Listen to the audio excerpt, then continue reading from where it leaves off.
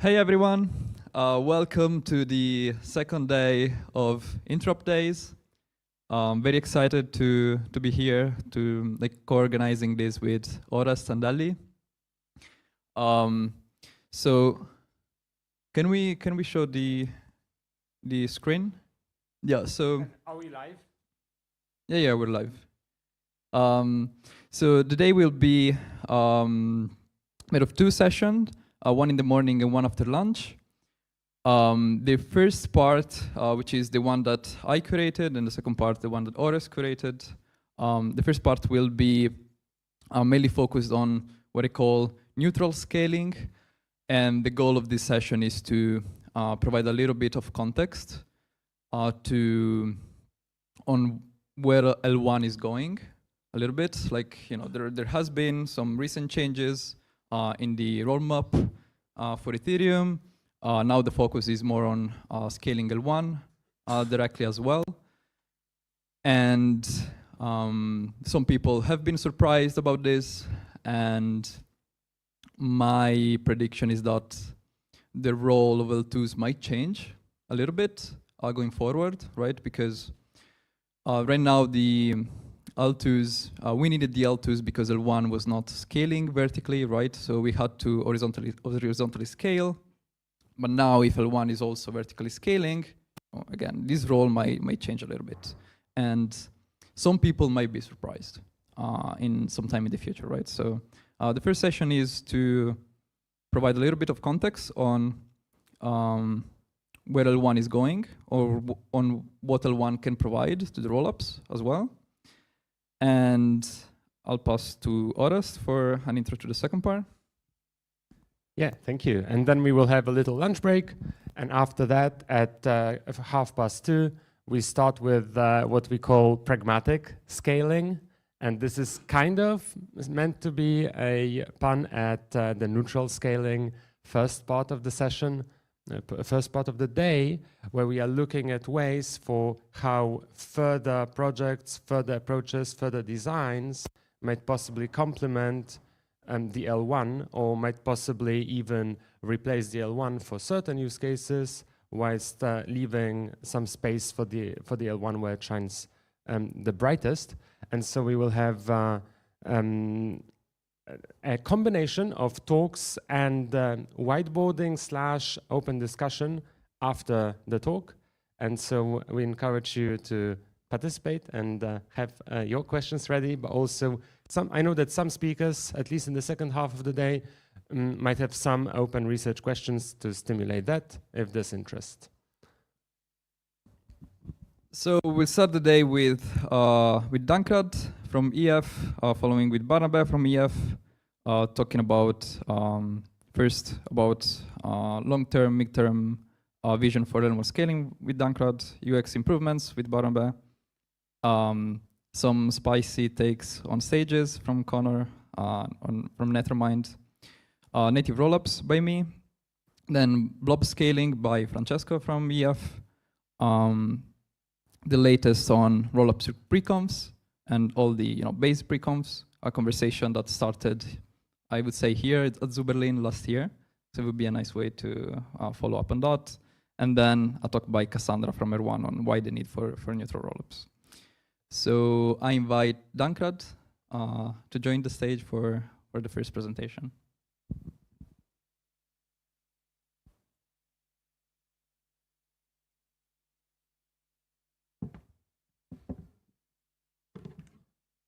An applause for Dankrad.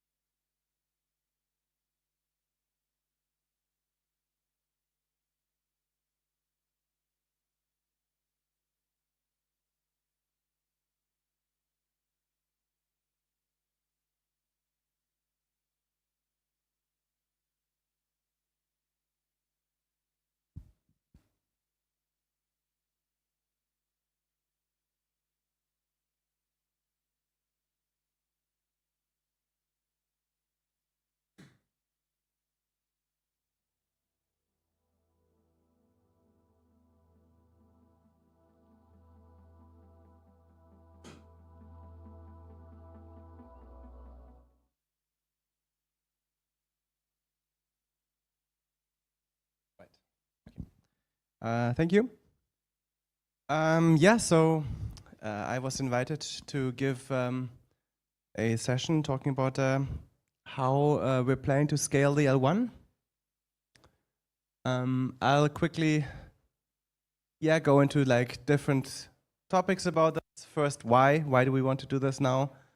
I'll talk about how, but also most importantly, like about does this mean we are abandoning the roll-up centric roadmap that we announced a few years ago? I'm gonna start with the last point. It was kind of funny when I was invited to give a talk about scaling the L1 at the L2 session. But I would like to say it like this, like, we're not really like scaling the L1 in the traditional sense. What we're planning to do is to make the L1 itself a roll-up. So use all the tech and all the learnings we have and now apply it to the L1, which enables us to scale it. Okay, I'll start with the why. So there's been a major shift. I think for me, the most important reason is this. The tech is ready. So this year, we have like several major milestones coming online. The first one is that ZK EVMs have just achieved real proving, so we can now produce proofs for the EVM within 12 seconds, which means like within one slot we can have a proof that a block on the L1 was valid. We are also getting data available sampling, most likely this year. PDAS is scheduled for the next hard fork in Ethereum. And those are really the technologies that are needed to scalably verify the L1. So what this means to me is that we should rethink how exactly Ethereum works. So traditionally, we thought of it being very essential that Ethereum can be run on this node that you can run at home. That's kind of here at the center. It's like a little box that you can put in your own home that doesn't require too much resource. It should not be too expensive, not require too much bandwidth, and so on. And that was really how we got like the properties of Ethereum that we really want. Like everyone can verify it because they can just run such a node, or everyone can participate in it as well by validating it or by proposing blocks to include transactions, which makes it censorship resistant. But with the new technology, we should rethink like this concept, and we can realize that we can achieve all those things without relying so heavily on this one type of node. What it means is we're going to spread out more into a spectrum of nodes that goes from stateless nodes that can verify proofs and DAS, which can be actually much lighter than what we have now, and that hopefully like long-term take some of the roles in the Ethereum network that especially provide censorship resistance and safety, for example, attesters, providing inclusion lists, but also, interestingly, can be integrated into wallets more easily than current node types. So we can actually increase the security of Ethereum with it. But on the other hand, like in order to achieve this, we will have to introduce also more heavy nodes into Ethereum that provide these proofs, potentially also like take more specialized roles on the peer-to-peer network that enable other nodes to become much lighter. And I think overall this is a good trade-off as long as we can make the small nodes keep very good check on the big nodes, which we can do thanks to cryptography. And now we come less into like the technical and more into the social and economic reasons why we now actually want to scale the L1 as well. One is that I think like when I think about the Ethereum ecosystem, the picture on the right just makes more sense to me. Like I want like a strong and heavily used L1 to be at the center of all the rollups, and I think this is like how Ethereum wins, and I think like the picture on the left looks much more to me like, oh, it's all gonna fall apart, and there's not really that much holding all the rollups together. And then like a more purely economic reason is that it has just like over the years become clearer that DA, data availability, has much less of a moat than execution. Like you can charge a lot more for execution than you can charge for data availability. There's a natural reason. When you access state, the state is exactly in one execution layer. It doesn't easily transfer anywhere else, whereas data availability is more easily transferable. And so this does not mean that DA is, I think some people say, is a commodity or something. I think that's not exactly the same thing. I would rather say it with this picture. Like we have like a strong moat around an L1 with DeFi, and there is also a moat around the data availability, but it's lower. So if we believe that Ethereum also long-term has to charge fees to users, which doesn't mean it has to be extortionate, but there should be some fees, then we should believe that like some important things, I think like largely important DeFi transactions should happen on the L1. Okay, let's now come to the how. So how do we make L1 a rollup? One picture you could have in your mind, and that also makes sense, would be like we just add a new minimal execution layer in between what exists now and actually fully prop like the current L1 as a rollup on top of that. I think it's an interesting idea, but that's at least not currently what we're planning to do. And rather, we will more directly apply all the ideas from rollups. So we will separate data availability and execution and censorship resistance into different functions that we can do in a scalable way rather than the current way. So for data availability, we will add the execution payload to blobs, which we already have and which we will soon apply DAS to. For scalable verification, then we have like a lot of teams currently working on ZK EVMs. And so we will very likely achieve good enough. I'll come later to what that means, ZK EVM verification. And then the last part is censorship resistance. So we have to make sure that anyone can still include transactions, even if they now don't have easily the ability to run nodes. For the rollups, we use forced inclusion for this. So we have like this way of like sending a transaction to the rollup contract, and it will get included on the rollup, even if the sequencer excludes you. And on L1, we achieve that with Fossil. Okay, so scaling DA, PeerDAS is scheduled for the Fusaka hard fork, so hopefully that will come later this year. We will introduce scalable data availability with it, and we expect that we achieve about 50 blobs, so that's about 6.4 megabytes per slot or 500 kilobytes per second, and that data, if we used it only for L1 call data, would allow us to scale to about 50 times the current capacity. So it's a pretty good amount of scaling. On proving execution, so we had a recent announcement, which was really great, succinct, achieved real-time proving. Many other teams will probably get there this year as well. We still need quite a lot of progress on this, so I think like I'm trying to summarize what the big points are. So right now, this is kind of like all of these are, like I don't know if I call them prototypes, but relatively early versions of these provers. So like we need to make a lot of progress on audits and formal verification to be able to trust these systems.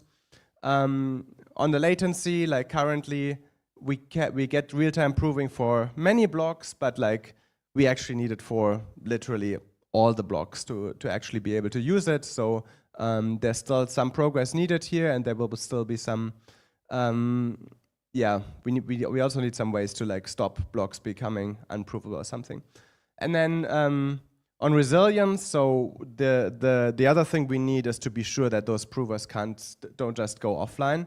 So we need to be certain that any proving network or so we rely on can be very easily spun up in a cloud, or I mean ideally even at home, although I don't think that's a strict requirement, but like it should be possible to like replace a prover that's gone down within a relatively short amount of time. And then the last, yeah, like I think if we clearly work towards these points, like they could probably be solved in about 2 years. And then like the last point was censorship resistance. So we like the idea of inclusion lists came around a few years ago, I think end of 2021 or so. And since then we have made good progress, and like now the last year there were several new ideas around fossil. Multiple concurrent proposers is also one which is probably not as far as Ethereum will go. We now have one of these specified as an EIP. So we also hope that will be included yeah, in the next couple of years or so. Okay, so that's kind of like the where we're going with L1 to make it really scalable. I'll now come to like some first concrete steps to get going with the scaling now, rather than when everything is ready. And so like we have kind of set ourselves as a goal that we want to get to 100 million gas this year. We're currently at 36 million, so like that's almost 3x in scale. It is 3x from the beginning of the year. We just increased by 20%. Maybe like that's maybe not as fixed yet, but ideally we would like to get to about 10x in the next 2 years. And this is achievable without a major technology transition like I sketched. We just need to heavily optimize the existing systems, and it doesn't yet require going full DAS or ZK EVMs. So we can keep working on this while we start with this.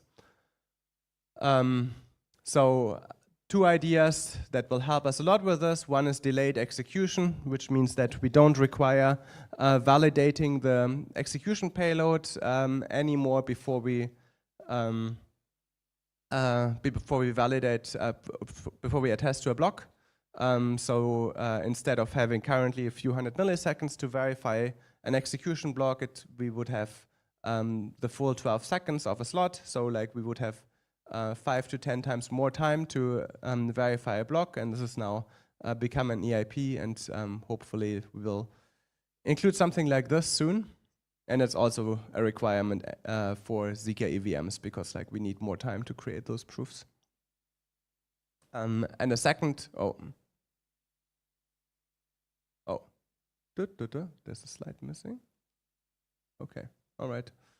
Should have been another slide. Okay, another effort is block level access lists. So that's the idea of adding more information to the block, such as the state that's accessed, or maybe only the state that's written to the block, so we can parallelize execution, and we can also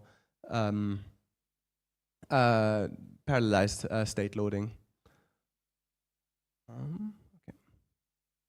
Right, so here's a list of the most important efforts here. Like the top 2 I didn't create slides for, but they are also quite important. So we need to reprice gas to, like we haven't done for a long time, looked at all the opcodes and made sure that they are exactly aligned with the actual resources they consume. We need to do history expiry. Right now a lot of disk space is used by just storing all the historical blocks. We don't need to do that, and can therefore free up a lot of disk space for state. And we will need to work on peer-to-peer networking improvements. And so overall, like these should get us to about 10x improvement in L1 scale. And the great thing is that all of these are also just really helpful for the fully scalable future, because someone will still have to execute, prove, and provide state. So like the easier we make that, the easier it will also still be to get to that future of a much more scaled L1. Okay, thank you, and yeah.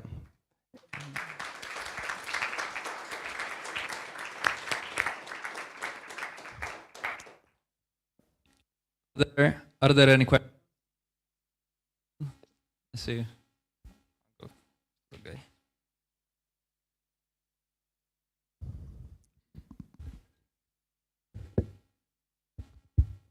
Thanks for when when we move to zk EVM, proving the cost of some opcodes will change quite a lot. Like, so for example, Kechak is pretty cheap natively, but not so much to prove. Do you imagine a repricing of some of the opcodes? I think there will probably be some adjustments. I think there's a kind of open question in how important the prover cost is. Like prover latency, for example, is quite important in that like we do need the proofs within a short time frame. But currently, at least, like the way I see it is mostly like proving seems to become very cheap. We're already at like cents to prove one block. So I would not adjust prices just for prover costs. Like that seems to be becoming more or less irrelevant, at least for L1. But like if it's important for latency, then probably we need to make some adjustments. Yeah, but it will probably be like a balance between the two because direct execution is also still important. So yeah, we need to find a reasonable middle way. And a quick follow-up on this, if I may. Do you imagine the proving to be sort of in parallel for some time to the normal execution? Yes, yeah. So I mean, the way I imagine it, the easiest way to do it is to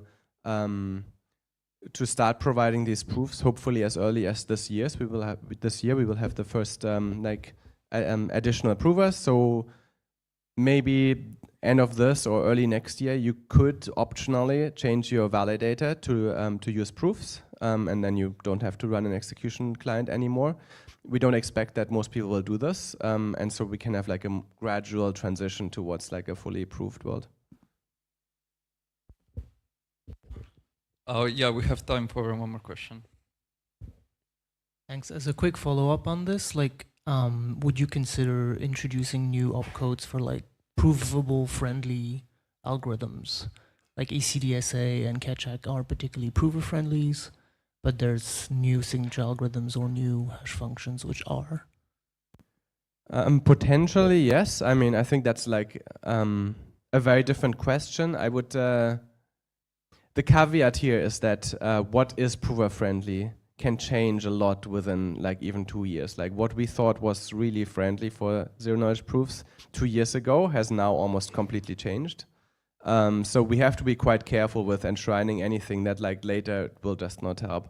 I think one of the ideas that is interesting but still very early is like what Vitalik posted about just directly using the ZKVM ISA like RISC-V and making that available to the user, and that can like make computation a lot more efficient if you do that. Okay, thanks Dankrad, and let's welcome Barnabe to the stage.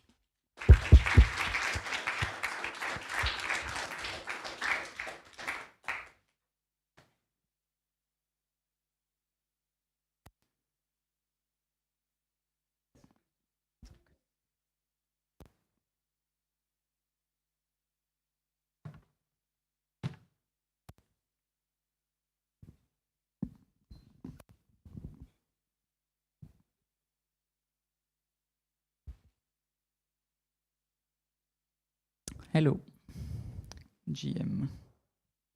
Okay.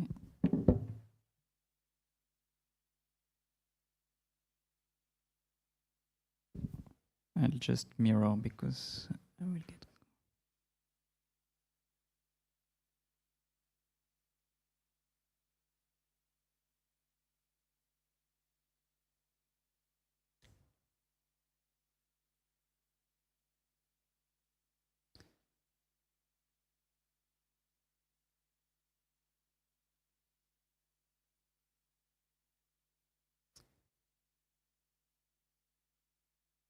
All right. Yeah. Hi. Thank you for having me at Zoo Berlin. Always love coming to this conference. And this morning I want to tell you about efforts towards improving UX and arriving at a seamless, secure, and unified Ethereum. So my name is Barnabé Monod. I'm now at the protocol architecture team at the Ethereum Foundation. This follows a little bit of changes that happen internally. I'm giving that as a context to this talk. Our R&D teams are now known as protocol, and we have in our line of sight these three strategic initiatives: scale the L1 that Dankrad just discussed, scale the blobs that Francesco will discuss later, and improve UX, which is what I want to talk about right now. And so after this publication of our three new focuses, or rather our three selected focuses, a lot of people within the foundation have asked, okay, how do we make progress on these three different things? And in particular, this team, Robust Incentives Group, was my team previously, was asking, how do we contribute to this effort? And I was trying to peel them on the different ways that people can think about UX, starting from the protocol, so in the stack, all the way to the user themselves. So this talk will follow that stack. I'll start from the deeper levels and make my way back up to the users, and we'll call out several things that I think we can do or we can support to improve the UX. All right. So first thing that I think is quite important is shorter slot times on the L1. That's a feature that people are telling us is helpful and desirable. These are some of the benefits as I see them. The first thing is when we have shorter slot times, the on-chain data, so oracles, dexes, is less stale at any given time, and that has very positive effects downstream. Another thing that is nice is when we have these block auctions with PBS, we can have more frequent and smaller block auctions, so that can also make the builder market a bit more competitive. When we have faster slots, we also have more leaders per second. That increases censorship resistance. And then when we have shorter slots, we also have a lot of very nice effects on L1 and L2 interop, generally speaking. So these are some of the benefits. How do we get there? There's two thrusts to this. The first one is shortening the slot times with the current architecture of the protocol. So Dankrad was saying that there's these efforts in rethinking how the slots are structured, for instance, with delayed execution. So we can use that as a way to also reduce the slot time at the same time. So that's the first thing.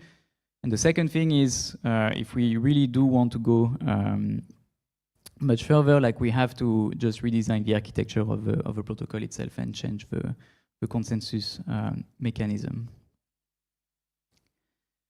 So why might we want to change the consensus mechanism? That's the second thing that I think can be quite fundamental to improve the UX, is getting to faster finality. So when we decrease the reorg risk, when we make things settled faster, we just lower the cost of capital across the board. And I think that also has very positive downstream effects. And it also means there's less incentives to use weaker forms of settlement. So Ethereum can provide this product more accessibly, more cheaply, faster. So I think this is generally like a very good direction for us to take. How do we get there? There's a few different options. I discussed some of them recently in this protocol research call. There's a link here. Basically, we have to find ways to shrink the current validator set or to make some kind of rotation effective. There's many different questions on, what are the design desiderata that we have for this protocol. We have a very strong candidate with 3-slot finality, but there's still like some open questions on what exactly is the right shape to arrive there. Until we get to faster finality, there is something that we actually have and that few people know about because we don't really advertise it a lot and we don't make it like super available. But we can offer today a fairly safe confirmation rule. So it's something that gives you not exactly finality, but safe confirmation if you assume some kind of honesty and synchrony assumptions. We will work on making it more available. We have a paper that gives you the proofs that shows the security of this confirmation rule. And I think now it's a matter of just making it available in various clients. And that can be very nice. For instance, we can have faster SEX deposits and withdrawals. And yeah, generally speaking, that can be usable for any protocol that needs to settle with the L1. All right, so that was the bottommost layer, the protocol. So now going one way up, I think we should talk about Interop, and we have a couple of efforts at that layer too.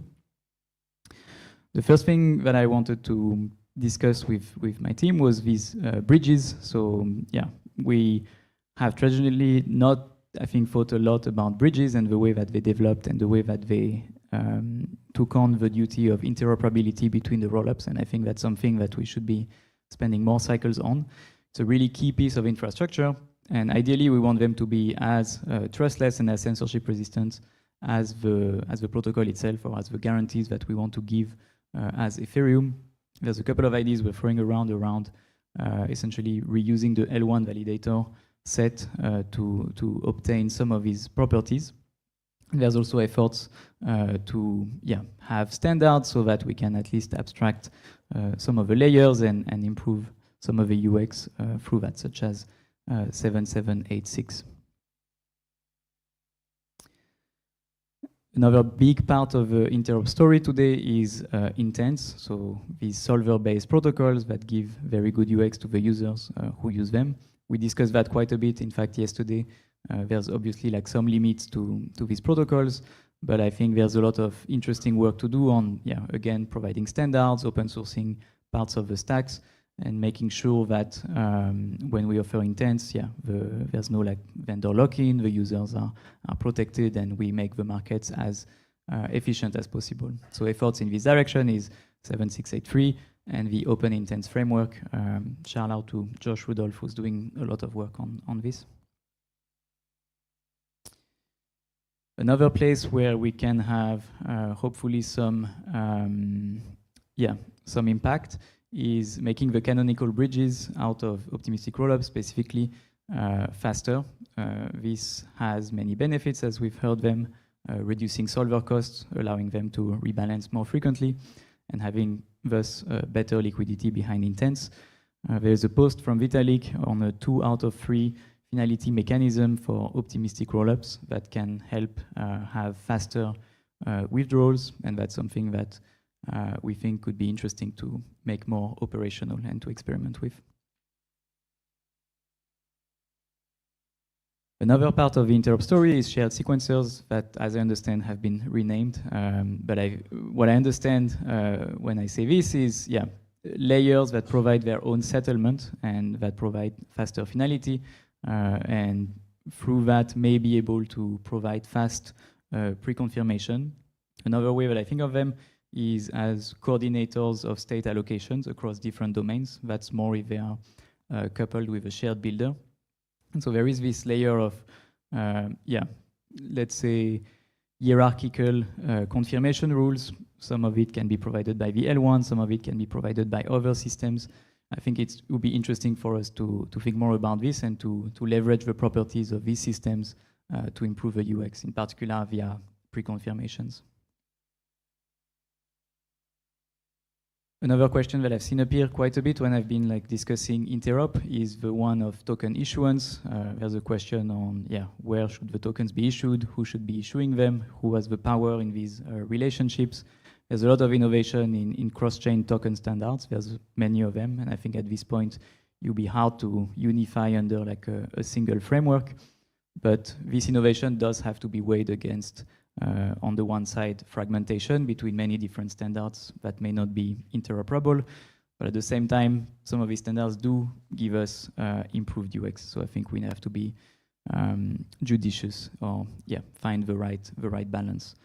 A line of thinking that seems helpful is that the issuers themselves, for instance, let's say Circle with USDC, do have some control and some say in how they want their tokens issued. So if we're looking for these leverage points or points where action can be helpful, I think that's a place where we could be looking into.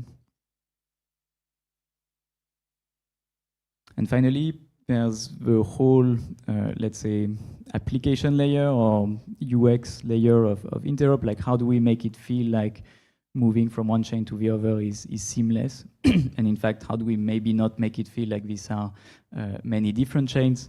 Here we have different proposals. Shout out to the AA team. There was also a talk yesterday on some of their initiatives. 7828 chain-specific addresses, so making it feel nice to the user where their assets are. Having more on-chain configurations for the transport, standardized light clients. All of these can help in making the Interop layer feel more automatic and seamless. Okay, so that was the transport layer. Now moving one level above at the apps. It's a little bit abstract, this slide. I'm trying to understand like what is the role of an app. Really, to me, apps are there to expose features. They want to elicit an action from the user, and the user needs to receive value from this action. But what does it mean in 2025? I think what we're seeing now is the apps essentially attempting to provide this user value by controlling as much as possible the user execution, and it has some benefits. So application-specific sequencing, that I understand has been renamed now to ACE, App Controlled Execution. So the app wants to understand the value that it provides so that first it can internalize it, and second also potentially redistribute it to the user as MEV. Essentially, we're seeing that the apps are trying to adapt to their users. I think overall, like these are positive developments. Like there's a lot of interesting benefits to be gained from having apps be more in control of this stack. But it also asks some questions around, for instance, composability of a user experience across like multiple domains or multiple apps. So engaging with these questions feels relevant to me. There's a contact point between the app and the wallet that I think we can support or accelerate the adoption of. Two key ERCs, in my opinion. 5792, so the wallet call API, support the apps to move towards batching and doing more multi-calls. I think this is a great improvement for the UX. And then 7811, asset discovery, making sure that the app has the right user context when it shows this information. So we're talking about wallets. So now we're going like again one layer up in the stack. So where the app was this place that is communicating to users actions that they can take, the wallet to me abstractly is more like the user agent that mediates the actions that the user is taking. The wallet should communicate the user context to the app so that it elicits the right actions. But it should do that selectively. So it should respect also the user's privacy and not disclose everything so that the app overpowers, let's say, the user. In the wallet space, like there's a couple of initiatives that we've been engaging in. One of them is this Interop wallet developed by Wonderland. So the idea is to show a proof of concept of what, let's say, Interop full stack looks like when it integrated in a wallet. We also have another track to this project, which is more about privacy, like how do we integrate things such as privacy pools or shielded addresses in the wallet UX. So the idea with this is to showcase what it can look like, and then to use that as a jumping point for other wallets to provide the same features.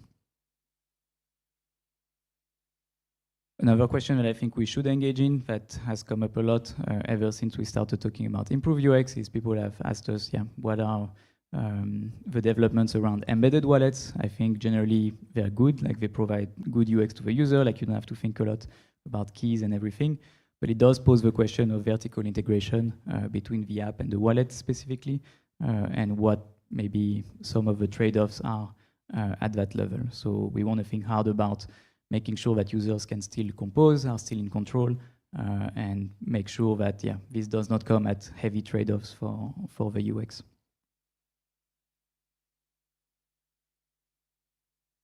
Another thing that we think is important to think about is blind signing, and moving towards more clear signing. This is quite related to this other initiative that the EF has recently launched, the $1 trillion security initiative that tries to map all of the security issues that might come up in the user flow and the developer flow. So we hope to accelerate efforts towards essentially improving the state of the art for signatures on wallets and standardize all of this. All right, and last step in our stack. So the part that's, let's say, closest to the user, the account themselves. So what's an account? It's a programmable box that holds the asset and that has access control mechanisms for the user. Here, there's again like a lot of work that can be done to make these more usable and expose good APIs that can be beneficial for UX. The main direction here is account abstraction. So some of the benefits is having custom validation rules, so not just like rely on the ECDSA signature of externally owned accounts. Having things like gas sponsorship, so that you're never like out of gas when you're trying to do a new operation on a new chain, and having more control over the execution that happens when you send your transactions. Some of the efforts in that direction. So we already have ERC 4337 out of protocol user operations. We want to accelerate that, support it, expand the use cases. Recently, last month after Pectra hit mainnet, we now have EAP 7702. It's not quite account abstraction, but it does make the EOAs behave more like smart contracts. And so we also want to support the adoption, create some modules that people can use to provide more functionality. And then you also have a lot of discussions at the moment around a proposal which is EIP 7701, which is more native account abstraction, and that seeks to bring censorship resistance, gas efficiency, post-quantum signatures to mainnet. And I think we need a lot more engagement on this to understand like what is the right shape of this proposal. All right, so that was like this journey through the stack. I think there's a lot more that we can and should discuss. So that's a bit of my call to action here. There's many awesome people working on all of these topics. I think we all have the same goal, which is to make Ethereum seamless, secure, and unified. I would love to know what is missing from that, what is maybe extra or that we shouldn't pay attention to. Let me know, please. I would love to chat more. I actually need to run right after this, but I hope to come back later this afternoon, so I hope I can catch you there. And thank you all for listening.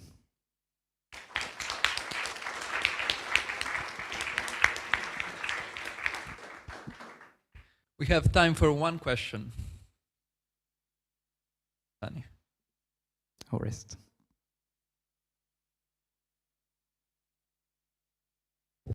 Thank you, Barnabé. How do these goals, especially the shorter slot times, etc., how are they compatible with what Dankrad mentioned and what ZK Real-Time Proving is aspiring to? Yeah, I think they're a bit orthogonal. So when we say shorter slot times, like we don't mean we halve the slot time, but we keep the same block limit. Like the gas throughput would remain the same. So we have to prove smaller things more often.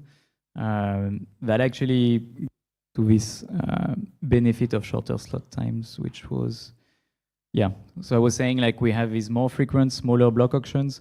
For proving, we kind of have the same effect, like instead of having this one big proof that needs to be done every 12 seconds, we have smaller proofs that need to be done every 6 seconds, and potentially that can be quite positive for, let's say, the market structure of provers if we rely on prover markets.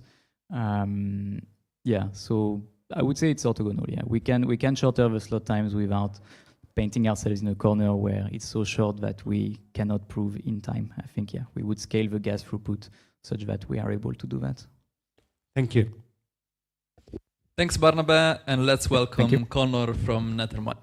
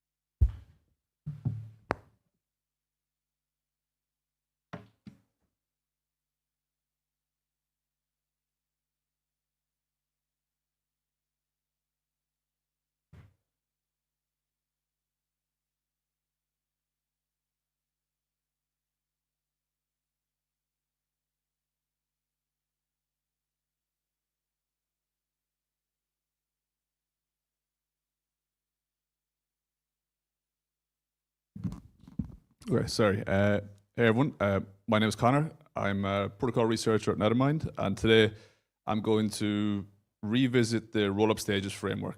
If you don't know what the stages framework is, I'll explain it now. It's part of like basically the checklist that every roll-up wants to achieve, and something that is sort of very important on this neutral scaling roadmap that I think is the topic of today's session. Okay, so the motivation why I'm semi-qualified to speak today is, well, recently Nethermind worked on a project called Surge. It's a roll-up template which we published, and as part of this, we tried to make it a stage 2 from the start. So we wrote this article. I wrote this article with the help from other researchers in Nethermind called Surge and stage route progression protocols. We worked closely with L2B on this. So yeah, thanks for the helpful discussions. But the reality of this was, like, we thought we had stage 2, and then we started talking to L2B, and we realized that stage 2 without security councils is actually not so clear and not something that isn't handled within the current definition of the stages framework. So basically, through this and other recent discussions, there's been a lot of questions about what the stages framework is, what it achieves, and maybe some potential issues that it has. So yeah, the outline for today's talk: what the framework does, what it does not, and where the framework might go from here. Also, some side quests, which when I was writing the slides, I was like, okay, there's a few different things that don't really fit into those headings, so let's see if we can cover everything here. So what the stage framework is. So we have these 3 different stages: stage 0, stage 1, and stage 2. I'm not actually sure if I'm allowed to speak about stage 0s anymore. Stage 1 basically is slightly improved on stage 0. You have this concept of no immediate upgrades with a security council, but the security council is at least a 6 of 8, or potentially it's a 4 of 8 multi-sig, and the proof system is somewhat permissioned. So there is some concept of permissionless, making the proof system permissionless, but there is still permission guardrails in there. And stage 2, which is sort of the thing that everyone tries to achieve, or is hoping to achieve potentially, is immediate upgrades only under provable bugs. Otherwise, upgrades have to be queued for 30 days, and the proof system, like fraud proofs, are permissionless, more or less. Okay, so what it does. So that was what it is, and what it does for people. Well, it works for the majority of people. If you don't know anything about rollups, you can go on to L2B, so you can see you can look at all of the rollups that exist, the rollups, the Validiums, the Optimiums, the others, and see, okay, is this thing generally secure or is it not? And it's very, very good at that, right? It's got some pies. We can look at, well, generally we have stage 0, stage 1, and stage 2. If this thing is stage 2, well, I'm pretty sure that this is secure. But again, we'll see that this might not be the case. So the stage framework, what it doesn't. So it doesn't change quickly, but rollups do. And recently there has been some back and forth between L2B, sort of the guardians of the stages framework, and rollups, where there is like potentially there is a recategorization about to happen. The rollup framework is changing, but rollups are changing faster. It doesn't help for the security of non-canonical bridge tokens. So there was some reasonably spicy back and forth as a result of an Unstoppable rollups presentation a couple of weeks ago, and non-canonical bridge tokens was a big topic, and the stages framework doesn't guarantee anything about these. It also doesn't differentiate well between same stage rollups, particularly stage 2, which is, again, the motivation for why I wanted to speak about this today. So immutable stage 2 is potentially, under the stages framework, it looks the same as stage 2 with a security council, but these mean very different things for user funds. Okay, so problem 1, static framework.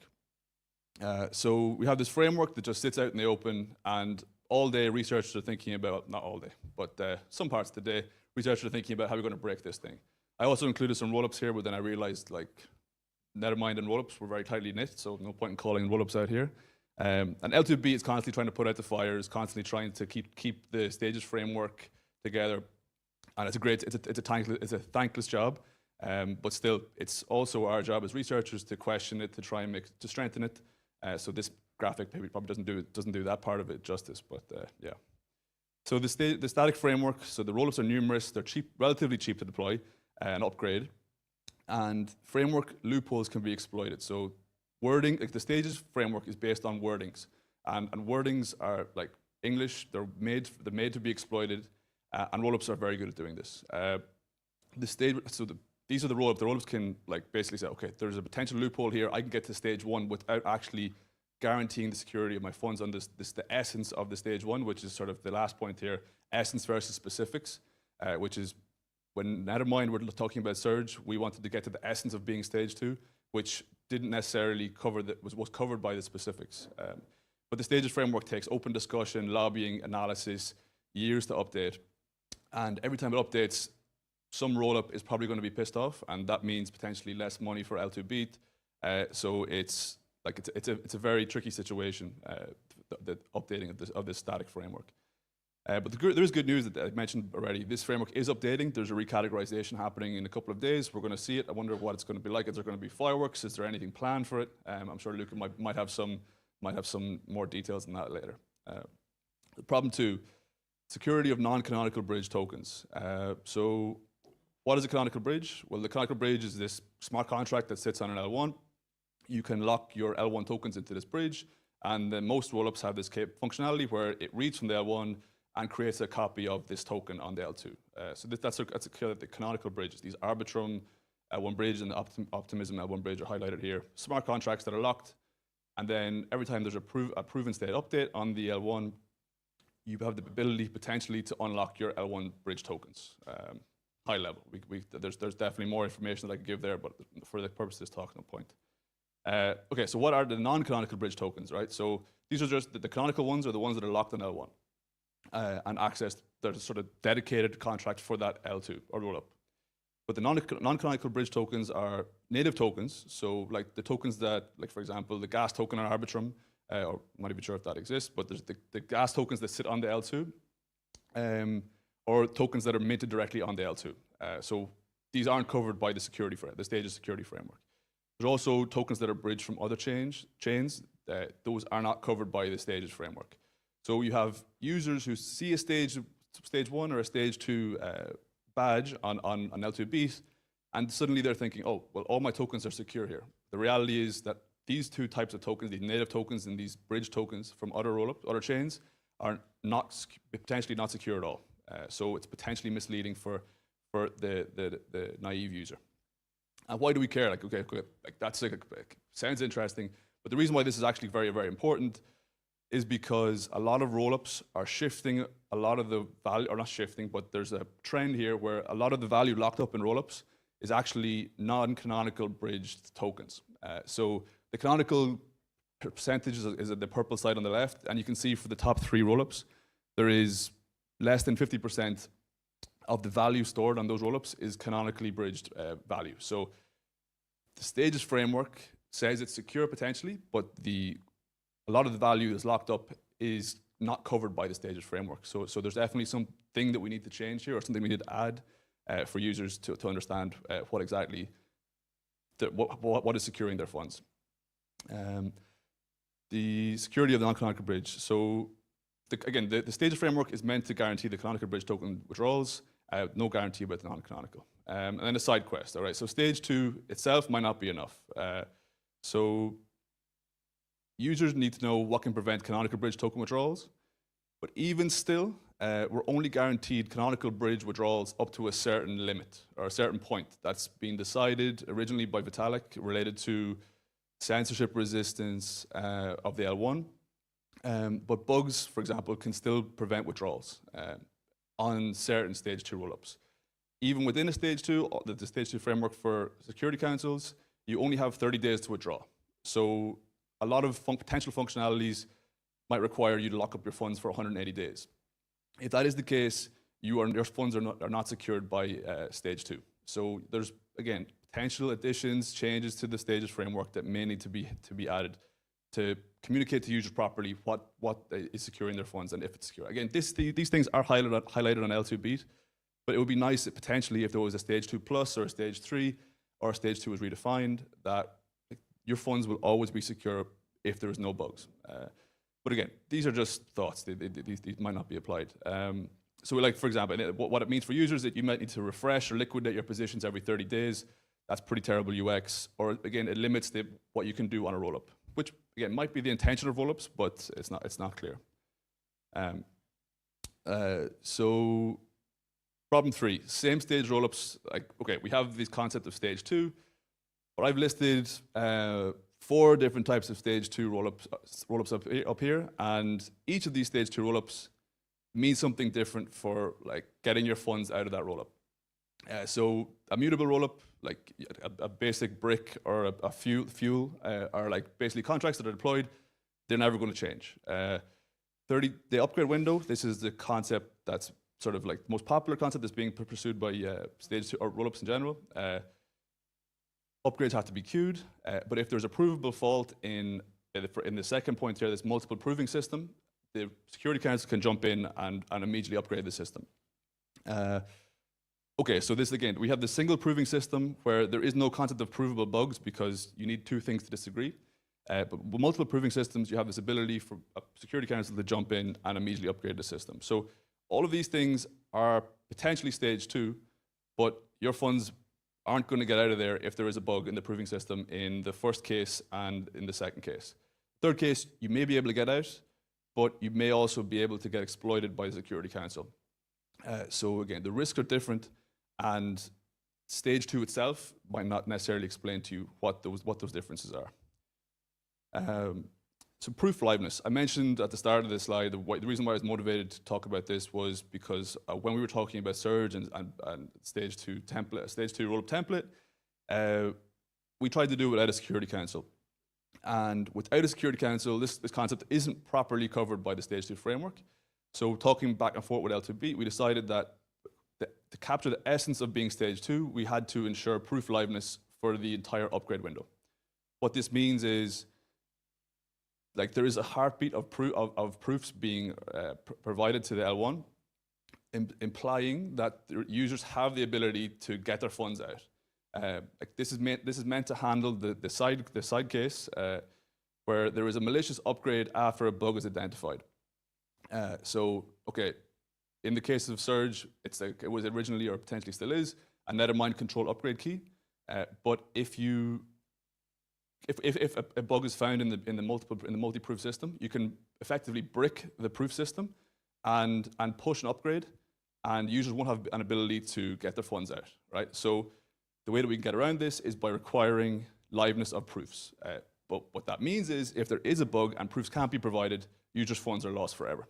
So there is a trade-off there, right? So like we're currently in this situation where we don't necessarily trust the proof systems that we're using. So having this fallback of a Security Council is actually something that's potentially necessary. And this is something that's covered by Vitalik. So Vitalik had his recent tweet followed by a follow-up post where he talked about the maths of stages. And again, you don't have to understand exactly what this means, but basically you have the probability of your proof system failing on the bottom. It's decreasing from left to right. So if your probability of your proof system breaking is decreasing, the optimal stage for you changes, right? So stage 0 has this initial point where you, like, if proof systems are not to be trusted, you can be stage 0, which means that anybody can jump in and upgrade the system if there's a bug. Stage 1 is optimal when your proof systems are improving, but they're not exactly very secure. And then stage 2 becomes optimal after a certain point where your proof system, the probability of a proof system breaking is very, very low. And the optimality is basically coming from the fact that Security Council could, like in the first 2 cases, can always jump in and potentially steal your funds. So there's like a 0.1% chance that your Security Council can be compromised. But again, what that graph also says in different words is that this is the probability that a Security Council can steal your funds, right? So stage 2 in this case was a stage 2 with a Security Council.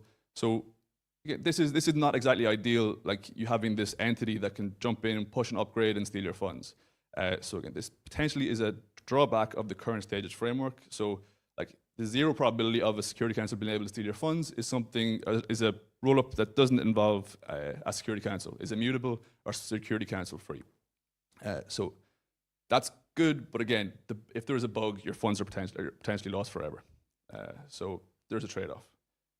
But at some point, this probability of the proof system breaking gets so low, we're happier to take the risk of losing the funds than Security Council being able to steal the funds, potentially. So where does the framework go from here? I think keeping it simple is like one of the best things about the stages framework. It's very easy for anybody to read.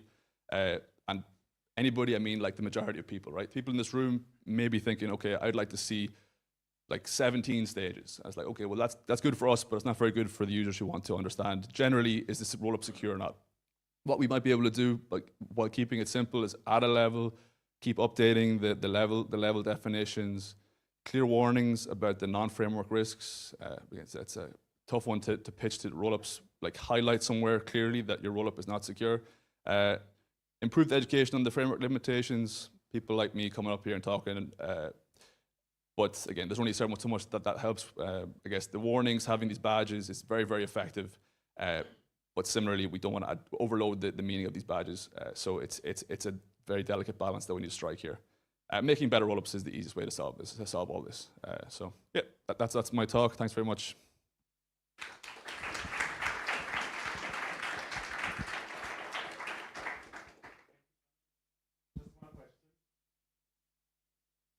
Question for Connor.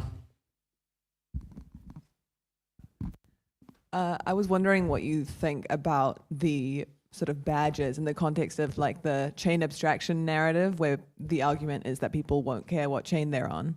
How do you see that narrative sort of like being compatible or incompatible with the idea of flagging the level of security on a particular chain?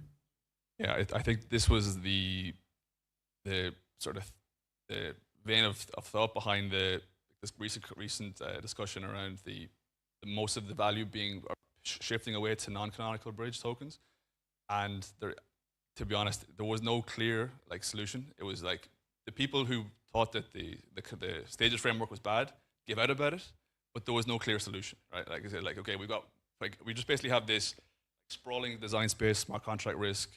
Luke is probably like a great person to talk about this more, but yeah, like it's just the design space becomes so large that it's very difficult to cover everything. So you just need to say, okay, you basically, I don't know, you probably need to have like, I don't know, the composability of the risks of each of the different things, like the non-canonical bridge token on a rollup. Like, okay, your risk is now the state transition function of the rollup plus the smart contract that deployed on the whatever the source chain, plus the smart contract that bridged across. So you have 3 potential risks there. Yeah, like it's a very tricky design space. I don't know what the solution is. I'm not here to talk about solutions. Just dinosaur with the laser beams. Thank you, Connor, and please welcome Luca, who will definitely have solutions for us.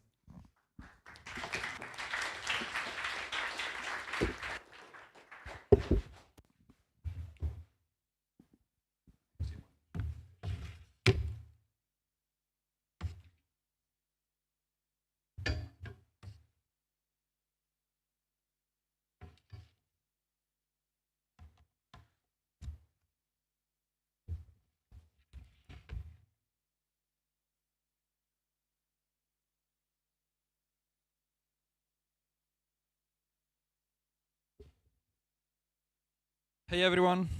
So, internet allowing.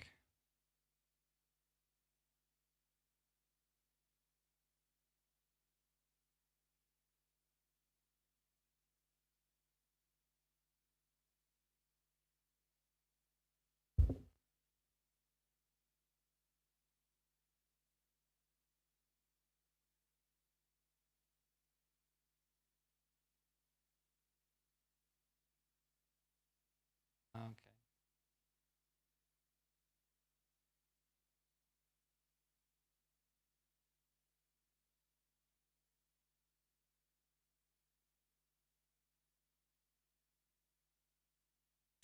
Okay, so I'll be talking about native rollups.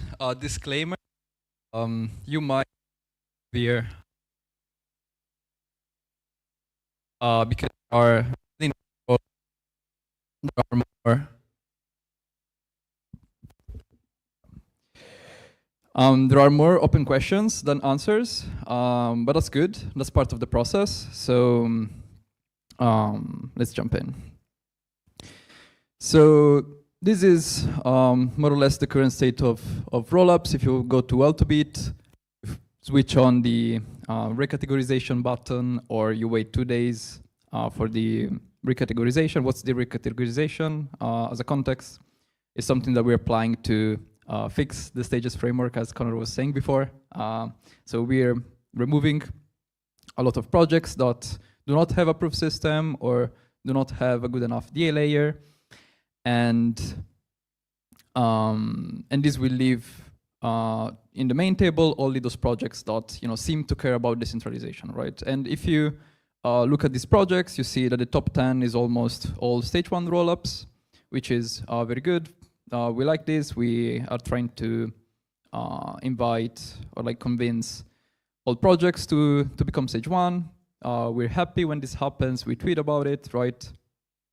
But the thing is, again, with stage 1, there are still a lot of problems. So if we jump in one of the system, I picked Optimism or like the OpiStack or the Superchain because they have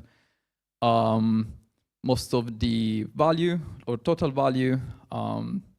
If you do the math for the chains in the Superchain that control these contracts, you will see that there is this multisig, this combination of multisig. Like it starts with the Superchain proxy admin that is controlled by a 2 out of 2 multisig, which is then controlled by OP Foundation and a security council, a 10 out of 13 security council. You do the math, and you will find that 15 out of 20 people can rug $20 billion, right? So this is still better than stage 0 because we have some hard requirements on the security council. There is still a proof system that gives you some guarantees, but at the end of the day, there is still a multisig that can rug your funds, right? The bad news is that this is true during good times, because during bad times, let's imagine there is a critical bug in the system, right? And the security council is there, and it is supposed to be there to fix bugs. Now there is a bug, there is a critical bug where all funds are potentially affected. Someone needs to tell the security council what is the bug and what is the fix so that they can sign the upgrade. But now, if in all this system there is a malicious actor, a compromised actor, a spy, or a bribed person, the security is actually 1 out of 20, right? Because each one of them can use the exploit to steal the funds, right? So in the case of critical bugs, the security of the system is very, very, very low, right? And these bugs are not super unlikely. There has been this recent one regarding Plonky 3 that affected a lot of projects because a lot of projects are using Plonky 3, right? So all projects using SP1 because SP1 uses Plonky 3. Scroll was also affected. Another example is Abstract. Recently, they had a liveness failure on the system because of some invalid batch or something. I haven't found a postmortem, unfortunately. I don't think it was published. But again, there was a bug and there was a liveness failure. The system could not prove any more batches. So they had to go through the Security Council, have an upgrade and fix it, right?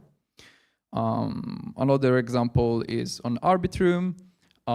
They upgraded to Stylus, and there was some bug in Stylus pricing or similar, where a single transaction could crash all the nodes in the network, and they had to, again, go through the Security Council and fix it.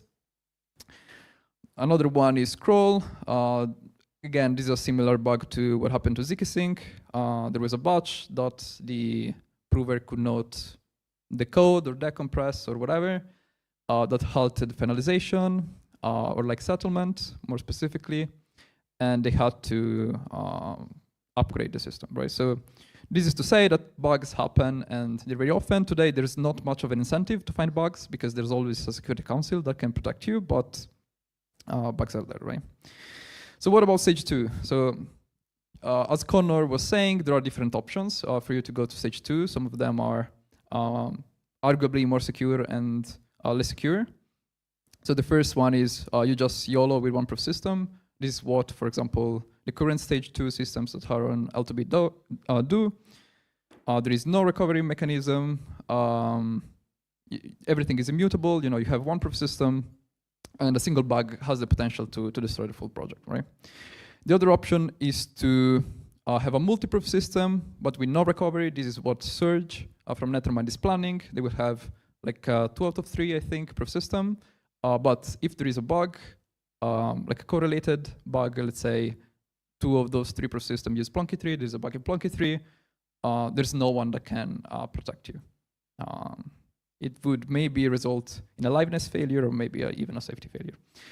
The other option is you have a multi-proof system. If there is an inconsistency that you can prove on chain between the systems, you have a security council, which is another multisig that can do something, maybe upgrade or try to recover the funds.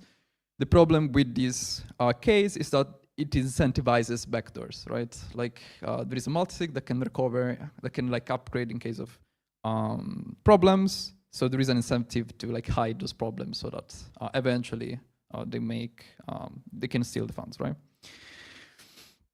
But let's assume there are no bugs. There is still this problem in the stage 2 definition that some people have critiqued, which is that we allow a 30 days exit window, which means that you cannot really have contracts, for example, long time locks, because yes, you have 30 times to exit, assuming that you can exit immediately. If you have a, let's say, 100 days time block, you cannot exit with those funds, right? So yes, there is a 30 days exit window if you can withdraw immediately, but they're still problematic. You know, there was this article beyond stage 2, why we need unstoppable rollups, where the exit window is infinite. I very much disagree with the conclusions of this article or like the proposed solution, but the concerns are real and I think very valid, right? So introducing native rollups. Most of the bugs in this system come from the proof system, right? The proof system, it is very complicated, it has a lot of contracts, and you know, this, for example, is Tyco. They're the first project with a multi-proof system. They use 2 TEs, and then they use RISC-0 and SP1. I'm omitting the off-chain components, but still it's a lot. And what native rollups would do is that they would replace all of this with an execute precompile, which is a single call, right? So what is the execute precompile? It is a precompile that would be added to Ethereum L1, where given a previous state root, a post-state root, and stateless transaction traces with an optional guess used. This precompile would return true or would not revert if starting from the pre-state, you would reach the post-state using these transaction traces, right? But how do you execute this transaction? The idea is to reuse L1 execution, the L1 EVM, right? So like most of the projects, right? What they do in their proof systems is that they re-implement the EVM within circuits or within external program. The idea here is to give access to the EVM from inside the EVM. This is a sort of form of introspection, right?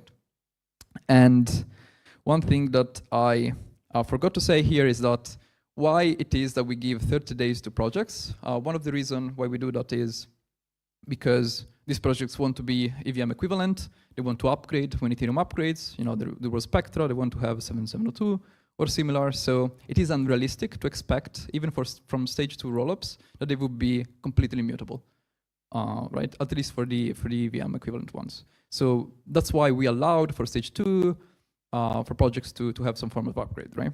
And the cool thing about this execute precompile is that you would automatically get upgrades. Like you use L1 EVM environment, so when the EVM upgrades on L1, also your rollup would upgrade. So in this way, you could have a system that is stage 2, immutable, no need for security councils, and which is bug-free. You know, there is this thing that we like to say, it's bug-free by construction, because again, if there is any bug, we would just fork it L1 to fix it.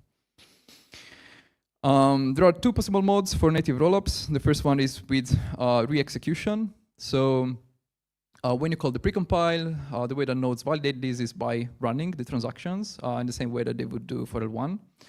This is not really, doesn't really help with scaling, because again, you're re-executing. And also, one cannot use blobs because all nodes will need, like with blobs implies sampling, with the next fork. But to re-execute, you need the full transactions, or the full traces. So you cannot use blobs. You need to use call data, which is expensive. But the thing is that this execution is fully parallelizable. You can use like a different core entirely to do this computation. There is no state of bandwidth impact. But it would only benefit realistically optimistic rollups. Optimistic rollups use the execution all in case of fraud. If the proof system is sound, you wouldn't need that at all. So it would only benefit optimistic rollups, right? And the other possible mode is to use a ZK proof. The thing is that if you think about it, this implies ZKifying the EVM. You need to have a way to send proof on chain for users to verify proofs. This allows for unbounded computation for very low gas because now nodes only need to verify a ZK proof. And this would benefit all projects, right?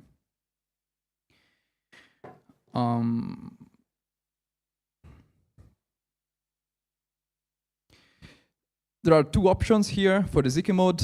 There is these proofs can be relayed off-chain or on-chain. The advantage of using off-chain proofs is that anyone can decide potentially on their own verifier which one to use. And this allows for proof diversity in the same way that L1 clients can decide which client to run. They can decide which verifier to run. If they want to use Plonk, Flonk, Stark, quantum resistance, and whatever.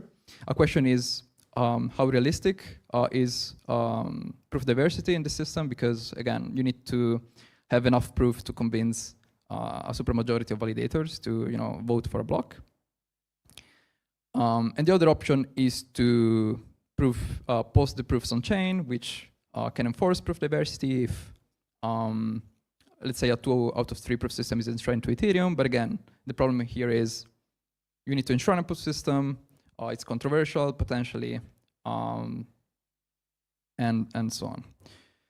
There is maybe a way to do this step by step. So maybe first by supporting an execute precompiled with re-execution, and then with off-chain proofs, and then on-chain proofs. The advantage of on-chain proofs is that, for example, they would be able to support LDA L2s or state diffs L2s that you wouldn't be able to support if you need to have the full trace, right?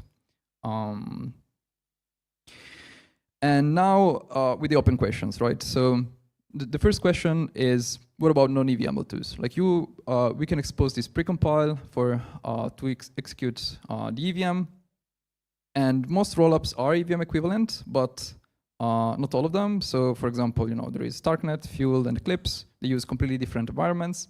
It's very likely that realistically we cannot support these projects. But also there is stuff like Arbitrum, where they have 2 VMs. They have the EVM and WASM. Is it possible to support these? Maybe. It's an open question. Again, maybe there is a way to go through the execute precompile for the EVM part and then go to WASM with a different verifier. But it's not clear whether, for example, a single transaction can touch multiple contracts on different VMs. What about small changes like additional precompiles or custom gas tokens? Additional precompiles, probably we would not be able to support them. Because the other option is to bring your own verifier just for the additional precompiles, and the risk or additional code is probably not worth it. Custom gas token, maybe it is possible, within one execution environment.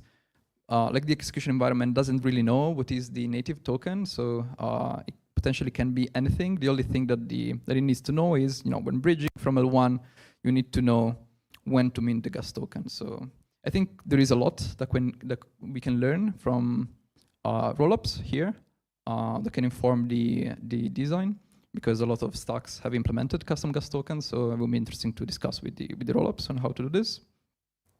Another question is what about messaging? So you want to send information from L1 to the L2, and while a lot of projects try to be as most equivalent to L1 as possible, sometimes they add a new transaction type for deposits or something similar. This is the OP stack, for example.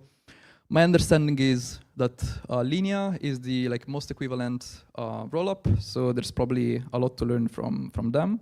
So it will be interesting to discuss how they manage to implement deposits while being 100% Ethereum equivalent. So a lot can be learned from them. Another big question is derivation, right? The derivation is concerns how do you drive this ordered list of transactions to execute. Derivations are wildly different between rollups. It is wildly different if you used a base sequencer or a centralized sequencer. For example, a centralized sequencer allows you to post transactions out of order and to recover from downtime, from sequence downtime, for example. This is again the OP stack. The spec for the derivation is one of the most complicated derivations out here.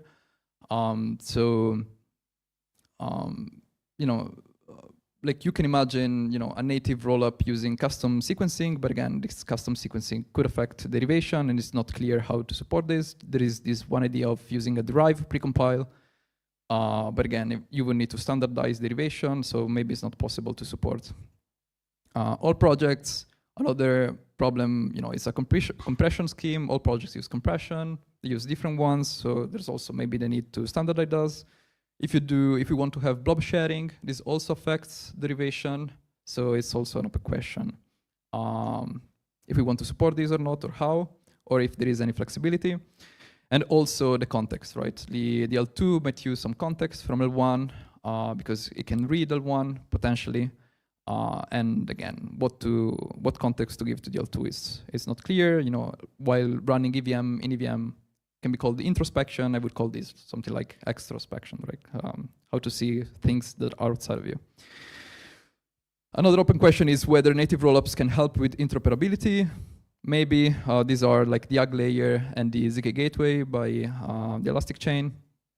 Maybe there is a way to enshrine some operations that help with interoperability, or even the UG layer or the ZK gateway can be native rollups, can become native rollups potentially. But the cool thing about native rollups is chain abstraction, I would say. Like even if you have a base rollup that is synchronously composable within one, you cannot really abstract everything, even if it's immutable in stage 2, because they're two different systems. They can have bugs, but if you reuse the same execution environment, it's much more plausible and feasible to abstract everything because you have very, very similar security. And like to conclude this talk, there were a lot of proposals on maybe stage 2 is not enough, right? So maybe we need to introduce a stage 3 because stage 2 for some people is not, again, good enough. I think this might be the opportunity to do it because if you have a native rollup that is also immutable and based, it gets very, very close to being equivalent to L1. I wouldn't call it stage 3 because stage 3 also makes it like if we can have stage 4, stage 5, and so on. So I would call it a shard. Like basically this is sharding at the end of the day, right? And in my opinion, it is very cool if, all of us like Ethereum can provide the opportunity to existing rollups to become shards, right? With the current applications, all the effort that they brought to the ecosystem already, it would be very, very cool, I think. Thank you.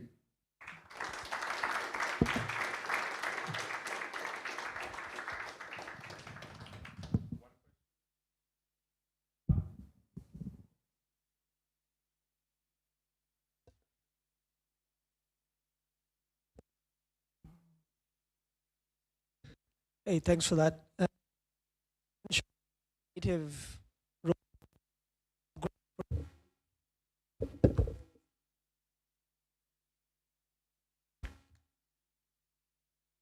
I didn't get it, sorry. native. Hello? Yeah. And you mentioned something about how native rollups with the execute precompile gives you upgrades for free. Yep. Can you talk a bit more? Like you said something about how you could fork the L1 or something? Yeah, so the idea is the execute precompile exposes the execution environment that is present on L1, right? So if L1 forks, implements 7702, by reusing the same execution environment, you would also get the same features, right? So if L1 upgrades, you need to upgrade, and this is what all current rollups go through, right? There is a new upgrade, a new EAP that they want to implement. They need to modify the EVMs. Sometimes it's very complicated. For example, for like very EVM equivalent systems like Linea, I guess. It takes a lot of time. You know, Arbitrum needs to go through the DAO. The process is very long, and I think 7702 is not even live yet on Arbitrum.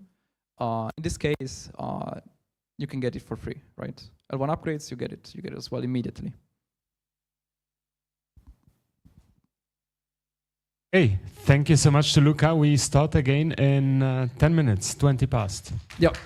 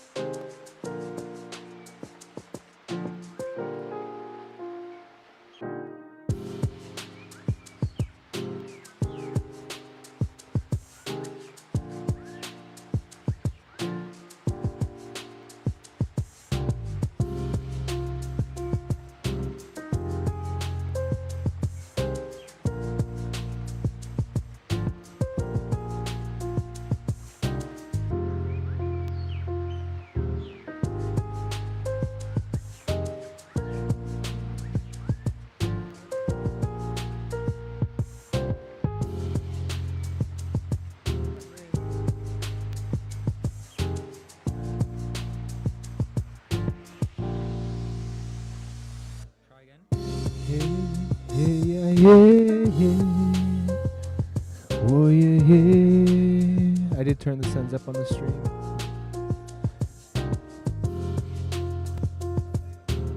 Check one on the microphone.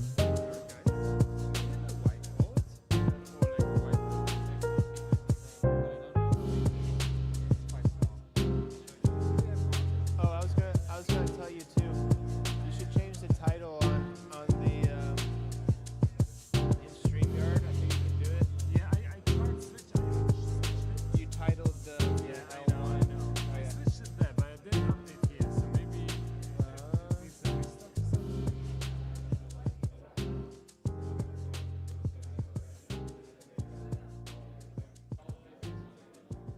Yeah, exactly. This is what they put in now. But Okay, well, yeah, maybe the tweet. It's the tweet that the first time it goes out, Yeah. it kind of like. Oh Are we, well. It's just saying it's taking a break over posted. the break? Maybe it's good to end and restart after this. So how many? If Luca, it's just you and Luca have any issue, right? So you all three would have to then restart because I don't have access to your streams. So if you three are willing to restart it with a break, then it's okay. I'll have to start it off because it's creating a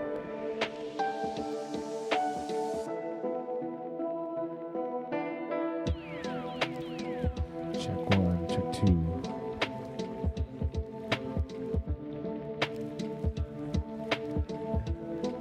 GM Zuberlin. Is that going to be loud enough? I don't know if that's going to be loud enough. I don't think that one's going to be loud enough. Maybe more.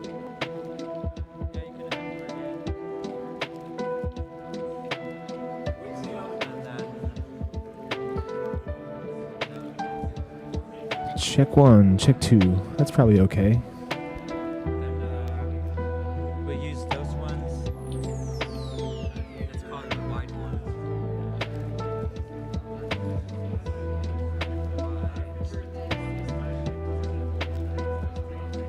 Let's use those two for.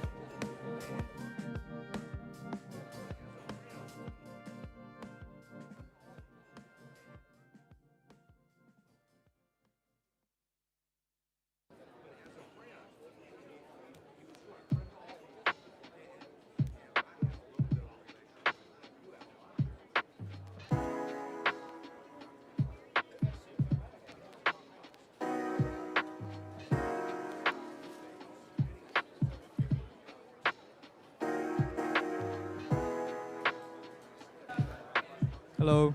Hello, hello. Hey everyone. We will start in 2 minutes.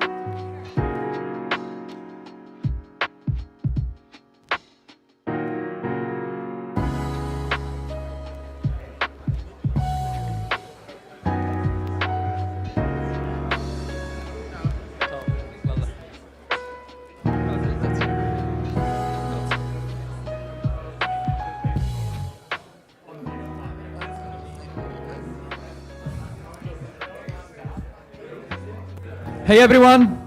We'll be starting again with Francesco from the Ethereum Foundation to talk about blobs, the future of blobs. So let's have a round of applause for Francesco.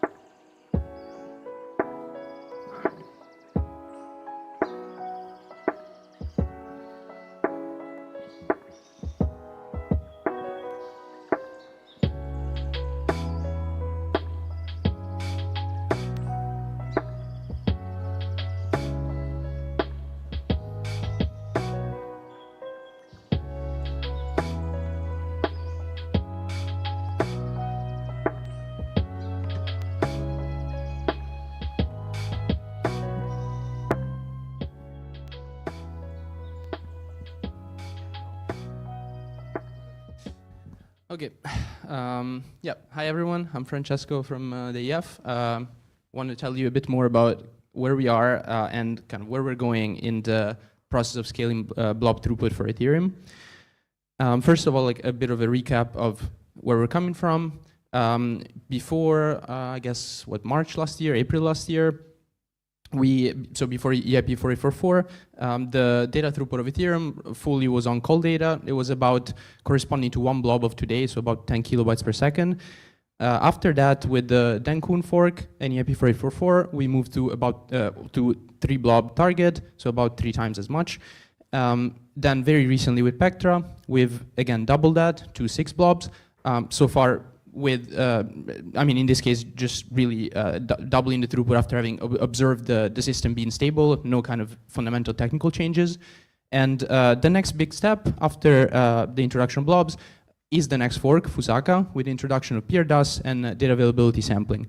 And the idea would be that we can take advantage of this actual technological improvement to maybe increase the throughput to 24 to maybe even up to 48 blobs.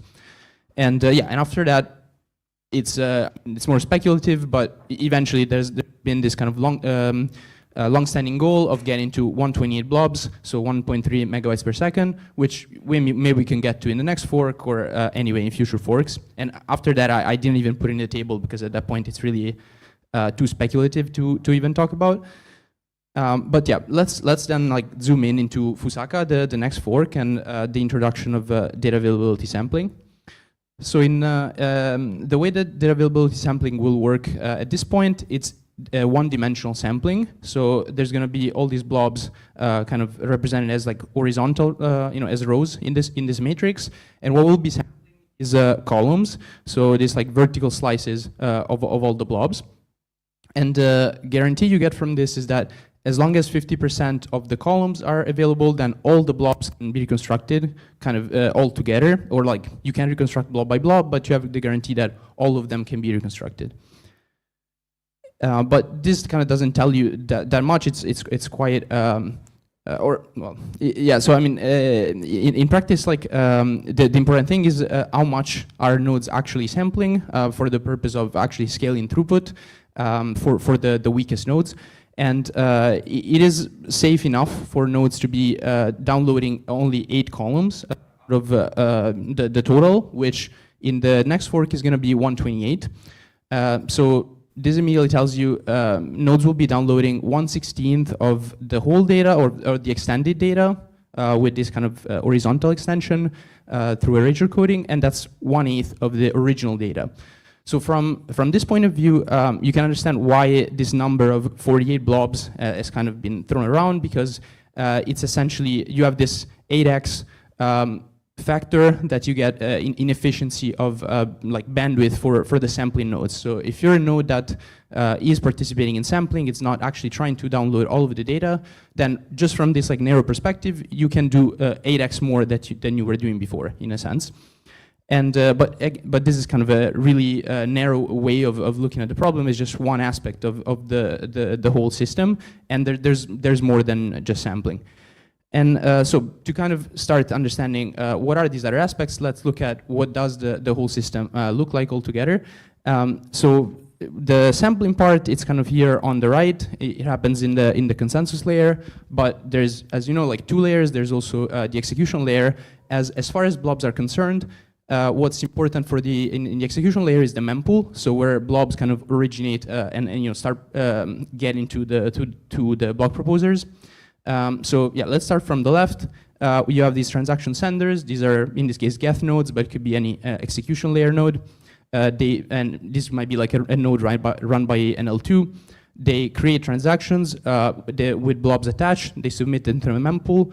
At some point, some proposer or builder picks them up with their EL node, submits them through the engine API to the CL, to the corresponding CL node. That would be like a lighthouse node, but it could be again any CL. And the blobs are then like basically put into this matrix form that we kind of looked at before, with the kind of orange part being the erasure coded part, ready to essentially be sampled. And the sampling then fully happens, as I said, on the CL. So we have the block here being sent out, just like today. And then each column, so the actual like sampling units, sent out individually through sub-networks, essentially. So we have, up here this beacon block topic. That's like one kind of a gossip topic in the network where people that are interested in the block are participating, which is everyone. But then we have these like smaller sub-networks, these like column networks, where you only participate if you want a specific column, essentially. And so, for example, this attesting node here is only interested in this first column and this last column, the red ones that are the ones that it's actually happening to sample.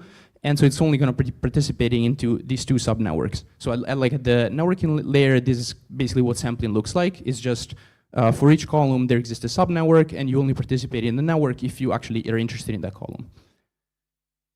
Yeah, and I mean, as you can see, like there's a lot more to the system than just the kind of narrowly like sampling part here.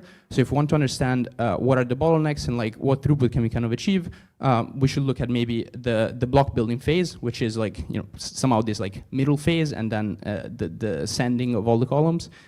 And figure out what is the impact on the system of introducing sampling and of scaling throughput. So the first thing that you need for block building is running the mempool. So this whole kind of left-hand side of the picture from before, and then yeah, there's other things, but we'll get to those.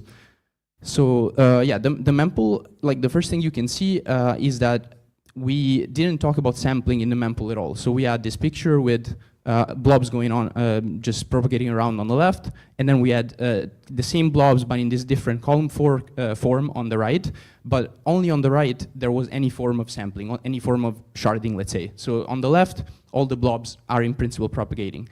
And so this feels like it maybe defeats the purpose of sampling to some degree, like you have on the CL, this kind of technological improvement of not needing to download the whole data, but at the same time the same data is spinning around kind of in the EL. And there's a few like factors that like this is true and eventually should be improved, but there's a few factors that kind of mitigate this in the short term. The one thing is, so let's first look at the EL mempool. One feature of it is that there is no strict deadline for propagating the blobs. In principle, you send it out, and then once it gets to the block builders or to other mempool participants, then yeah, it might be included in a block. It doesn't need to get there within like a strict timeline, and so in principle, all of the throughput is kind of spread out throughout the whole slot. And the other thing is that blobs are, and comparing to the CL, like we have this whole thing of sampling that we saw on the right, fully kind of constrained in the 4 seconds of the critical path. So from kind of the time that builders are sending out a block and the columns to the attestation deadline, kind of the attestation deadline forces everything to be squeezed in that part of the slot. And so there's already like one big difference. Then the other big difference is that the YEL mempool from the very beginning has worked with this announce and pull mechanism. So you tell your peers, I have a blob without sending it, and then they request it from you. And this means that you never download the same thing twice. So once you've downloaded a blob from someone, that's it. You are not going to download a bunch of copies, so there's no duplication. Because to an extent, because of the first point that the CL kind of operates on a very strict timeline, this is not the case on the CL. So on the CL, you have this like push mechanism, so you kind of just send out quickly all the messages, in this case the columns, to your peers. So you're going to send it to a bunch of peers, and like peers might get, or nodes might get multiple copies of the same message essentially. And yeah, so you can see that on the CL, on the EL, even this like very high throughput, like of 48 blobs, much higher than now, would only actually correspond to a few megabits per second if the load was somewhat spread out through the slot. But on the CL, if you imagine that we didn't have sampling, so we didn't actually have this technological improvement, this would actually be much, much more. Even in the same throughput would correspond to much, much more load on the nodes. Again, partially because of this not being spread out throughout the slot, and partially because of the duplication factor. So somehow we have much more slack in the mempool, and we can kind of do with that for now. Then the second part of challenges in block building is that you need to now compute all KZG proofs. So blobs have this kind of cryptographic structure that allows them to be verifiable. And yeah, specifically, they come with proofs that could be for the whole blob or for like subsection of the blobs. And for sampling, we really need like granular proofs, and this kind of comes at a cost, at a computational cost. So specifically, let's look at what it looks like from columns. So you have a column, and it doesn't travel just as the data itself. It travels with all of the commitments. So these like, oh sorry. This like blue kind of dots are the KZG commitments that correspond to each blob. So you have this blob here, comes with its own commitment that lets you verify things against it, and with proofs. So you can then take a proof, take a commitment, take a cell, and actually know that by verifying the proof that this cell actually is the opening of that commitment at that spot. So you know that it is the thing that it's supposed to be, in a sense, what it is claimed to be, without needing to have the whole object. But again, this comes at a cost. And in particular, there's two costs. There's the computation cost of the proofs. So you have a blob, you need to compute all of these proofs. There's like 128 proofs for each cell. And this is quite slow. It takes about like, let's say 200 milliseconds for a single blob. Of course, you can parallelize it for different blobs, but it's still somewhat slow when you're talking about, you know, tens or even like hundreds of blobs. And on the other end, like proof verification still comes at a cost, but it's much faster and can be also batched across the cells. In particular, like across the column, you could do this verification in a batch way. So there's like a big kind of delta between computation and verification, as often is the case. And so how can we actually take advantage of this delta? Well, in the default state was that we just wouldn't. So you know, up until a few months ago, proof computation was actually kind of a bottleneck in the critical path of let's say block building and block propagation, or in this case blob propagation. So it would happen here. So you would get blobs from the EL, again from the mempool. You would like put them into this kind of matrix form, and you would compute the proofs. So you would like you know, eventually you need to be sending out these proofs across together with the columns, so that people that are sampling can verify that what they're sampling is correct, and these proofs would be generated here. So that would just really directly get into in the way of the most critical part of the slot. And instead, what we could do, and we actually did, is now how clients work and what the spec looks like, is that proof computation gets pushed to the transaction senders. So in this like kind of less timely part of the slot. So you know, again, this imagine is a L2 node. They're wanting to send a blob to the mempool. They also need to be doing this proof computation as they're doing that. So they already in the mempool transaction will come with all the proofs. They get verified, and yeah, the most like heavy part of this whole kind of proof business, the computation, is kind of pushed to the edges and away from the critical path. And so this is like another ingredient of essentially removing bottlenecks on the way of increasing blob throughput. Then maybe the last part that's kind of critical about block building, but not least important, is that you have all this data. You know, here you have a bunch of columns that you need to send out to the network. You need to send them out quite fast. So you know, you need to again kind of eventually satisfy this 4-second deadline for people to attest. So the initial push of columns to the network has to just happen really fast. And a bit of the issue is that you need to send each column to, let's say, about 8 peers, to like enough peers that you have this like initial distribution. And the columns are also, there's also erasure coding. There's like 2x extension. So at the end you get this factor of basically 16x. So you have like an original amount of data, and you have to send like 16x as much. So 2x because of erasure coding, and 8x because you're just sending a bunch of copies of the same things. And yeah, this sampling doesn't help you here. Like as the block proposer, you know, builder, whoever is doing this push, like you're responsible for the whole data getting out. And so, for example, for 50 blobs, this would mean 800 megabits upload. So it's like doable by some entities, but it's just not. I mean, to send everything in 1 second. It's just maybe, you know, not the kind of requirements that we want as like the minimum in the system. And so a way to improve on this is, first of all, to only worry about local block building. You know, as we saw the number before, if you're a MEV-boost builder or, you know, some more sophisticated entity, hopefully you have that bandwidth and you can just do this yourself. So let's just assume that all the blobs that are involved are from the mempool. Now, what the proposer can do is they can send out just the block and somehow outsource the task of propagating the column, so this kind of really expensive task in terms of upload bandwidth, to other people in the network. Because as you remember, like all the blobs, I mean, once we assume that all the blobs are from the mempool, they kind of are already propagated. They already exist in the EL on the left-hand side of the picture that we've looked at a few times. This picture. And yeah, so imagine like, you know, all these blobs already exist. The proposer is a local block builder, maybe someone that doesn't have a very high bandwidth, but they managed to get all these blobs for their proposal. Now they maybe don't have enough bandwidth to just by themselves send them out, so here they only send out the block. And then you kind of eventually want all these columns to get to an attester in time. But what you need is actually only that this someone in the network can basically contact their EL node that exists in the mempool, and there's like a call that's called get blobs, another like engine API call. So like another, one of these ways to communicate between EL and CL. So you request these blobs from URL, you get a response, you turn it into this kind of matrix, and again here there would already be the proofs from what we talked about before. So this is quite somewhat simple operation. It doesn't involve like computing anything expensive, and then you can actually you yourself can kind of do the task that the proposer maybe had trouble doing. So sending out these columns to the network. And also the nice thing is that this doesn't actually need to happen. You don't need like a single node that does all of this. You could have many nodes that have these blobs in their mempool and then contribute like some part of this job. So maybe someone manages to send this column, someone else manages to send another column, and so on. So it kind of gives like more robustness to this distributed publishing system, let's say.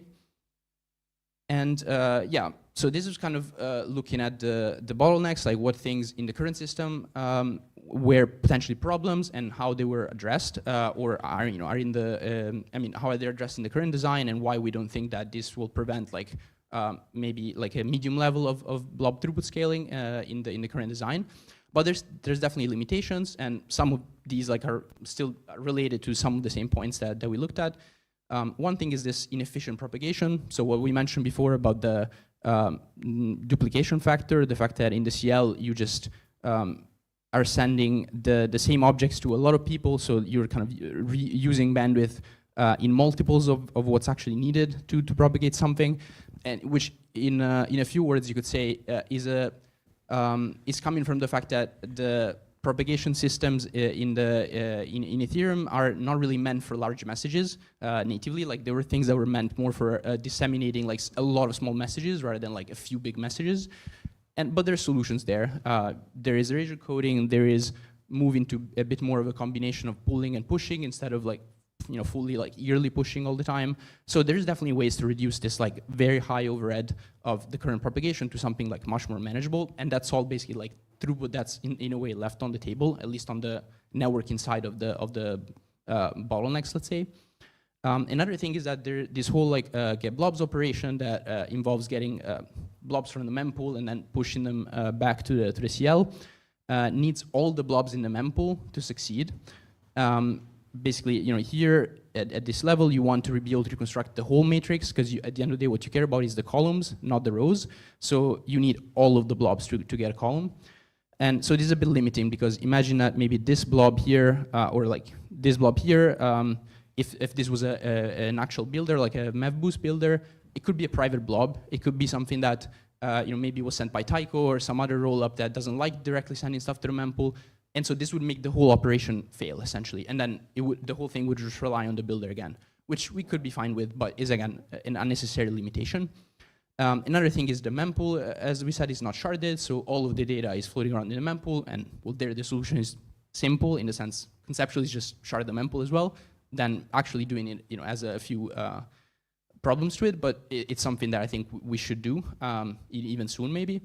And something else that's not super, it's not just about blobs specifically, but just for scaling in general, is that resource usage in the slot is distributed very poorly.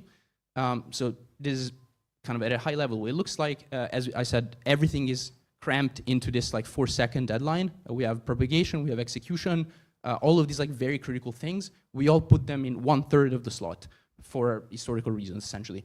So this is the slot today. The slot tomorrow could look much more like this. We could increase the time for propagation. We could do some form of delayed execution where you can execute after the attestation deadline. So we can actually use the whole slot for useful things, essentially.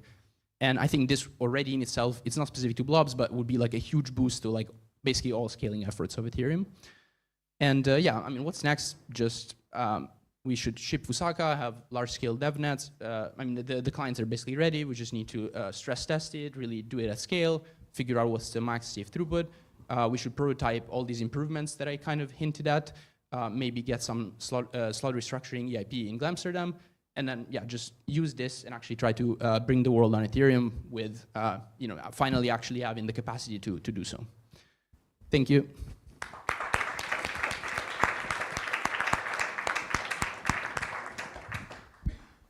Questions? One?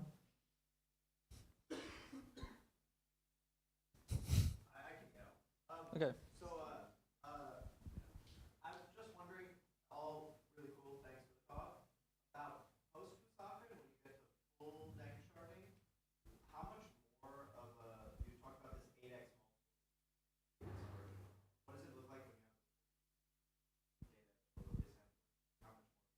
Yeah.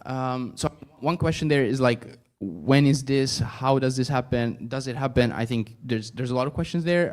It's not immediately clear that where going to 2D sampling, like where that is in the, let's say, improvement roadmap of this. But I think regardless, to answer the question, there the bottleneck kind of stops being this factor. Like at that point, really the amount of sampling you do compared to the total data becomes like essentially negligible. So from that point of view, it's like almost, I mean, it's not infinite scaling, but it's like this is not what you're going to be worried about. You're going to be worried about a lot more about how do you actually sample when sampling is so little, and also like, before sampling, you need the data to be distributed. Who is actually holding this data? How much are they holding? So it kind of shifts to other parts of the system, the problem.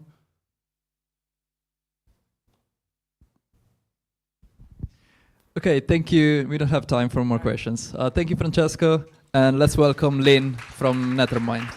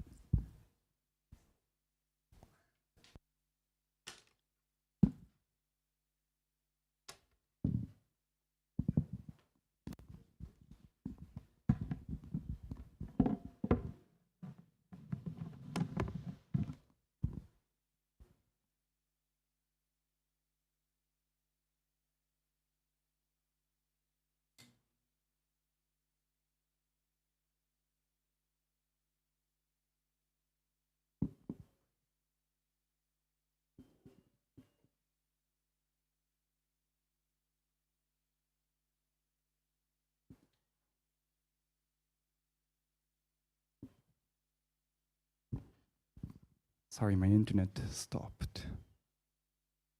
I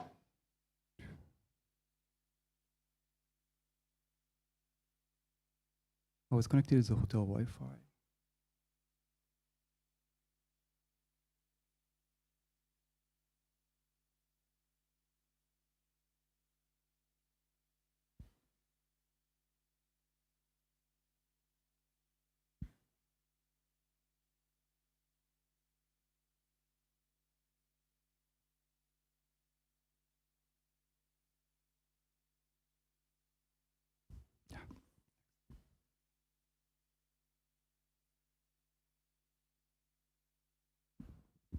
Okay, sorry for that. Okay, hello everyone. I'm Lino Shitani from Nethermind Research, and today I'm going to talk about the latest in based roll-up pre-confirmations, and this is joint work between Nethermind and Tyco. So about this talk, I will go over a quick recap on what based rollups and based pre-confirmations are, and I'll talk about some key design questions of based pre-confirmations. Right here, like there's many, but right here I'll focus on fair exchange problem and delegation. And then I'll talk about future interesting directions. Okay, so what are based rollups? So based rollups, the idea is simple. Like you use the L1 block building pipeline to sequence not only the L1 transactions, but also the L2 transactions. So here we detect the L1 block building pipeline, and the blue line is L1 transactions, and the red line is the L2 transactions. And the key things here is that first, like you have, well, yeah, you don't have to actually like completely understand the whole thing, but like the key thing here is that you're sharing the block building pipeline with L1, and you don't have like a centralized sequencer that's sitting in the middle and doing your sequencing for you. Like the sequencing is exactly the same as it's done in L1. And the benefits of base rollups are, I would say, twofold. One is that it enhances the censorship resistance and liveness and credible neutrality of the L1. Because you don't have like this centralized sequencer sitting in the middle, like the properties that you get is exactly the same as L1. Furthermore, like you get better L2 to L2 and L1 to L2 composability as L1 becomes the shared sequencing layer. So like for two based rollups, you get like the L1 as like the shared sequencing layer, and you also get the L1, L2 composability because the L1 like proposer is basically the L2 proposer. However, there's like one big problem with based rollups, and that is that it's slow. Like basically you have to wait the full L1 slot time to get any form of confirmation about your transaction. So if you're an L2 user, you have to wait until the actual L1 block is proposed. And at this point, you can look at the L2 block within it and know how your transaction was executed. But this is obviously very, very long, and it's not going to be compatible with like the centralized sequencers. So here comes based pre-confirmations. So like the idea is that you want to provide pre-confirmations, but like still be based. And the idea is this, like you let the L1 proposer opt in to provide pre-confirmations during their slot. So here, like if you think about who can actually provide the pre-confirmations in this whole block building pipeline, like it's a guy who has like the final say on what exactly gets inside the L2 block, and which is included inside the L1 block. And this entity is like just the proposer. It has to be the proposer. It cannot be the builder because there's many builders competing over like building this block, and you don't know who is going to win. But proposer, it's always like set. There's only one proposer in a slot. Okay, so this is pre-confirmations and base pre-confirmations. Okay, so next, the key design questions in base pre-confirmations I want to talk about. The first problem is what's called fair exchange. So how do you incentivize and enforce and incentivize timely release of pre-confirmations? Furthermore, I'll talk about delegation. So how, like here you can see that the proposer is like actually returning the pre-confirmation. But this is like clearly like you don't want the proposer to do all these duties, so how do you delegate? Okay, so first like let me talk about fair exchange. So the fair exchange problem, the setup is this. So here you're the user and you want pre-confirmations. So essentially you send your transaction to a pre-confer, so the entity who is providing pre-confirmations. And this transaction will contain like a tip that's saying thank you for providing the pre-confirmation. And then the pre-confer will receive the transaction and return a pre-confirmation saying that, hey, your transaction, it's going to be executed in this exact position, so the result is going to be exactly this. So now the big question becomes like, how can we incentivize and enforce timely release of pre-confs? So timely release of this part of the response. And this is hard because pre-confers are incentivized to delay the release of pre-confirmations as much as possible to maximize their revenue. There's a couple of reasons for this. First, like the sex-dex arbitrage, it's known to grow with respective time. So the more you wait, the more sex-dex arbitrage that you can actually capture. So if you're like giving out pre-confirming dex transactions like very quickly, then you lose profit from like waiting longer.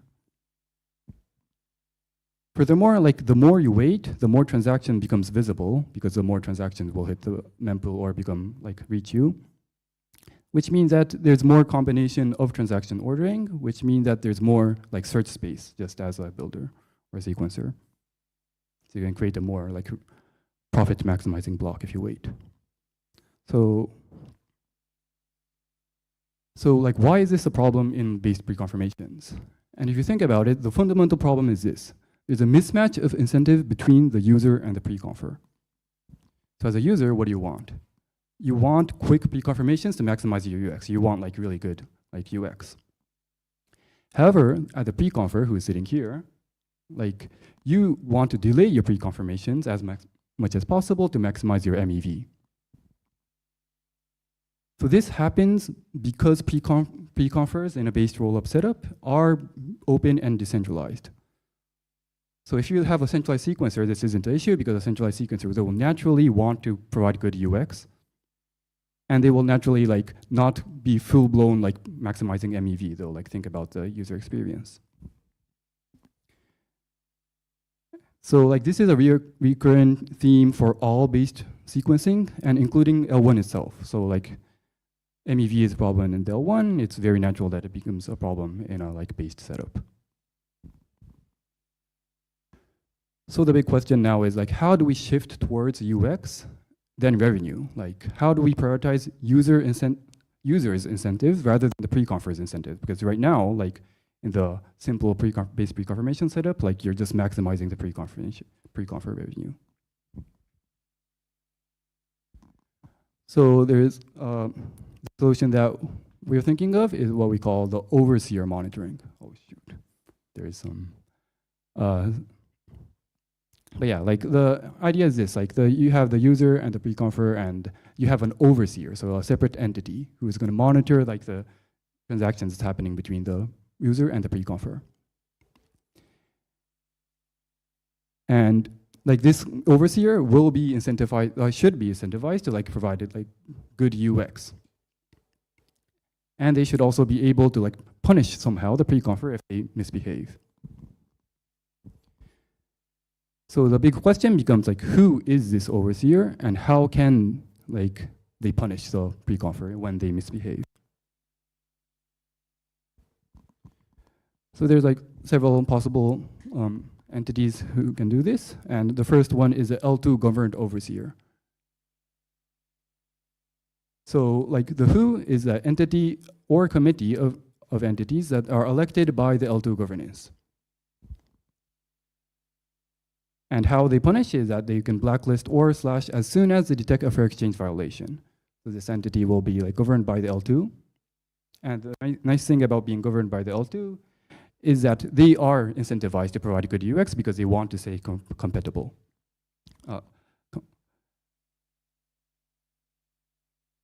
Okay, and who else can be an overseer is actually the end user, because first incentive-wise, like as an end user, you do want to maximize revenue. No, not revenue, the UX. And how they can like punish the preconfer when they are misbehaving is that they can all stop sending overflow as soon as they detect a fair exchange violation. So everyone's like listening to the stream of preconfirmations. You can see like, hey, it stopped, it's not coming in.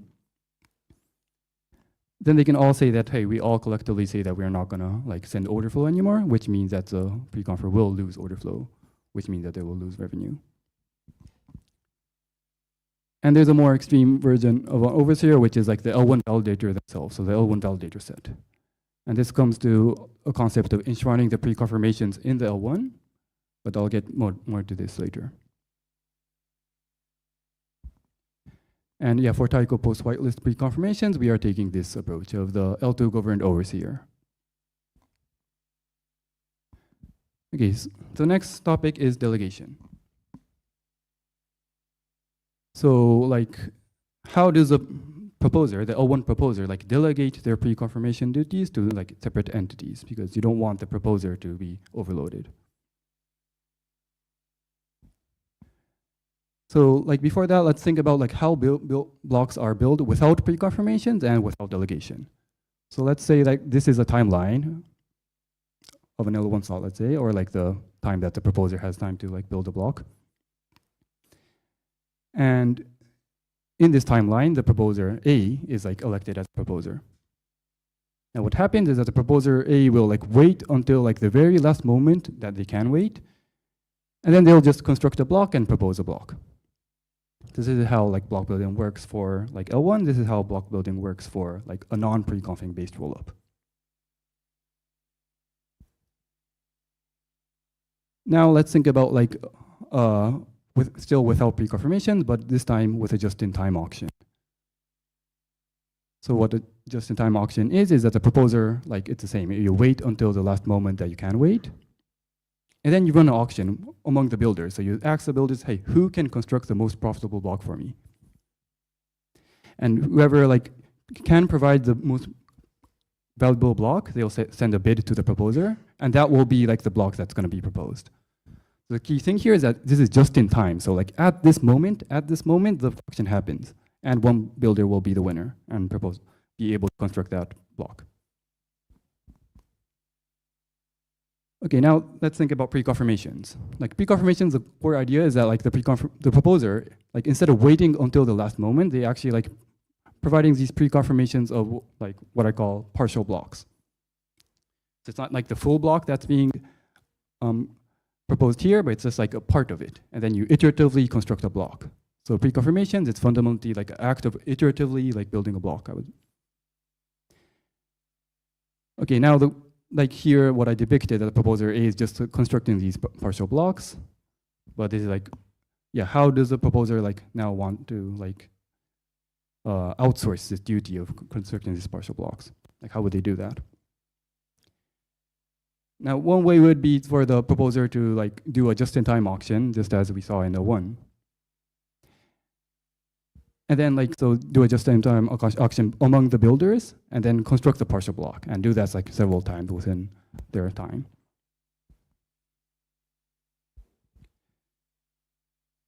And another way of doing like delegation with pre-confs is like what's called ahead of time auction. So instead of like doing auction for each of these partial blocks, just ahead of time, before even the proposer's like time comes, they will say, hey, this is my like guy that I want to delegate my pre-confirmations duties to.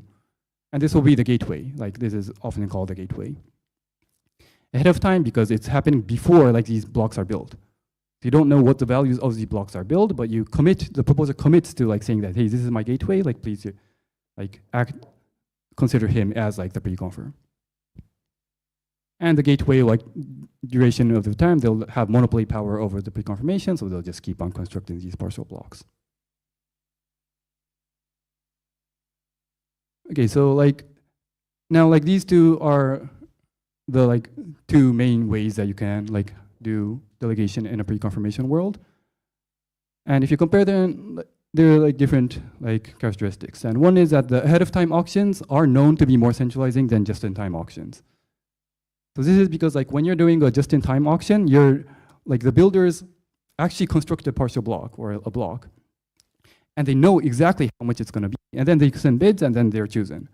While when you are like bidding for a gateway or a ahead of time auction, like you're bidding based on like what your expected revenue is. And this fundamentally like means that if you average earn more than other gateways, then you're always going to win, because that your expected revenue is always higher. And furthermore, like with pre-confirmations, ahead of time auctions gateways will always be more profitable than just-in-time like auctioned builders. So this is because like if the gateway has like full control over his all of these partial blocks, they can like do order transactions and insert them in ways that like maximize the revenue for the duration of this whole time. So for example, you can start a sandwich in this partial block and close that sandwich all the way here. And the bigger your sandwich is, like the more revenue you have. So like it's known that like ahead of time auctions gateways will be more profitable. So like they're like ahead of time auctions, they're like more centralizing, but at the same time they're more profitable. Like, so what do we do? They're one of the open questions, I would say. And so one question is like, is it possible to have pre-confirmations without ahead of time auctions, or like without all becoming ahead of time auctions? Like we can maybe disincentivize ahead of time auction in some way, or increase the profit of doing just-in-time auctions. And this also like boils down to the same problem as multi-block MEV, because it's always a problem about like having consecutive like blocks, control over consecutive blocks over controlling like one block, and you being more profitable if you have more consecutive blocks. And are there any mitigations to centralization preferred of ahead of time auction? And I think this will be instruction for future of APS designs, because like they have exactly the same problem here. Like, or like a lot of the designs, they're like ahead of time auction, or they're more ahead of time than the current PBS pipeline. So some final remarks, like, okay, like we looked at the open problem in pre-confirmation and how we can solve them, but the one question you might have is like, is the complexity worth it? And I would say yes, since like the L1 is still like, even with all this pre-confirmation infrastructure built on top of it, it's still like the most promising shared sequencing layer. Like if you look at it right now, like in mainnet L2, it's like Tycho is decentralized and like the first like shared sequencing rollup that exists. And they were like the most like radical, like they just use L1, and that was somehow like quicker. And also, like, and being a shared sequencing layer, they can provide synchronous L2L2 composability. They can provide like more efficient blob sharing and proof aggregation. And Also, like you still get good L1 and L2 composability, but yeah, I won't go too much into this. But it mainly comes from the fact that like even in a base preconfirmation setup, you're willing to rework together with L1. And you also like front run L1 in a good way because you have to deal with the tension between UX and MEV that doesn't exist in like centralized sequencers. And you also have to be careful to not front run L1. So like all the experimentation and research we do, like it's directly applicable to L1, I would say. And also like you have to be careful to not front run L1 in a bad way, like lead the centralization pressure because you're like touching the L1 block within pipeline. You don't want the L1 to like get centralized, so we have to be careful there. So future direction, I would say like have lower L1 block times. This is always good. Like maybe we can just get rid of preconfirmations when we have like super low block times, I would say, and get rid of all this complexity. And one way to get that might be like to enshrine the concept of preconfirmations to even like get lower latency than what you can get with like just lowering the L1 block time. So this can look like decoupling the proposer rotation and make proposer preconf like partial blocks every 2 seconds. So L1 proposer. Timely releases can be checked by the testers. And like since you don't have to run the full blown consensus, it's going to be much more faster.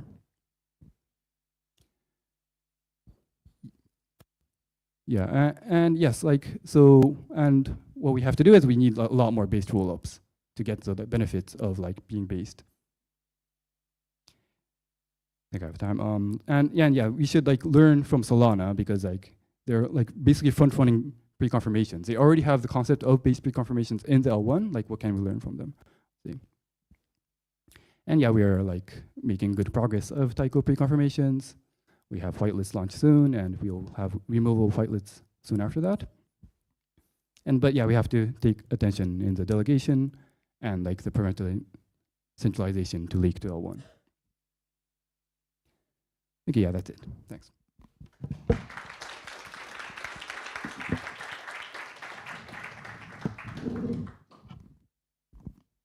Thank you, Lynn. We don't. Okay, let's do one question.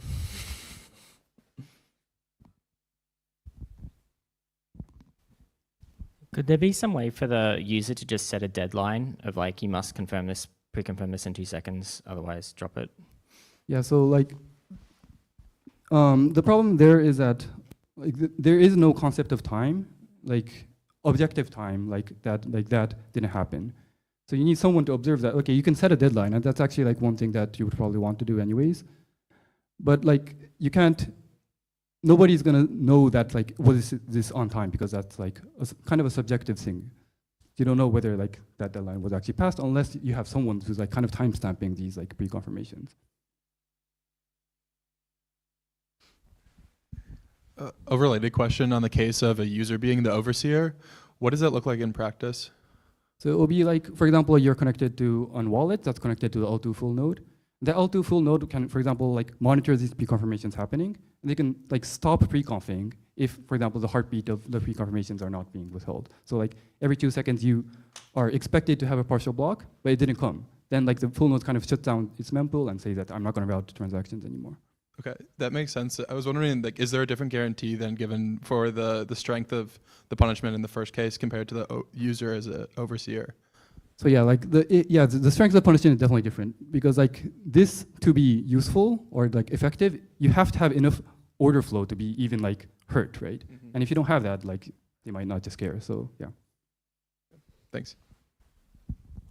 Thanks, Celine, and let's welcome Cassandra for the final talk of the morning.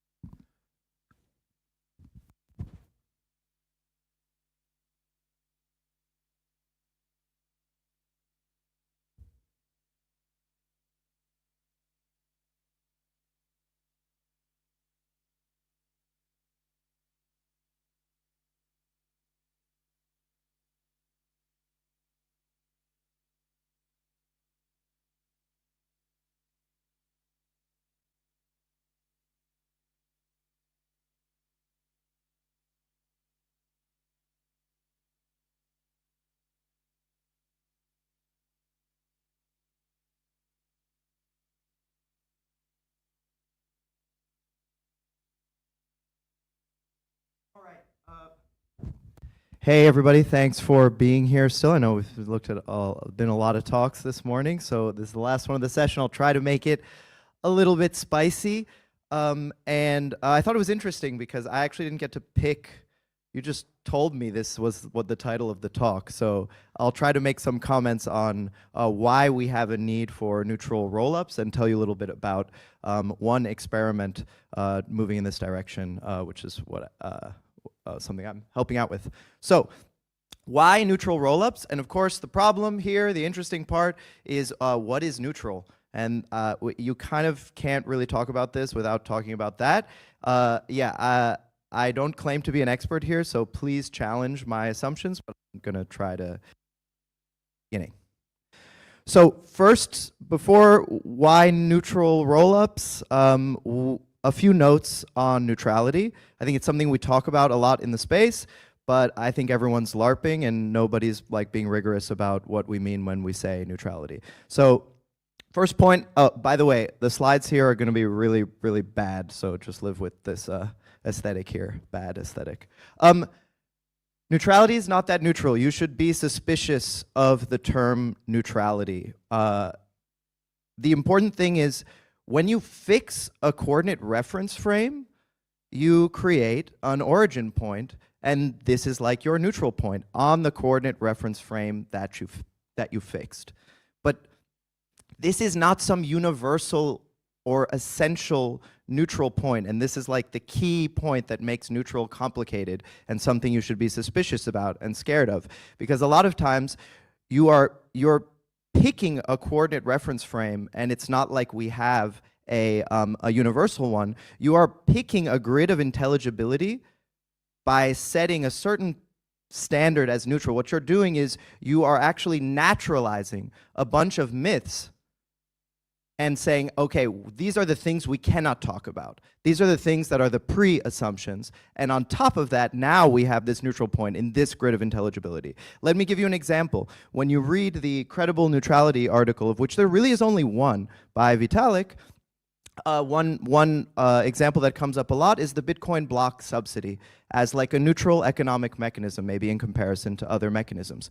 Of course, what can't be said here, what we're sweeping under the rug with this grid of intelligibility of neutral is the idea of the socio-historical process, economic process that came before, things like, I don't know, colonial violence, etc., which make the current resources clearly not evenly distributed and make some sort of like irrational economic game maybe not actually a neutral point, right? This is outside the grid of intelligibility when you say, oh, you know, with contemporary economic rationality, it's a mechanism is neutral if it's sort of fair for everybody to try to get the money in the same way, and we don't embed in a certain way that, you know, just these people get the money for no reason whatsoever. So again, first really important point is neutrality is dubious, but maybe credible neutrality might be something a bit more robust. And why? Is because in the article, it's not just about neutrality, it's about credible neutrality. And so the credibility is what I find to be the interesting point and makes neutrality a bit more robust, because the idea is we're looking for Schelling points where everyone agrees that these assumptions are neutral and agrees that other people are agreeing that these assumptions might be neutral. They're still assumptions.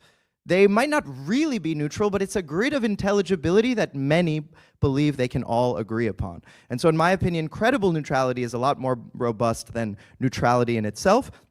And if you read the article and you try to ask, what is this really saying? What is it really about? In my opinion, it's really it's like the Hippocratic oath for mechanism designers.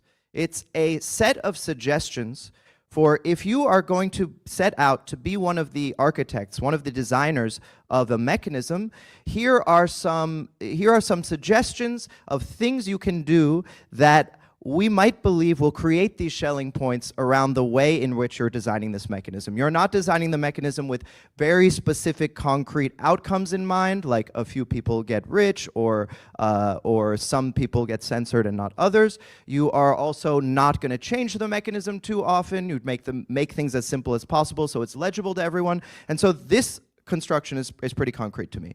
And finally, I believe Ethereum has massively benefited from this credible neutrality approach. Maybe we haven't been so rigorous at defining exactly what credible neutrality is, and it's not so simple to measure in the same way as daily active users or number of transactions or many other things. However, a lot of these amazing network effects that Ethereum has come from this legitimacy that it's created through following this approach. For instance, Ethereum has no BD team, and yet many people decide to build their applications spontaneously on top of Ethereum simply because they believe that it's a credible place where they can build their things, and nobody's embedding specific outcomes for specific people into the mechanism. Okay. So we talked a little bit about neutrality. Here's my spicy slide. So what about rollup neutrality? Why should rollups be neutral? And to me, I think it almost goes without saying if you look at the picture. Maybe some of you guys saw the picture. Raise your hand if you've seen this picture before. Yeah, most of you. So I believe Ethereum block space has massively benefited from its credibly neutral position, which again, I don't think is something fully objective. You can't essentialize it. And yet this legitimacy that we've generated has been really helpful for the network effects of Ethereum. I think it goes without saying that some of these roll-up projects, like for instance Base, are decidedly not neutral. And also they can spontaneously become way less neutral than they were at any time. And I think yesterday was an amazing example of this. And I mean, to me, I don't know what's less neutral than direct alignment with the US military. I mean, certainly we would have to censor some transactions. Are the sequencer fees, going to go directly to the wallets of the generals dropping bombs? I don't know, but it doesn't feel neutral to me. So why should rollups be neutral? I think it almost goes without saying, but let's dive into it a little bit. I think, first of all, it's important to remember the history of Ethereum scaling. Where did rollups come from? It's been a while now. We have a lot of actual rollup projects. They're doing a bunch of things. There's been a lot of psyops as well. And so I think it's just worth it to zoom out and remember, rollups were just an abstract concept in theory a few years ago. And the idea was we need to scale Ethereum execution. And we had some ideas around sharding, so they looked quite complex. And then this more minimal design came out where we decide to scale in layers. And you can do this with really nice properties where you can inherit a lot of the security of the Ethereum base layer, but scale the compute really well with these like second layer technologies. The important thing here is nowhere in this roadmap of roll-up research, which was done mostly by people at the Ethereum Foundation and people who simply wanted to scale Ethereum, was there directly an idea of, oh, and they need to be, VC-backed companies, and those companies will obviously have other motives. They will be like in a certain competition with each other for liquidity network effects. They'll ultimately maybe care about becoming their own L1s if they don't really need Ethereum anymore. None of that was a part of the basic idea of what roll-ups, scaling Ethereum was about. Roll-ups were just a technical construction we could use to scale Ethereum. Today, there's something really different. Now, I will say that one cool thing about scaling in layers and a roll-up-centric roadmap is you also get a lot of choice. So one cool idea is Ethereum's about choice. Layer 2 projects can do all kinds of things. And one thing I'm not saying is that there shouldn't be these proprietary roll-ups, US military roll-up or the like, or Optimism superchain style roll-ups, etc. It's just that if rollups are about choice, it almost seems natural that we ought to have an unbranded public choice for compressed Ethereum compute. It's not that we don't need these proprietary rollups, it's that there today are zero examples of something taking a different trade-off in the space of L2s you could create, which don't have these secondary goals like provide value back to a certain set of shareholders, and I don't know, maybe they have their own token, maybe they have their own strategy, maybe they want to push their stack on other people. All these things that these proprietary rollups have, there are zero examples today in the market of a rollup which looks more like a public option. So I also think rollup block space is commoditized infrastructure, so this is important. I think it interesting how the market structure of the competition of rollups will play out given this fact. And finally, yeah, I think if you are this public choice and you do try to build a rollup in a different direction without some of the trade-offs that other rollup projects have, you are I believe you're much more likely to have a credible chance of having true censorship resistance, the same way that the Ethereum L1 does. And to me, a rollup project like this, I really don't understand how you're going to get long-term robust censorship resistance on a platform which is ultimately controlled by the U.S. military. So this brings us to an experiment that we are trying to work on a bit. I almost feel uncomfortable calling myself a spokesperson for this, because really I'm just I'm an enthusiastic Ethereum community member who happens to be in a group chat, and yeah, I thought it was a cool group chat. And so we're working on this project, or this offering, this experiment, since really, for now, it's really just an idea. And so what is it? Well, you can go to this website. I think it's kind of nice, and you get to read some interesting stuff about defining what it is. And really, this is all R1 is today. It's simply an offering. It's an idea. It's a rubric for how you might be able to build a rollup project which is by and for the Ethereum community without any trade-offs of like proprietary lock-in or creating it with these other secondary goals. So R1 is the name of this rollup project. The idea is to make a new stage 2 from day 1 based sequenced rollup. Eventually, the goal is no trade-offs. So as much as we can be aligned with Ethereum L1, we would be. So I don't mention native rollups here only because they don't exist yet. If they did, I think R1 would be very interested in moving in that direction. There's no token. There are no VCs or private investors. It's by and for the Ethereum community. We plan to build on top of Tycho's based rollup stack. You heard a little bit about it, and use the template that Surge has already built to make this feasible. That a small group of volunteers can actually launch a super robust rollup that's built in the right way. We plan to use a very novel fast finality gadget that I'll explain in a little bit. If I end up having time, I should keep checking the time because I'm going quite slow. And minimal rollup upgrade governance design. So.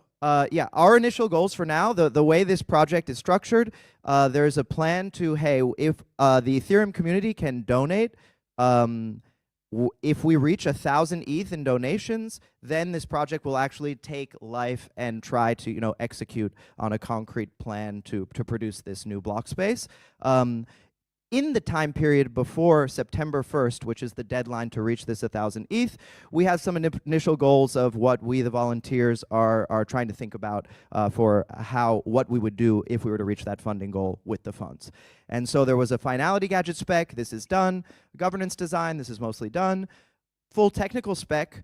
If we just use Surge completely vanilla, this is pretty much done, but are there any other, is it Surge plus anything else? If so, that needs to be defined. And then finally, an actual concrete execution plan of how things would work after September 1st if we were to reach the funding goal. Okay, a little bit about each of these things. So governance. Basically, there are two things that need to be governed over minimally. One is upgrades, and another is fund dispersal. So upgrades, one idea is it could be immutable. We decided for, instead of an immutable design for the R1 rollup, have a very minimal upgrade process. So you have something like a security council. I even want to call it like guardian multisig, depends on how you define a security council. What's important is this is a stage 2 rollup, so nobody can instantly upgrade the rollup, even though you have a robust multisig with the same, the same guarantees that you have with other multisig security councils, except they can't instant upgrade. Instead, they have a time lock of at least 30 days after proposing an upgrade, and during those 30 days, native L1 ETH holders would be able to veto if enough ETH was there to block this upgrade. Imagine something like 10,000 ETH or 50,000 ETH. Interestingly, If there's no veto and the time lock ends, then the upgrade is implemented. What does this mean? It means that a ETH whale technically could decide, hey, I do want R1 to be immutable, and then you have an immutable R1 with somebody who is always going to veto with their big bags of ETH. And in our view, this is acceptable because you just fall back on an immutable rollup, which isn't so bad. Second thing that needs to be governed over is these 1,000 ETH or more that we want to use to start to be able to fund the project. So there you'd have like a group of multi-sig participants. You should think of them as like the grant institution that is going to fund development of the rollup, or something like the team as well, though there's just like a very minimal amount of power that they have here. And so they will propose actually dispersing funds out of this 1,000 ETH instead of a veto right from ETH holders, because here if a whale could block everything, they could lock all the funds and they could stop the project. We decided that the veto right could be from like other reputable organizations who would just have a right to veto. Examples here that we're thinking of are L2Beat, Ethereum Foundation, maybe Gitcoin or something. You'd have a little time lock on these funds, so it works very similar to the upgrade path, and after that the funds are dispersed. Cool. So I think when should I be done? I've got a few minutes or something. Maybe like 3 minutes.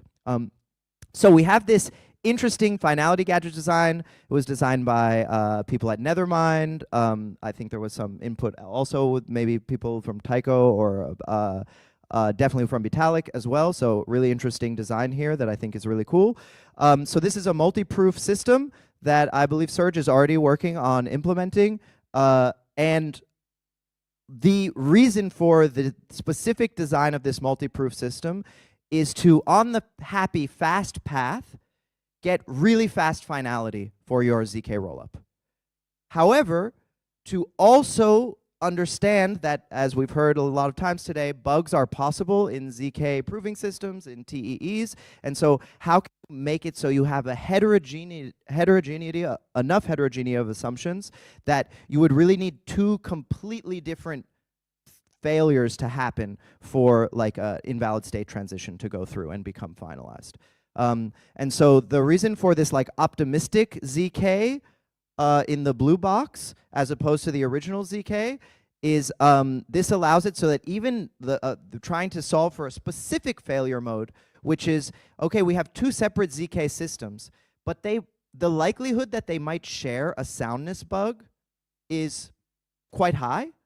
And so because of the way this system is constructed, actually you would need to find a soundness bug in one ZK system and a completeness bug in the other for you to be able to push an invalid state, finalize an invalid state transition by breaking both ZK systems. Another way that you could finalize an invalid state transition would be by breaking the first ZK system and also breaking these two TEEs that come as a TEE proof. So you need 2 out of 3 out of either these agreeing TEEs or one ZK proof or the optimistic ZK 7-day time window to actually finalize your state transition. But I think this is a really cool finality gadget design that would be, I'd really love to see implemented by a rollup, and potentially R1 will do it. Okay, what's the concrete execution plan? Simply put, there's a bit of a proposal. This is something we're still working on, but the basic idea is to, the vast majority of the funds are dispersed in grant style, as grants.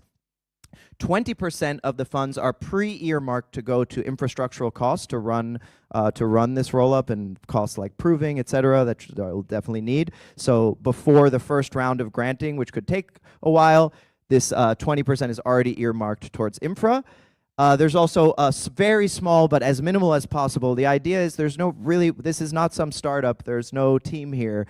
The idea is to enshrine the littlest amount possible for some sort of operations overhead, things like these multi-sig signers. How do you get some people, or maybe you have this is enough to fund one full-time person or something, but some people who are really there to try to make sure that the vision of R1 can be executed on. But this should be a very small amount of funds, in our opinion. This is not about funding some, I don't think 1,000 ETH is enough really to fund some, like team of many people building L1 style clients themselves. It's simply infeasible. So finally, one last thing, a suggestion I would have is how could something like this compete with these other proprietary rollups? They have tremendous amount of money. They have token incentives they can dole out, which this project would never be able to. And in my view, we heard about it in the last talk a bunch, but I believe the way to compete is on the tech stack itself, and particularly the tech stack around the core infrastructure, so things like tooling, etc. And if you have based sequencing with pre-confirmations and can ship a developer experience to developers where you have like seamless interoperability between L1 and this specific L2, maybe you can actually get these network effects around around this block space in this hyper-competitive environment, not because you're paying them or because of any backroom deals, but actually because you offer them something special in the environment that they really want or need. Like I actually need this like very seamless L1 to L2 composability. Things like L1 reads would be really nice, but I think yeah, this is probably the practical approach for how you could compete.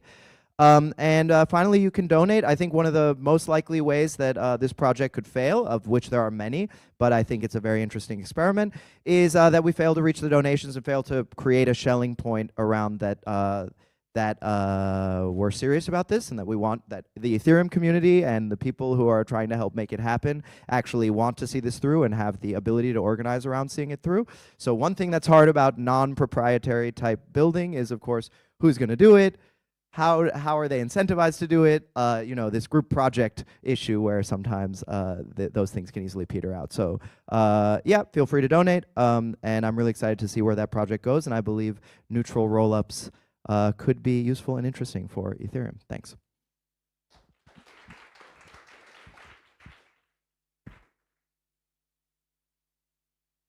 Questions?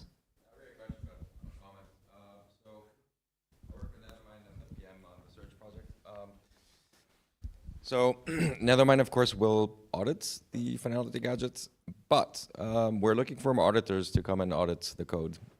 So if you're an auditor and want to work pro bono on auditing, yes, that's the flag, on auditing this code, come and talk to me. We're looking for contributors to this.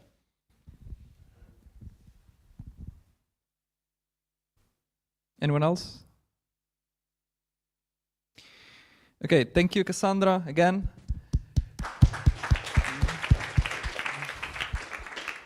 We'll get back here in 1 hour. Maybe Horace, you want to remind? Well, so lunch is going to be served a small snack, I think, in 20 minutes or so, and we will continue at 2:30 with the second part of the day called pragmatic scaling.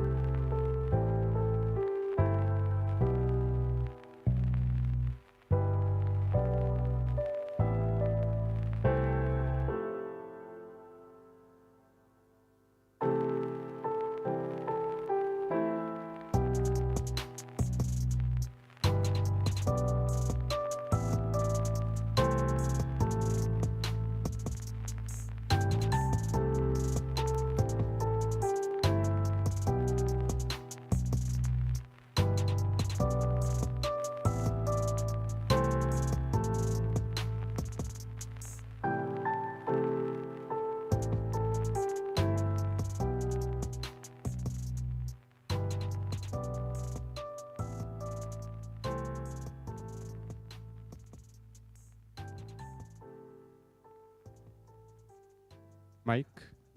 We have the mic.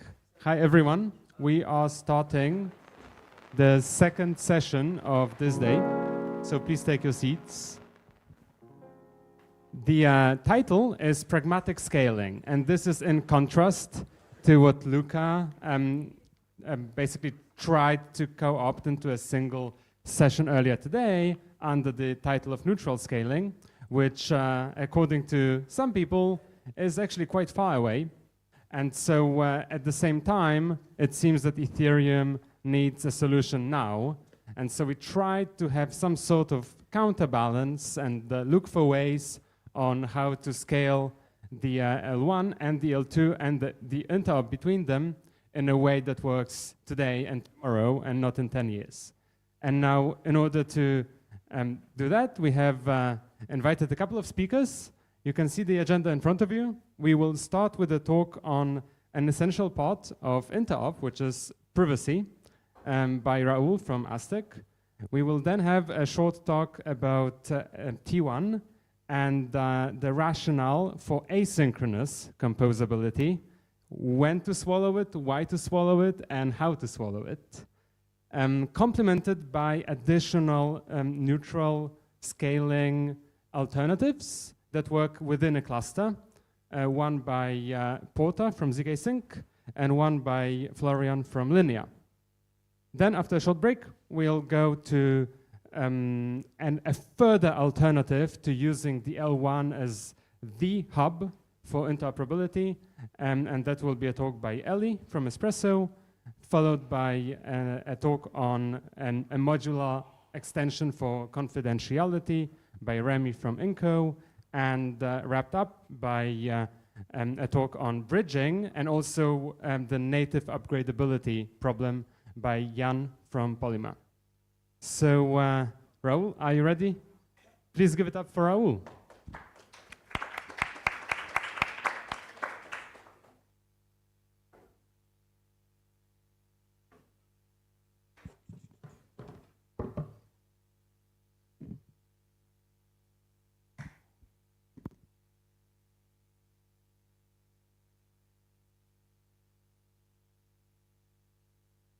All right.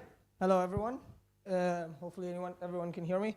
I am Rahul. I lead some of the product stuff at Aztec, which is a privacy L2. But this talk is more about how we can use some of the privacy primitives we built at Aztec for interop across Ethereum, but while solving it, interop also give privacy to everyone in Ethereum land. And hence the title, Exporting Privacy to Ethereum. So what does exporting privacy, in my case, actually mean? So firstly, as a product person, I think a lot about where my users are, what they like to do, who they are. And if you go to L2B, it's quite obvious where the users are, right? They're on all these other existing L2s. Users are there, apps are there. There's a lot of TVL that's also there. Weirdly, in crypto, we have this idea that like I will build a project and people will come to me. We're sort of taking the opposite approach of going to where the users are instead, which is all these other existing L2s.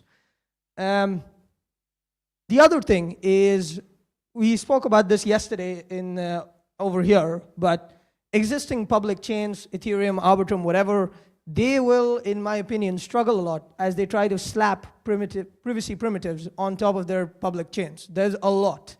Privacy is also hard because there's a lot of other fingerprinting, non-cryptographic issues that you need to solve. You can't just sort of add it as an add-on towards the end. So our idea was, what if, you know, Aave, which has this incredible amount of TVL, stayed on Arbitrum, and you could sort of just privately borrow on this Aave and Arbitrum without Aave or Arbitrum having to do anything with privacies. They exist as they are, and yet you can just magically privately borrow. That could be quite cool. But before I go into like how you could do something like this, just like a really quick primer on Aztec. So we are not EVM compatible. When we were trying to add privacy, we realized we had to break away from this. Secondly, Aztec is not just a private state blockchain. We actually have private state, but also public state, much like Ethereum. So private state is UTXO, like Bitcoin or Zcash. Public state, exactly like Ethereum. we also have two kinds of functions. We have private functions and public functions. So public functions work similarly to Ethereum, private functions more on the user side. And because we're not EVM, all of this you write using Noir, which is ZK DSL that apparently everyone seems to be in love with. But for me, the most interesting features of Aztec, which help with the interop, is how could you have something private go into public land, or even the reverse. So really quickly, like first of all, why does Aztec even have public state? It's because if you think about Aave or Uniswap, like sometimes you need shared state. For example, when you deposit into Aave, you get these supply APYs. That APY fundamentally depends on what everyone else is doing. So if all of people's states were fully private, you couldn't figure out the yield to give to your users. So sometimes you just need to have some sort of public information. The other ones are like in bridges, we love using relayers and solvers, and we need to broadcast this information to everyone. Well, broadcasting requires things to be fully public so everyone can go and read it. And finally, existing blockchains work in public land. People sort of have that mental model. You take users step by step. But if you think about how private and public execution can happen, so like private execution obviously happens on the user's device. They have their own state, do their own execution. They create a ZK proof to the sequencer going like, hey, I've executed this. I promise I've done it properly. So they do the private functions locally, and then they tell the sequencers to execute public functions. Much like normal blockchains, you don't do any execution. You just tell the sequencers to do things for you. So the only takeaway here should be that private functions happen before public on time, right? Because you first do your private execution, then you tell the sequencer. So some nice code snippet in Noir, like imagine a private AMM. So like you have a swap function that's private. You could do whatever in the private land and sort of enqueue a public call. And over here, the only things that external parties would know is like the contract address and that this internal public function was called with those parameters. So notice the user's address is not one of those parameters. So everyone could see that there's a swap. They could not see who the swap was from, right? If there were a bridge contract, this would mean something like this public function would have things like broadcasting the events, updating states, all of those ID things, doing batch auctions if you're cow swap, all of those fun things. But then there's the other fun thing of you could have something public and make that private. But that's a bit weird to think about because, as I said, public happens much after private, right? But why is that useful? Well, that's useful, for example, in the swap case, you are privately swapping, the swap happens public time, so you get like 100 DAI as a swap. You need to get the swapped assets. You could be naive and just create a second sort of claim transaction and claim that, but that's a second transaction. Also, there are some cases where you can't have a second transaction. If you think about paying fee, in EIP 1459, you have this beautiful property of receiving refunds, right? Once you get, if you overpay. But like if the act of claiming the refund is another transaction that also includes a fee, you keep going around in circles. So you need this property of like getting things from public back to private in one transaction. Even though like public happens much after. So you sort of have to time travel in somehow. And for the more cryptographic people in the room, the way you would do this is like very basic linear homomorphic encryption. If you've heard about Pedersen hashes in the ZK land, they have this exact property that we use. So another pretty diagram is like imagine in private you create an order. This could be an intent, this could be your swap. And you sort of create a partial note where you keep the amount null because you don't know how much amount you'll have until the swap happens, which happens in public time. So you create like a partial note hash. And then much later in public, where you complete the order or a solver completes your intent, it would get the amount that it needs to send to you. And instead of figuring out who you are or magically computing who you are to send money, they would just see this partial note and append the amount to it. Linear homomorphic encryption, because the sequencer has no idea the contents of this partial note, but it can still add to it. If someone's interested in the math behind this, I can talk about that later in discussions. And then later you could just emit this new note hash so the user knows that, oh, I have a new note for me. Great. How is this related to bridging? Well, this means that as a user, I could be on Arbitrum, I could move funds to Aztec from Arbitrum without me telling any of the solvers who I am. So I could get money from people without them knowing who they're giving money to. This would also mean I could do some fun things where like I could have funds from Aave, like the A tokens that you get when you deposit, and bridge them also back into Aztec in the same transaction that you deposit. So that's a lot of theory, but what's actually happening on Aztec today? So we have a testnet that's been live for roughly 1.5 months. We have around 20,000 nodes, 800 validators. We are very strictly committing to this idea of decentralizing on day one. You can see that in our testnet. We'll have similar numbers for our mainnet. But we have 3 cross-chain bridges that want to do these kinds of things of exporting Aztec's privacy to other L2s. We have chains to Arbitrum, Base, and Unichain. Most of these are live already on our testnet. They're built by Wormhole, by Substance Labs, who've built the Hashi bridge by Gnosis, and the Train protocol. What can you do with them? Well, you could do these things where you could like go on Unichain and swap where there's already TVL without revealing who the actual source was, like which user supplied the assets, which user will receive the assets. While the TVL stays on Unichain, the LP fees stay on Unichain, and like the liquidity also stays on Unichain. So Unichain would fundamentally not lose anything. They would just get a slap of privacy without doing any trade-offs here, right?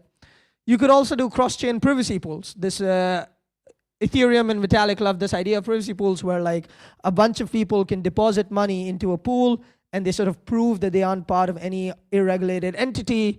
But the problem is that can only happen chain by chain. Here you could do cross-chain.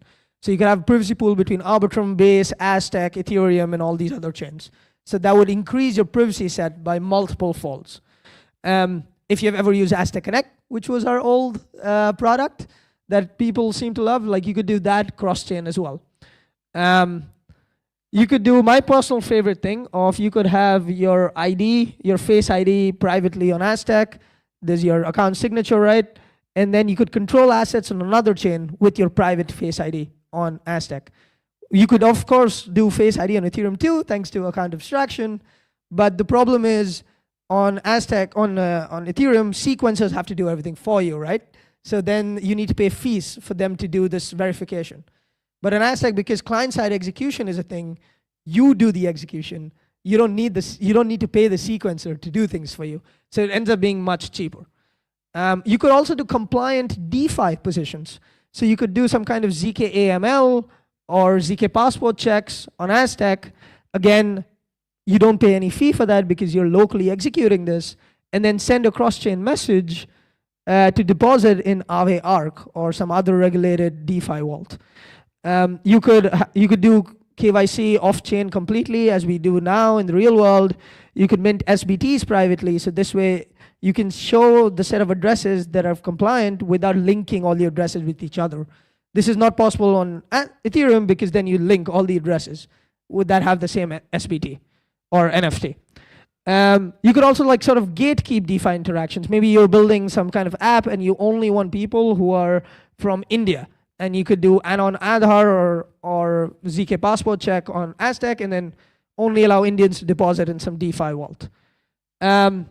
We also have like, I know there's ZK Hack coming up. There are a few hackathons coming up this week. We have a cross-chain catalyst program, if I may shill, which asks you to build these exact kinds of use cases on Wormhole and a couple other bridges. So we have some fun research questions as well. One of them is, between just L2 bridging, how do we increase the security while keeping the latency really low? So an Aztec has L1 finality of 40 minutes. Some of the other chains like ZK Sync has like 4 or 5 hours. Optimistic rollups of 7 days. How do we get to really good security without such an increase in latency? Second one is like, do we need solvers to also be fully private? So this idea that you want to do this intent on another chain like Arbitrum from Aztec, who do you broadcast to? Do you broadcast to the whole world? Do you broadcast to a small set? How do you want to do that? And the final one is not that much of a protocol researchy, but more of a use case idea of like, how could you have something like private.vitalik.eth in Ethereum as it is, and without linking your balances, still send and receive money from each other using some system like this. But yeah, I'd be very interested in the remaining time to just talk about what kind of use cases people would want to build, or what's possible, or like how you would build some of this stuff. But you're interested, those are our docs. That's the link to the cross-chain program. If you know any hackers, you can ask them to try it out. And you can reach out to me on Twitter over there. But yeah, if people have questions, people want to discuss use cases, I'd be very happy to go into, or the math behind some of this stuff. Yeah.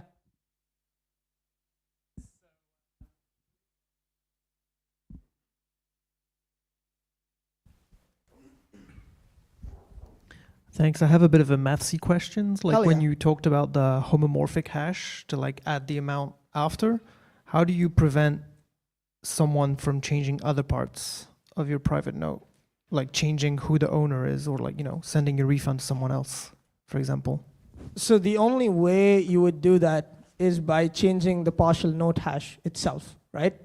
But then when you send this order to the sequencer to, hey, execute this public function with this call data, first of all, you create a ZK proof that you have executed this correctly.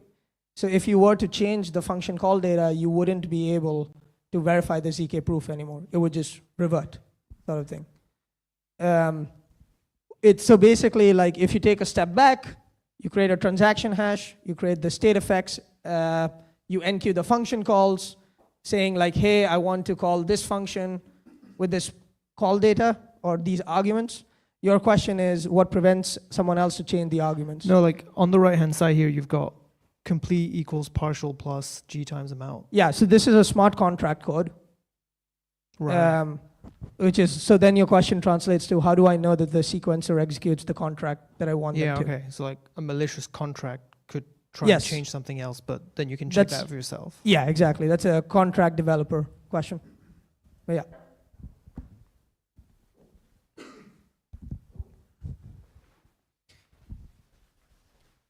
Thanks. Hi. So I'm interested in things that maybe you can't do or can't do so easily. So, and unless I've misunderstood it, you've got privacy execution environments, your pixies, and so I'm executing that with my own private information. So if I wanted to do something that was inherently multiplayer, like voting, do you have a way of doing that? Yeah, so there are some fun ways. We think the easiest to build, that is quickest in terms of latency, work done, complexity, would actually just be some of these cross-chain mechanisms. But if you want to just stay on Aztec, you could either use an FHE coprocessor, you could offsource some of this to co-snarks. I think someone from Tasio is here, which actually is extremely interesting because you can also delegate your client-side proof along with the work that needs to be done. In theory, you could also use a TEE, but that doesn't sit perfectly with Aztec. But in theory, that's also a way out. But the other option, if you don't like any of these cryptographic primitives, is you still do the voting publicly, but hiding your identity. So in this case, your DAO or your token could stay on Ethereum or Arbitrum. The tokens could stay there, but you could send your private votes from Aztec, basically. So the DAO itself wouldn't have to move to Aztec. The whole point is how can users and apps stay where they are and still get privacy somehow? I don't know if I answered your question though. Yeah, no, I think so. So the sort of anonymizing the identity mapping. I just kind of was trying to think through how that would work with like slightly weirder voting schemes. Would it like quadratic voting and stuff like that maybe wouldn't be so easy, but No. But the idea that this is still composable potentially with a homomorphic coprocessor is really interesting. Thanks. Yeah. We actually have an example of someone using a coprocessor that I can link you to later.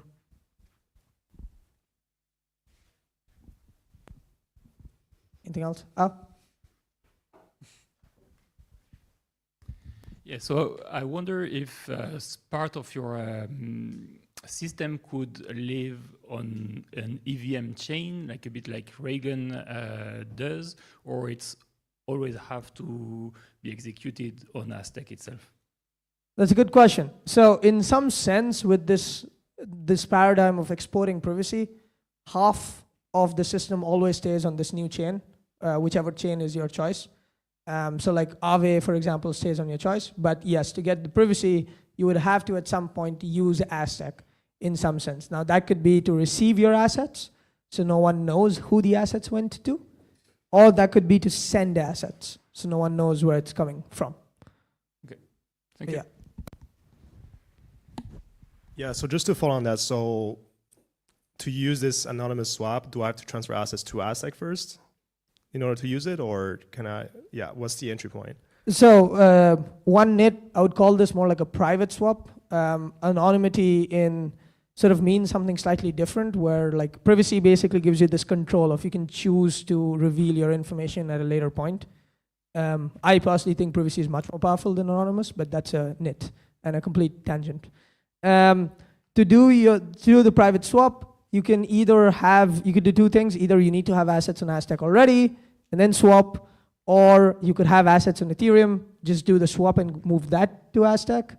Or you could do the third thing, which is slightly worse UX, which is you would first move your funds to Aztec for some hours, some days, whatever, and then eventually do the swap. So you have one of those three options, basically. Yeah. But the important thing here actually is you could do all of that in one transaction, except the last option of moving things for a few hours. I have a question. Okay, perfect. Nice. So it sounds great. Let's meet users where they are. But don't we reduce the anonymity set depending on how many users say initiate a swap from Linea? Because we know, or like maybe quadratic voting or whatever, we know exactly like what the like non-private transactions are going into the Aztec end of the bridge, right? Yeah. So we kind of have a worse off situation than if everything was on Aztec in the first place and the privacy, like anonymity set was the entirety. So I would think of the privacy set as divided in two halves. First, the privacy set within Aztec land, and the privacy set based on the bridge that you're using or the origin chain that you've used, right? Within Aztec itself, that stays unaffected. Within the source chain, yes, if you do, for example, like something crazy like depositing 100 Bitcoin and then 2 minutes later you take out 100 Bitcoin, there's no amount of cryptography in the world that can help you. What you can do and what we will do is we have these things called privacy sets where every transaction, once it's on Aztec, has to fall in one of the 4 or 5 categories. So all of them need to have the same kind of metadata that they follow. And that makes the privacy sets much larger than if you were to naively just do this, basically. You could think analogous to I think it's 0xBO's privacy pools where it only lets you deposit 1, 10, or 100 ETH. But not quote me on that, on those numbers rather. But yeah. Okay, thank you, Rahul, and you. let's welcome Oras.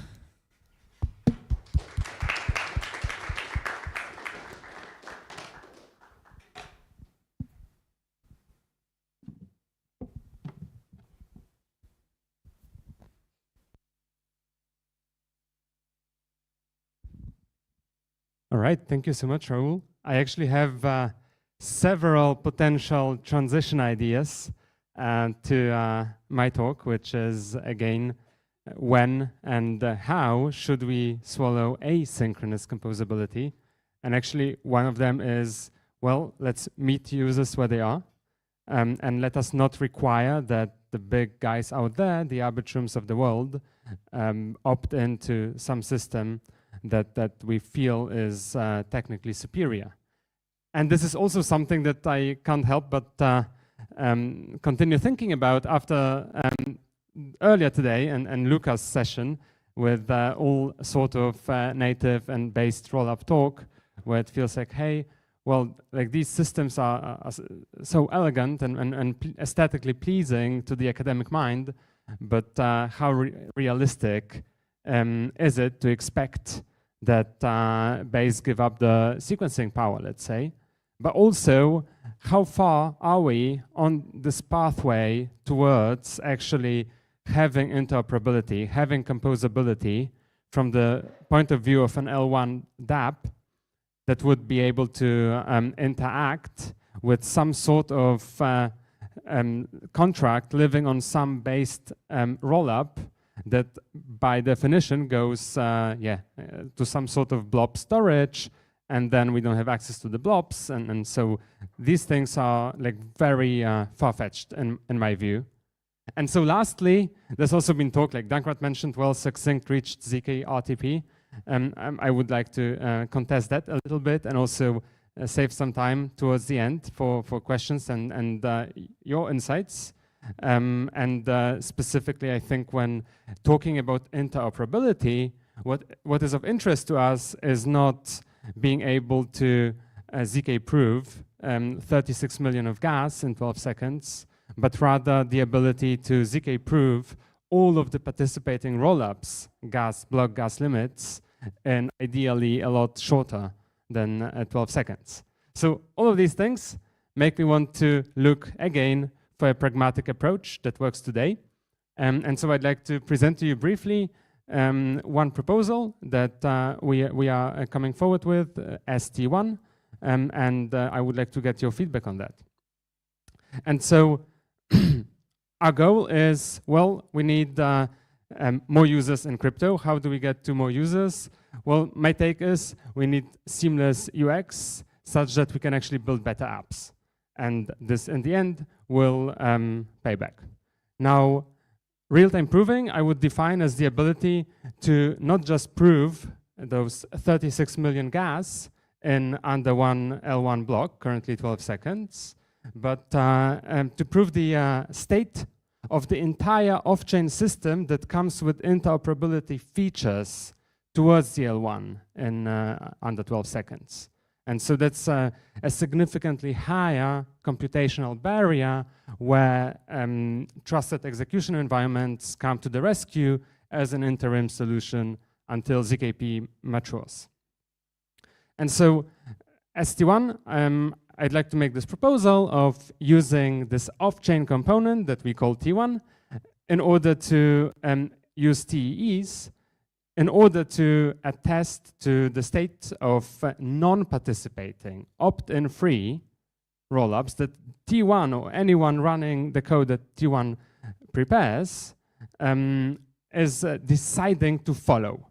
So you basically start your T1 node and you decide which rollups sequences you want to follow within the TE, and you expose the ability to request the ability for any T1 developer to request that some transaction be sent to any of those rollups that you previously politics-free elected to support. And you prove that state transition function towards the L1 within less than 12 seconds. And so what this means is not only are we able to have this off-chain component settle on Ethereum on every L1 block instantly from the perspective of the L1, as opposed to hours for ZK and days for optimistic, but moreover, are we able to use this real-time proving capacity defined to mean the ability to real-time prove other rollups in order to unlock Interop. All in order to solve the fragmentation issue we are facing. And so we've had a couple of learnings whilst working on this, designing this, that I would like to share with you and also, again, be challenged and get your takes on. So first of all, my take is multi-chain is now. It's no longer the future, like people would used to, like people would be telling you for years. It's actually happening, and it will only grow, and it seems like there is, unfortunately, from the technical standpoint, little incentive for those like maximally L1 aligned ecosystems or maximally L1 aligned chains And so it seems like there might even be more heterogeneous chains out there. So this is one bit. Next, we've had this synchronous composability and shared sequencing discussion for a while.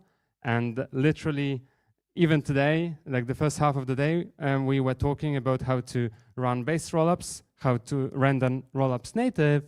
And part of this, and why this is such an interesting topic in the context of Interop, is that in theory, this allows this very elegant and easy, smooth developer experience of having this single synchronous way of requesting things to happen cross-chain. Now, this is really cool because it means you as a developer don't need to deal with asynchrony. You don't need to program with the assumption in mind that some of your partial transaction may succeed on one chain, and then a couple of milliseconds later, another part of the multi-chain transaction might fail on the other chain, which would mean that you would need to roll back the changes that did succeed because you want to kind of simulate this atomicity. And so this is aesthetically pleasing. This is really cool. This is a great DevX. This is what we can do when we code like the usual way. And unfortunately, this is a very high bar. And my take here and my learning is that most things out there in the world are quite local. So the fact I'm talking to you right now, we can kind of perceive it and interact with each other in a very like non-global, non-synchronous way, even though there's many other people elsewhere in the world who might be doing just the same, and we don't need to have this like synchrony, like step-in requirement. And there is some examples of global relationships.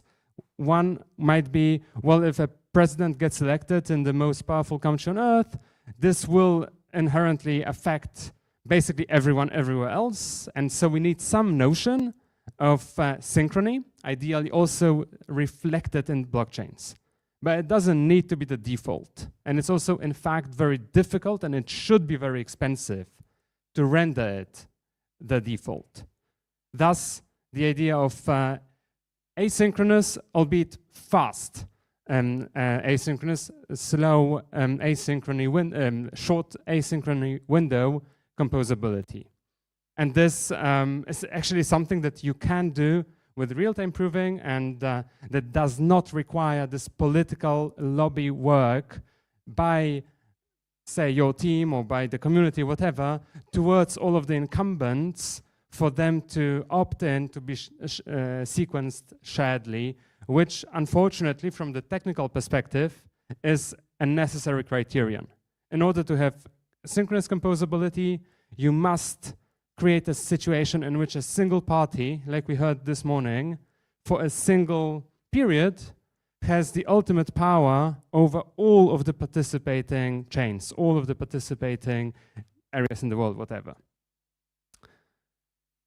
And so a common point whenever you hear TEE is, well, TEEs are insecure. And that is true. TEEs should not be used without any further security assurances. And so what I propose is that we use TEEs where they shine brightly, that we use TEEs for not confidentiality, for long-lived privacy. Such as, yeah, I fully vibe with what was said previously with Aztec trying to avoid TEEs, even though they actually are able to create shared private state. Because once a TEE is compromised, that has access to some sort of secret that unlocks this privacy, all of the privacy is gone. However, you can very well use TEEs for ephemeral privacy. So for instance, a big topic earlier today even was MEV, multi-block MEV, especially cross-chain MEV, like a huge thing.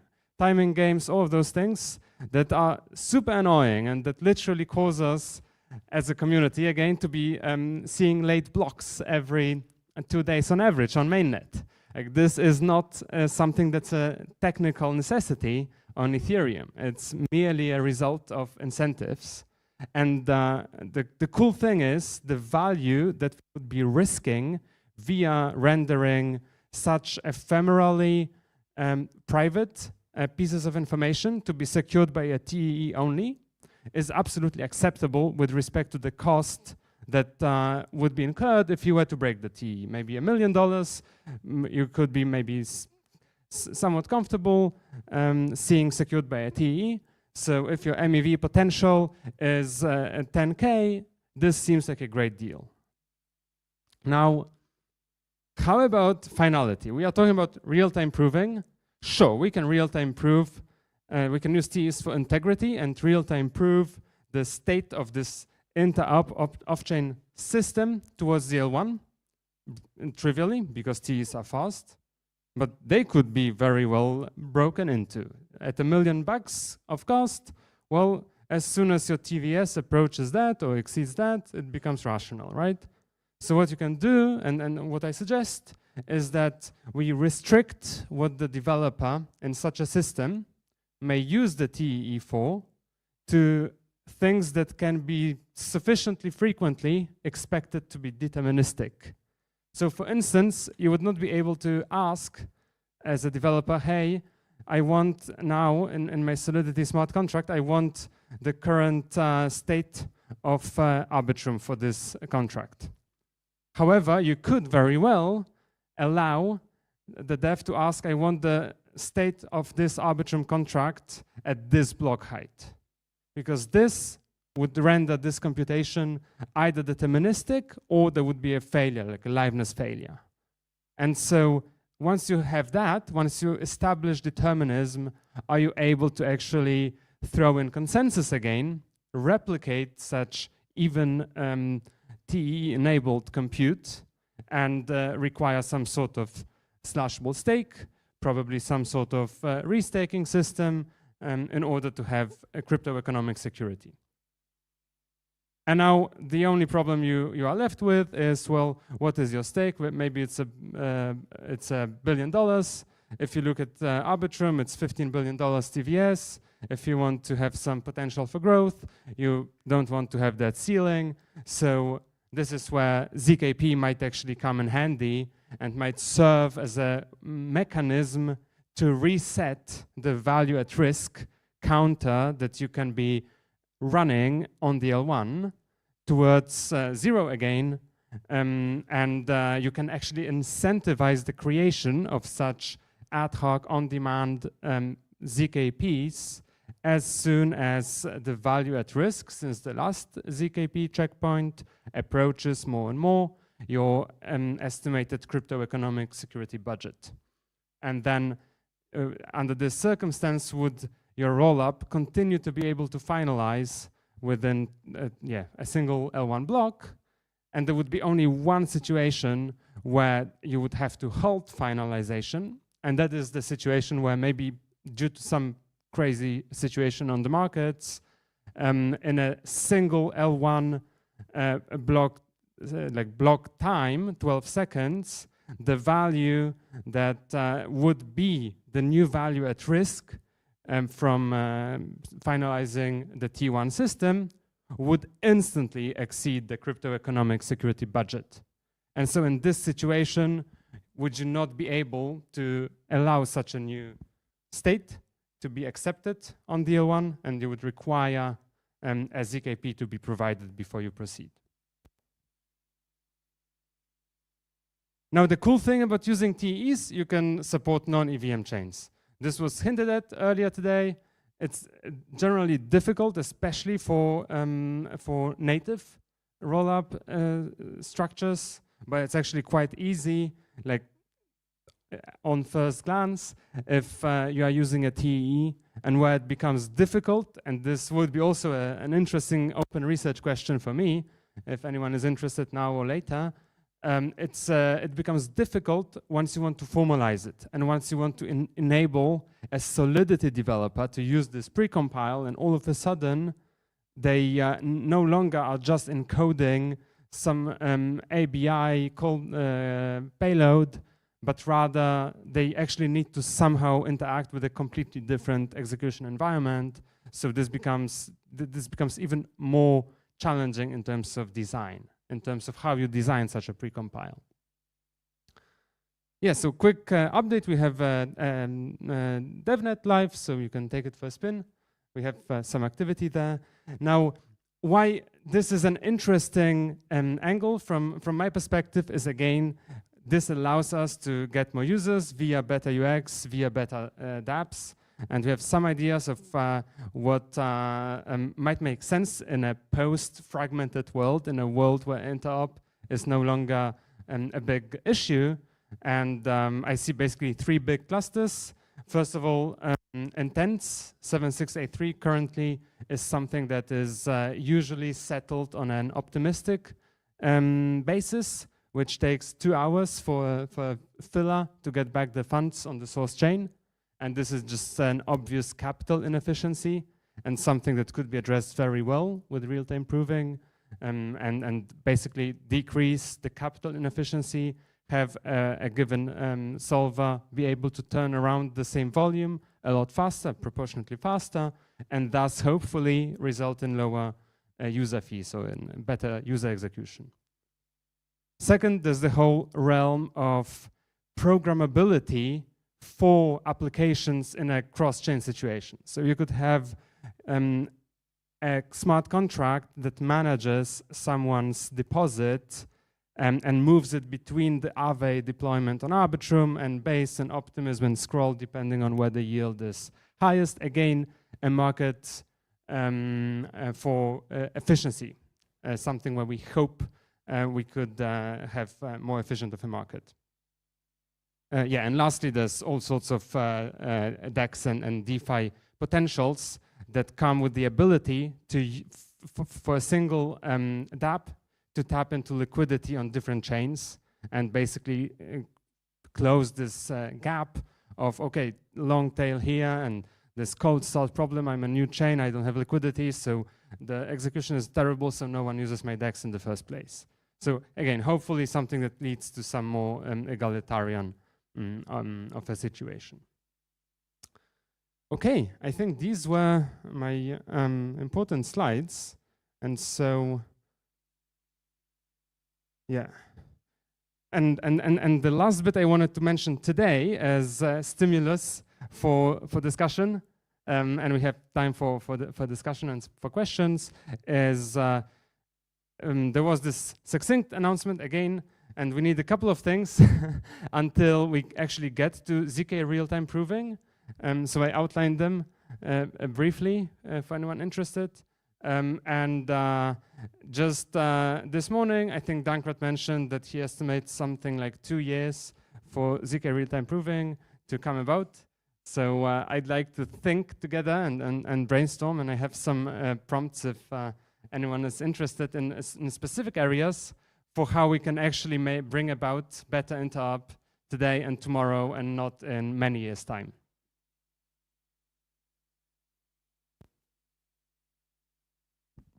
Any questions?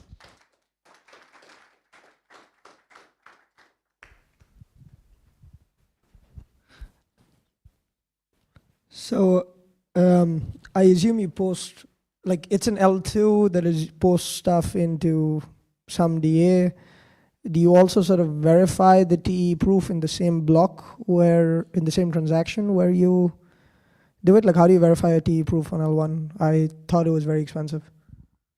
Yeah, you must. And it is indeed one of the essential cost items. So how TE proofs work is you basically first join the network with a new TE with some sort of special parameters that you measure, and that include the hardware vendor, like the details from the hardware vendor. And this is something that's called remote attestation. And the good news is you only need this rarely. You only need this once there's a new TE, or maybe there's an exploit, a known like 1 day or 0 day vulnerability, which makes you want to exclude some TEs. And thanks to the amazing work of Automata people and others, we can actually compress this decap remote attestation that is quite expensive because of several iterations contained there with ZK. And this is completely feasible. You do it once every ideally every couple of weeks or months maybe. However, once you have such a remotely attested to TEE allowed in your, say, validator set, like let's assume it's an AVS, you then are using, of course, an ECDSA signature to sign off on the consensus that you are basically voting for. And there is indeed a big issue in Ethereum land for anyone who wants to do anything on every L1 block, because yeah, gas is so expensive, but specifically there's also, we are missing precompiles for efficient signature aggregation. So for something like AVS, this is actually a big burden that once you have more than a couple of hundred operators, you basically want to aggregate their individual signatures from their individual TEEs into something that you can then verify on-chain on every L1 block. So you obviously can't afford to take up 10% of all Ethereum for this. And so there's approaches for how to do this. There's some tricks as to how to actually compress, like aggregate BLS-like signatures on Ethereum, but they are quite expensive. But there's also talk about actually adding some precompiles to optimize this. And until then, what we can do, again, being pragmatic and thinking about today and not in 10 years, is to have some sort of trusted party that would be aggregating signatures. And this is, as far as I know, the approach that both Eigenlayer and Symbiotic are suggesting by default for people who want to have a big validator set. And this is a party that could also be shared, like whose reputation and possibly stake could be quite significant, because this party would be able to provide this service for several different AVSs, potentially all of them, in exchange for maybe a small fee. And so it would be kinda acceptable of a compromise until Ethereum provides for something that's sufficiently gas efficient or just scales. And if we have 100x block gas limit and we have like a lot faster of an L1, all of these problems diminish proportionately. Thank you. Any other question?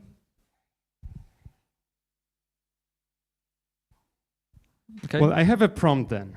Okay. Like if there's any Solidity devs out here, how scary does it sound to you guys to have the ability to just call a precompile in your Solidity code that would encode some smart contract call on another chain with basically just the ABI encoded and the chain ID, and which would promise to call a callback with either the result or a failure at some time in the future? And is there any like immediate response to a structure like this from any Solidity devs? But how do you expect the response to be produced? Right, because it's a precompile, you know, this is run by L1 nodes.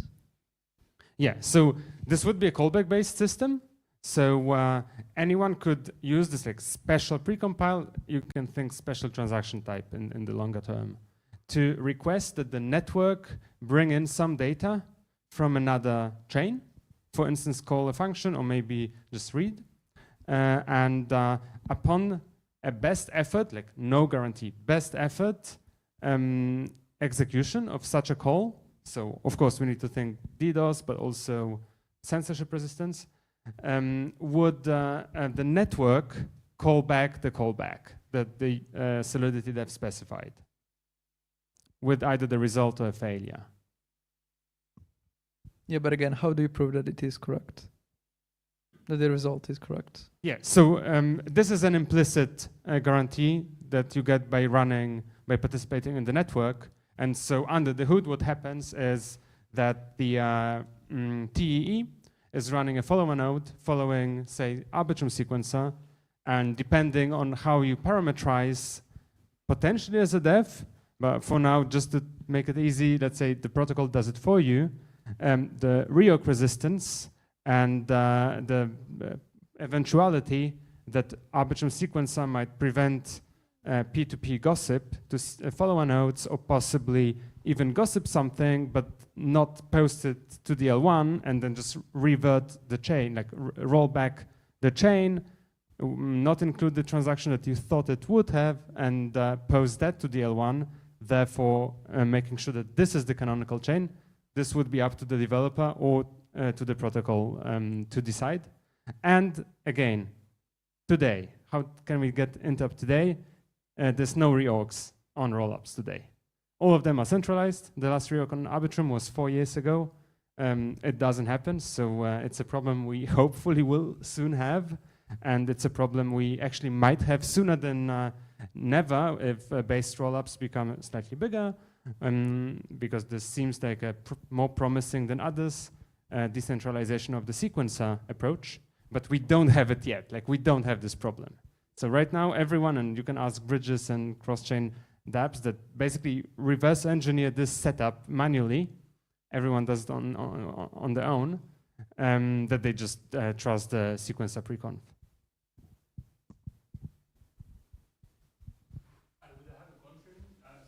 One sec, maybe for the live stream. Yeah. So I'm not a 3DT developer, but from a proving point of view, if we want to embed the T proof into a ZK proof for the finalization of a ZK rollup, like, what complexity would it bring? Let me rephrase. How can we add more security to a TE proof via using ZK proof? Is this the question? No, so what I understand, if your precompile, you will get the result and you will provide the TE proof.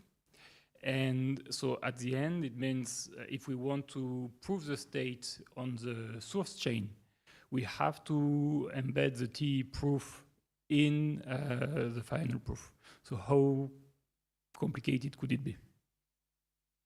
So by source chain, you mean, for instance, Arbitrum, right? Yes. Yeah, so we wouldn't be doing that. I think it's not necessary.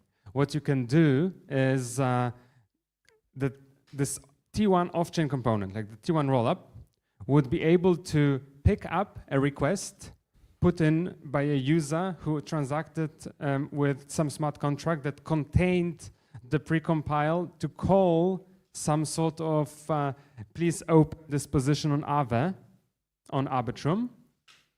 And this position would be opened by the T1 agent on the user's behalf. So it's orthogonal, like the finality from the perspective of the Arbitrum chain is orthogonal. It doesn't depend on neither T1 nor the L1. Okay, but so yeah, I will discuss it after. I think it's interesting. Thank you. Please do. Thank you. Any final questions, or do we proceed? Okay, if anyone has any questions after the thing, please hit me up.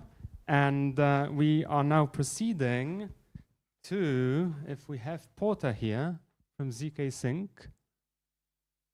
If Porter is not here yet, we will proceed. Oh, yeah. Florian, are you free to go now? So we would slightly change the order, go with Florian from Linea first, and Porter is coming as we speak. Okay, give it up for Florian, please.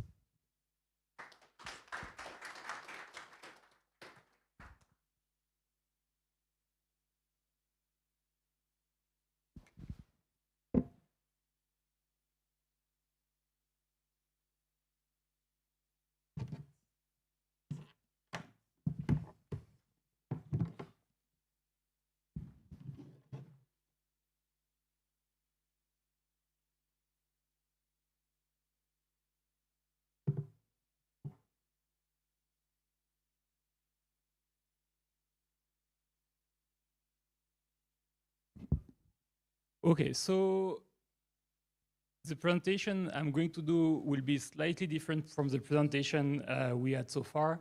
I think we had a lot of presentation in the last 2 days. And so I will try to make it a bit interactive. So I will start with 5-6 slides, giving some context. And then I would like to use the brain power of everybody in this room to discuss some topics. So we'll see how it works. So thank you, Ast, by the way, for giving me the opportunity to give this talk. So the title is on complementing neutral scaling when to swallow intra-cluster composability. So in a way, we could rephrase it like, what is the pragmatic choice we have to make when we run a rollup? What choices we are making, and what do we take into consideration when we do this choice.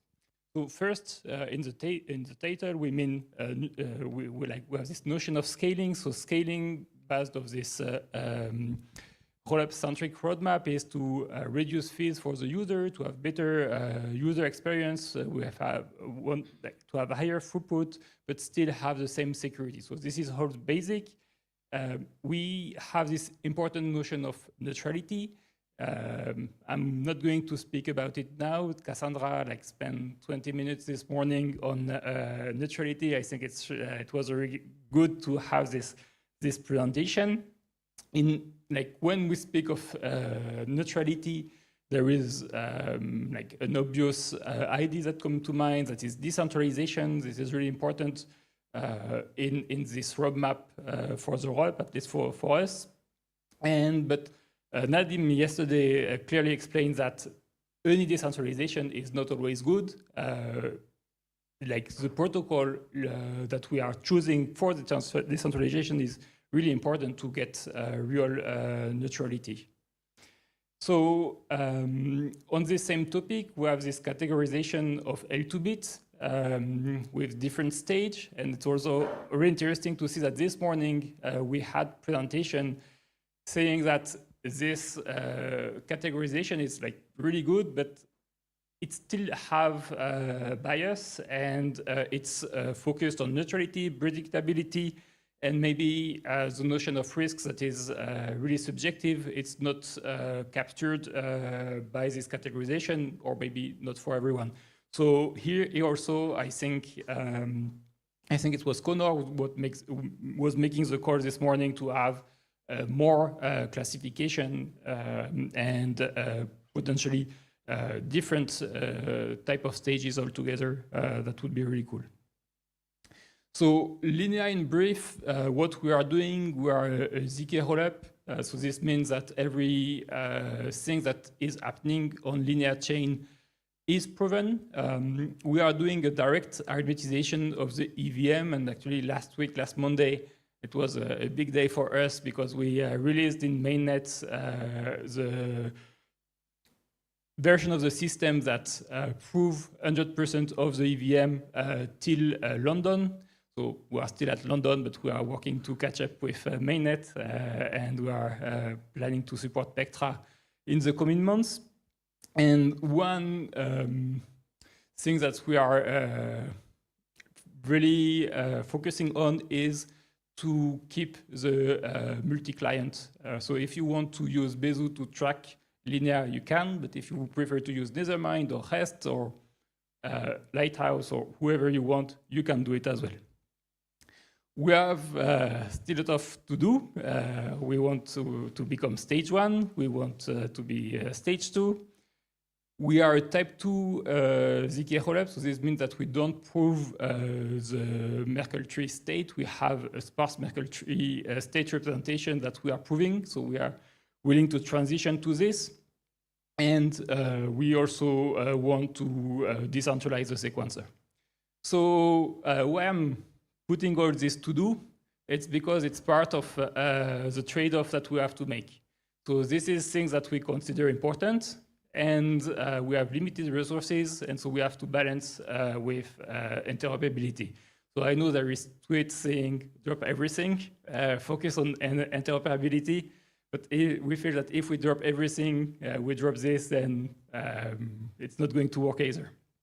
So from a linear point of view, what is the interoperability that we provide? And actually, it's a single line. It's just this one, native bridge for token transfer.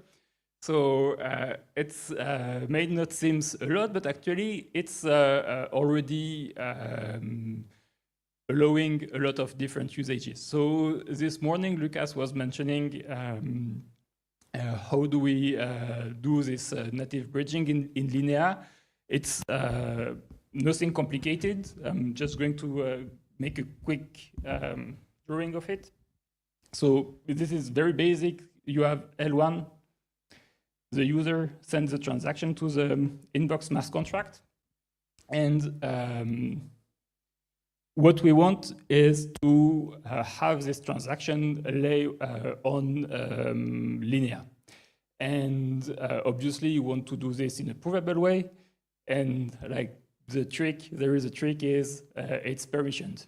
So there is only one operator that we control that is allowed to anchor the matching transaction on Linea. Now it's permissioned, but you don't really have to trust us, because at the time we will finalize the state of Linea on layer 1, we will prove that every transaction that we call anchoring transaction on Linea that was executed during the range of block we are proving has a counterpart on the layer 1. So this way, at the time of finalization of Linea, we are proving that we have not created Ethereum on Linea. And if we were having extra transaction on Linea, we would not be able to do the finalization proof. We would not be able to finalize on layer 1. So why this is little, just single line, but why is it already opening a lot of possibility? Actually, it's because of the community that is working on a lot of solutions, like intent framework, to ease composability between the cross rollups. So we are very glad for all this work that is happening, that is allowing cross-chain composability. But then what are we doing at Linea? Linea, our focus is a lot on security. So on our roadmap, we want to do formal verification of our proof system. We are also focusing on security. We want to onboard TE proving, to have a secondary prover we will always have issues, bugs with our main prover, whatever we are doing. We still want to focus on security. We want to also have ZK prover on top of linear prover, but we also have like a lot of other activity we want to focus on, like increasing the throughput. Increasing the throughput is not just about having the sequencer being able to select more transactions. It's also the possibility to prove all these transactions that we are selecting. To ensure that we have a good user experience, we have this 2-second block time. We have this single finality that comes from the fact that we are a centralized sequencer, and we would like also to, and we want also to decentralize the sequencer. So this is all this big roadmap that compete with the interoperability roadmap. So also, the fact that as a rollup, we started as like from a centralized sequencer. It come up with simplification, shortcuts. I think having a single thought finality is a very important simplification that is a consequence of this choice. And now, when we want to allow composability across chain, how do we do with this compromise? Like these things that are good from a user point of view, what do we do with them? Because if we want to have composability, then we cannot always maintain these good things. So there is things that we don't want to have compromise on. It's everything that is happening on linear must be provable. We want to preserve strict equivalence to the EVM to keep this multi-client feature. And things that could be up to debate is, should we keep single-thread finality? Should we accept reorg to favor faster composability? Because if we want to get single-thread finality, it means you are never allowed to reorg. So everything you anchor on L1, you must be sure that it's final on the source chain. So if you want to do these bridging messages from layer 1 to linear, you have to wait finality on L1 before you can do this. So it means it's not so good user experience. You have to wait more than 10 minutes. If you allow reorg, then you have faster composability. And if you have faster composability from L1 to L2, then from L2 to L2, you also have it faster finality. What we are willing to compromise on is what decentralization solution we should choose. If there is like base rollup that's a hazard of traction, that's convincing, that works well, and that allows this interoperability, I think it's like a wonderful choice. If it turns out it's more complicated than expected, then what else should we go for? And I think also you, Orest, mentioned in a slide that fast asynchronous composability is greater synchronous composability, and that's like my last line here. Should we compromise on having real synchronous composability, or is fast composability asynchronously good enough? So that's like my first few slides I wanted to give some context, and where I would like to have inputs is like two topics, L1 state anchoring and base rollup, and I'm proposing to start with L1 state anchoring. So we have two proposals today, but having L1 state anchoring would be very powerful because we could just replace our native bridge by a bridge of the L1 state. Then if you have this bridge of L1 state, you can read the deposit on L1 directly on linear. So we could get rid of this. So it would be really good. Jan also, I think yesterday mentioned that they would love to have L1 state encoded on linear for cross-chain verification. But the question is how to do it. We have two proposals, but somehow I think it's a bit stalled today. I don't see a lot of traction on it. So I don't know if there is people that are here that believe it's stalled because we don't have a good solution. If it's stalled because we have other priorities. Jan, do you have an opinion?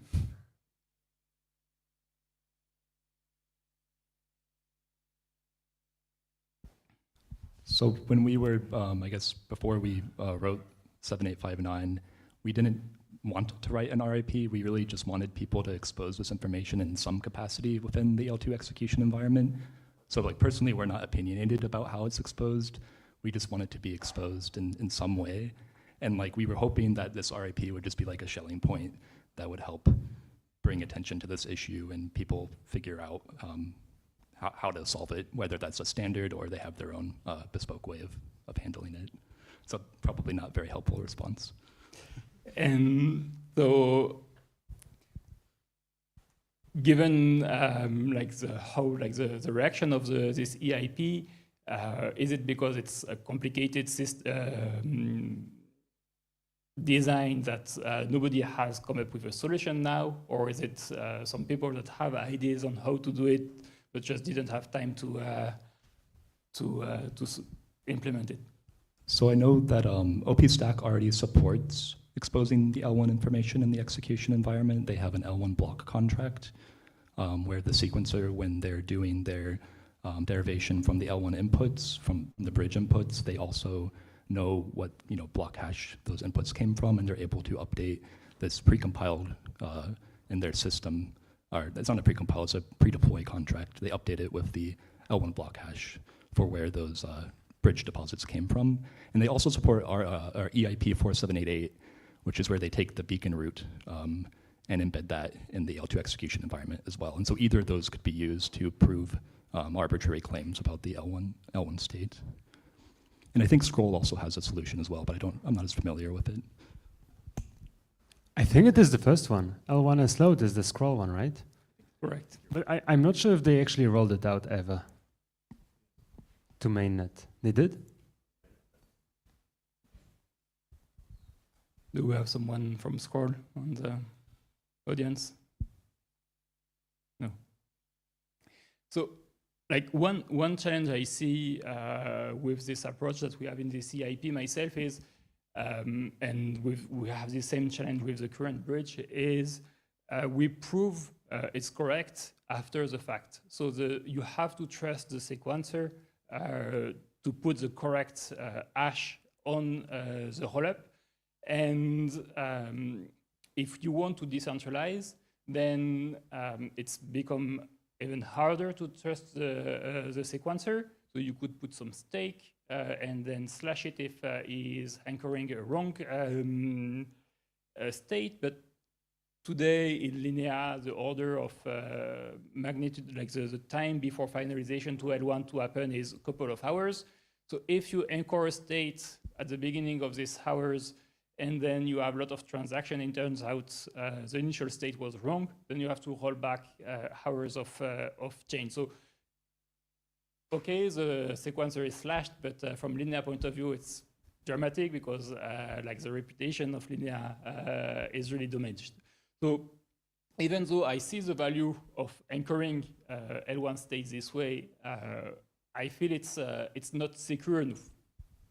So there is a risk zero, I think, that is able to prove the consensus layer of the layer 1.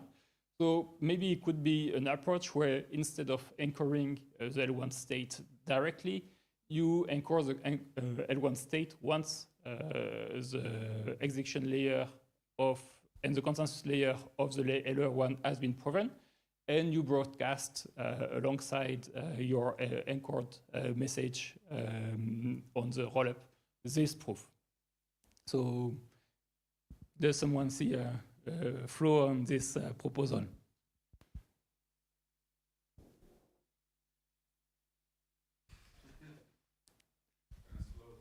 I don't see a flaw, but so I agree that in the decentralized sequencer context that I don't know what the answer is for making RIP 7859 work. The rollups that currently support the expose the L1 block hash in their execution environment are all centralized sequencers. I think it's not a hard stop, but with the zero knowledge proof approach that you're suggesting, there will be more overhead in the system, more complexity in the system than you have with this like delayed verification that occurs with RIP 7859, where only at settlement time is when you have like this retroactive verification of the exposed block hash. Yeah, that's definitely sure that you will have clearly this overhead of proving all the layer 1, but does it worth it? I think if it lets you do decentralized sequencing, then yeah, it could be worth it. But and I think another risk with this approach is you will not have the ZK proof as soon as the block is available, so there will be delay. So for whoever is using or willing to use anchored L1 state on the rollup, how much delay is acceptable? When it comes to the delay, isn't it mainly about the reorg though, like the finality on the L1? And if so, like the 13 minutes rather than the 12 seconds? And if so, why doesn't Linea reorg together with the L1? Then you could instantly read all of those messages.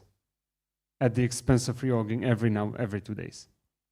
So I think that like if you want to ignore like L1 state on linear, it's a good opportunity to have a marker on linear to like today when you produce a block on linear, it's not linked to anything on L1. It's not linked until you do this L1 finalization.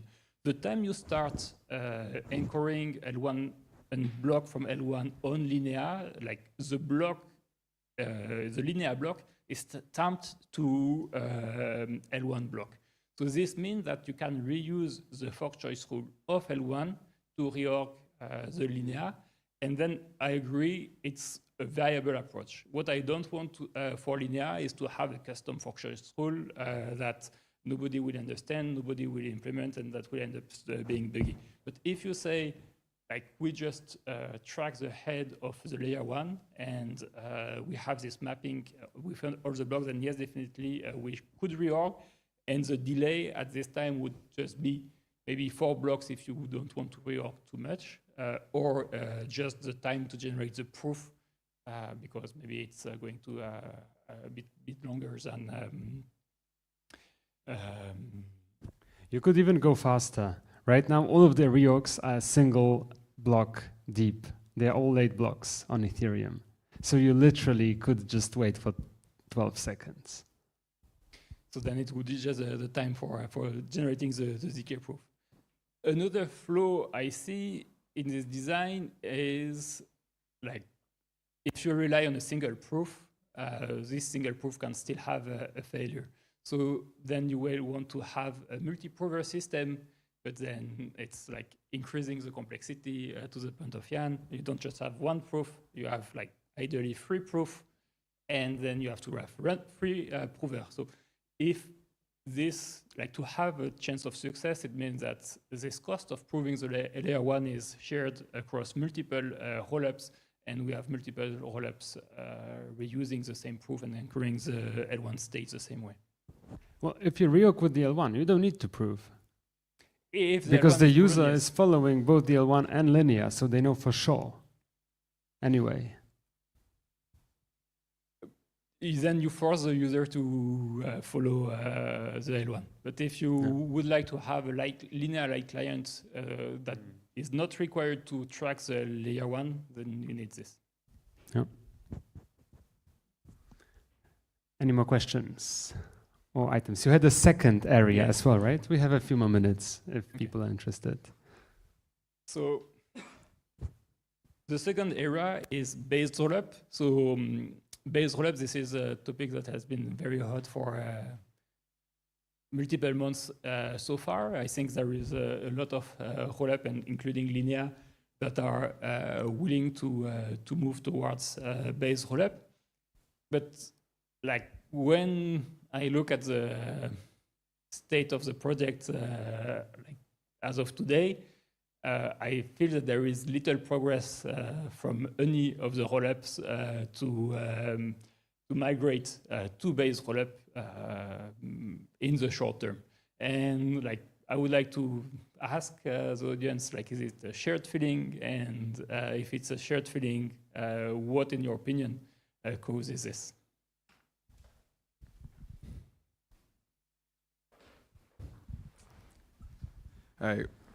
So I think it might be related to, you had a slide about the composability trade-offs, like pros and cons. And one thing that I didn't see in the cons was like the moat that exists for L2s right now. Like the centralized sequencer interoperability would make it easier for you to leave that L2. But also like giving up the fees that you're able to collect as a centralized sequencer. And the biggest centralized sequencer just hurts interop in general. So like being based, like Tycho is giving the revenue, the sequencing revenue to the L1 proposer set. So it's like basically just value that's disappearing from Tycho, or base like as like one of the only base rollups that are out there. So I think just giving up revenue, like basically breaking down one of the biggest moats that you have for your rollup. I think it's just a lot of rollups depend on this like lock-in that they have. And then, like, indeed, Teiko is every time there is a block that is valuable, it's meant by someone else, then should we try to insert inside the base rollup concept mechanism for the chain ecosystem to get part of the fees? So like just instead of giving 100% of the sequencing fees to the sequencer, say 50% goes to the sequencer, 50% goes to the chain in some form, maybe the token of the chain, or if some smart contract controlled by the Security Council, and then this smart contract can be used to pay for the developers working on the ecosystem. Yeah, Tyco has like a 25% cut that they take off the base fee, but their base fee mechanism is like it demonstrates that it's very, very difficult for an L2, a base rollup, to predict the fees that are required to pay for L1 transactions. Like how many L2 transactions are going to be in a blob. So the base fee is very unrepresentative of the sequencing revenue that's being collected. So most of the sequencing revenue is being collected in priority fees, and it's very difficult, if not impossible, for a roll-up DAO to like scrape off the sequencing revenue, because that's very easy to make that payment through an L2 transaction, the way we see it in that Mev Boost, or some sort of off-chain payment. So scraping money out of the base fee is actually like, we're still quite far away from actually having a base fee that works for L2s, just because, yeah, so I would say it's very difficult. I think this was maybe like 2 years ago, Espresso were having this exact same problem of like when thinking about shared sequencing, how to revenue share among multiple rollups or like multiple blockchains. And my takeaway there was that it was a very, very hard problem, and they don't really know how to solve it. So you basically probably just going to have to give up your revenue, which is it's a pretty big issue for like the biggest sequencers for L2s. Okay. Well, I think we have Porter from ZK Sync here, and I remember at least Alex G used to claim that ZK Sync aim at being like net zero when it comes to the sequencing revenue. So on the other hand, I see that Tyco is spending like, I think $1 million bucks a month roughly on L1 data. And as far as I know, they actually subsidize this. So I'm not sure it's as simple as just not willing to give up the thing.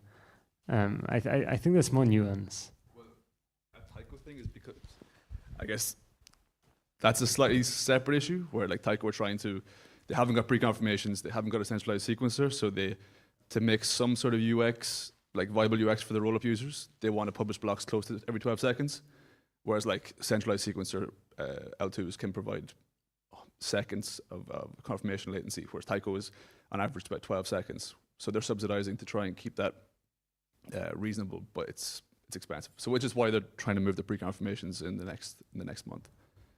But yeah, I'm not sure about the ZK Sync point, but Porter, can you confirm? Does ZK Sync aim not to make revenue and not to take losses with the sequencing revenue? Yeah, so for ZK Sync Era, while it's been a centralized sequencer, we've just done first come, first serve and made like no attempt to make any revenue. But we are planning to decentralize the sequencer, at which point like kind of all plans go out the window. So, thank you. So we'll share the linear point of view quickly. Also, we plan to decentralize. So at some point, we plan to get rid of the sequencer revenue.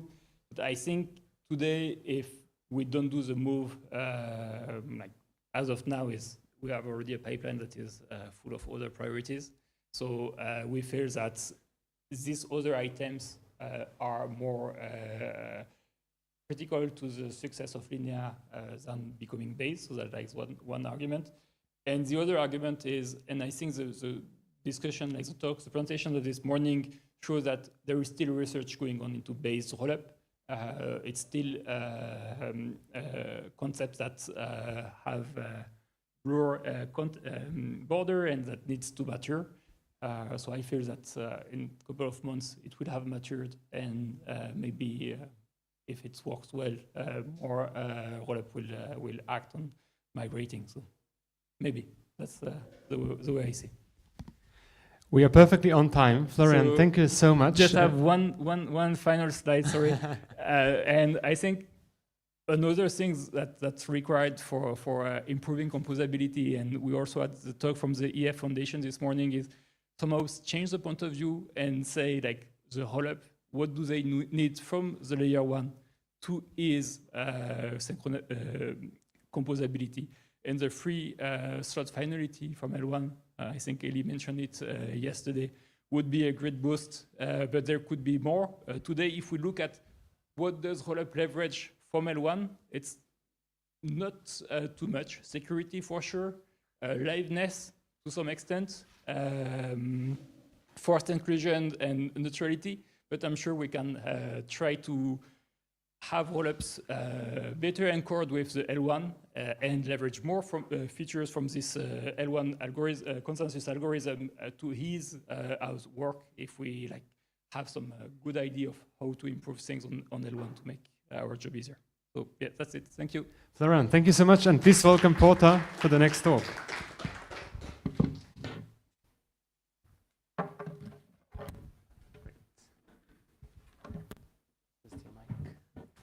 And this should work. Other side.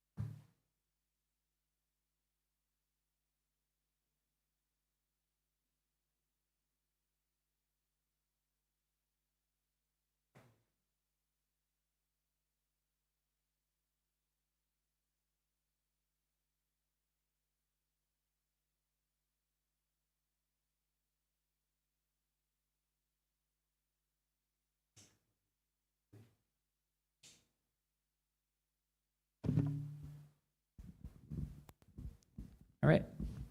Welcome. Internet's weird, so the slides won't be full screen. That's cool. If you can't read something, let me know. All right, I didn't pick the talk title, but intra-cluster composability. I'm going to talk about ZK Sync's composability first and interoperability first, and then I will talk about intra-cluster second. So yeah, how does ZK Sync interop work? First of all, I'm Porter, DevRel at Matter Labs, which means that the real interop expert is hiding in the back of the room. His name's Kalman in the red vest. If you have questions, ask him, actually, not me. But I'm on stage. So ZK Sync terminology, just buzzwords, branding. ZK Sync chains are all part of the Elastic network. ZK Sync gateway is our new middle layer, intermediate settlement and communication layer for all the ZK Sync chains. So all the ZK Sync chains will pass messages through gateway, and they'll also settle to gateway and have like proofs aggregated to the L1. So yeah, gateway's live, Elastic network's doing well. Great job, ZK Sync. So the goal with interoperability is that it's better than like native bridges just go up and down from L1 to L2, but we really want to go cross like L2 to L2. You guys already know this part. The sort of like pieces that we want to happen are to observe messages, to be able to send assets back and forth between chains, execute calls, and then execute bundles of calls and entire transactions. So you kind of build your way up from the messaging layer all the way to the end. Again, I think this room's full of experts, so keep it moving. The simple version is, yeah, we're gonna have ZK trying to send a transaction from ZK chain 1 to ZK chain 2. You start by sending, the user just needs to send an interop transaction on the first chain. It will prove itself, and to the, it says L1 ecosystems contract, but now that's been updated to gateway. It's like whatever it's the settlement layer underneath, and gateway kind of comes first. From there, the message route sort of, so like ZK chain 1 is like semi-finalized on gateway. and ZK chain 2 will read from gateway and import that. And once they've verified that the state of ZK chain 1, they can receive the transaction also. So they know here's the transaction, and they can check a Merkle proof that this was included on the first chain and finalized. And so now ZK chain 2 can process this transaction after verifying and prove itself also to gateway.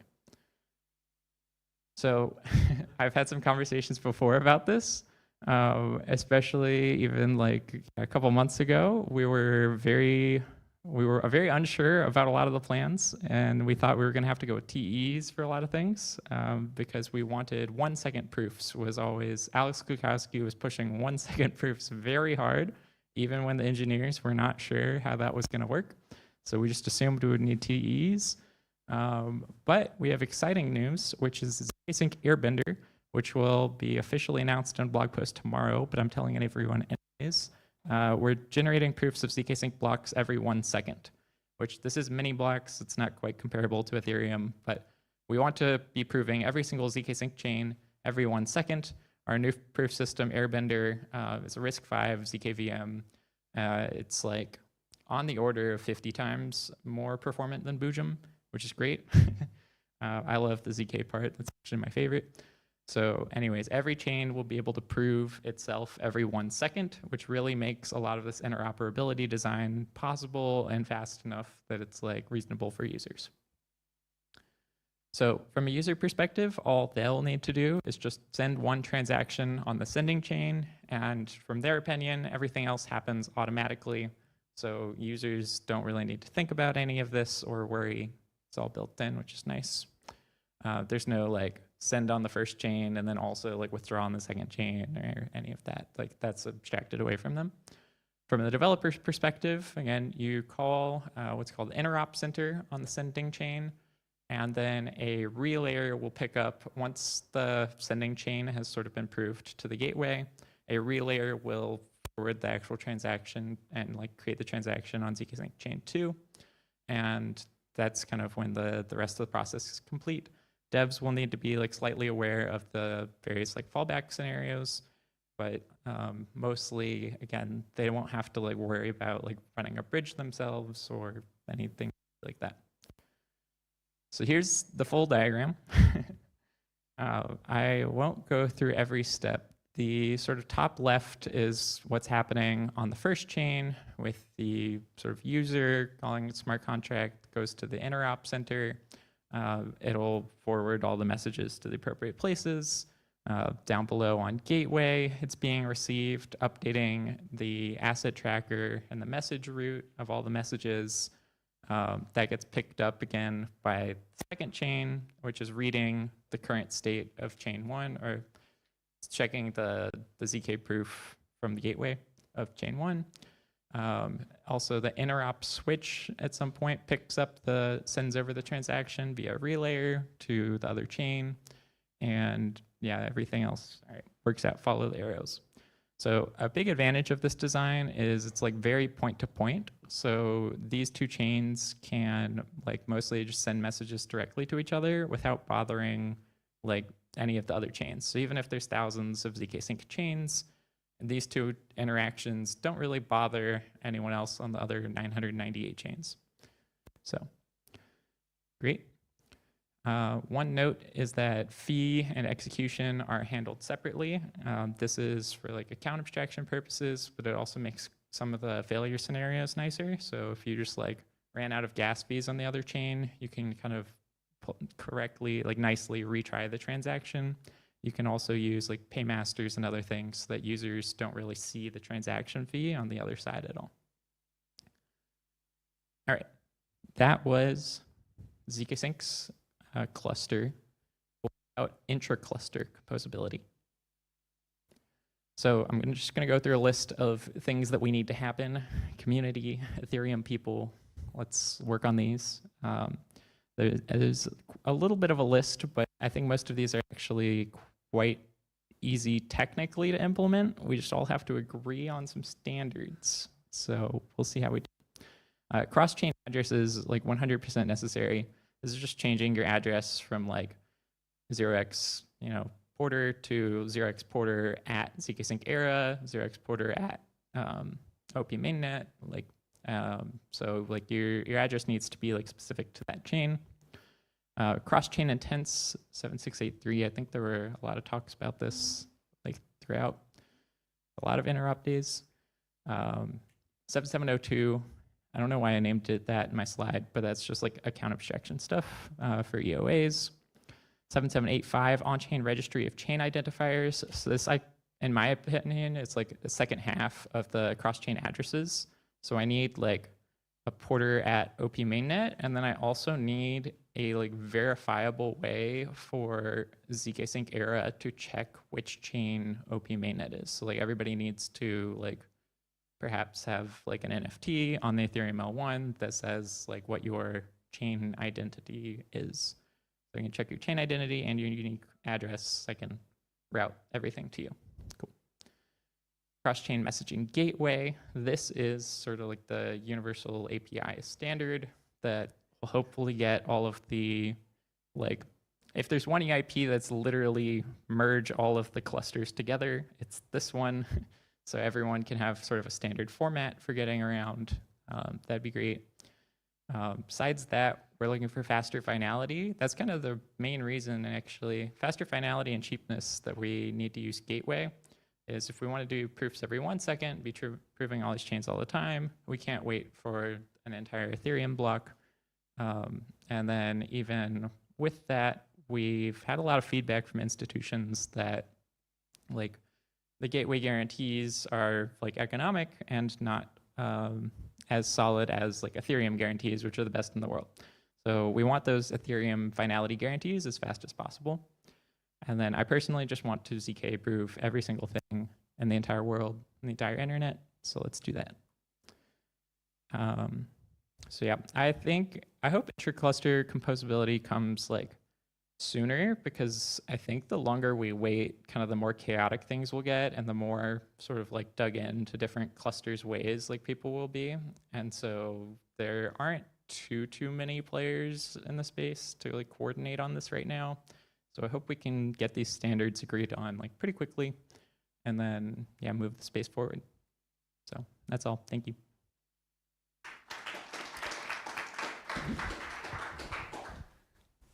Questions?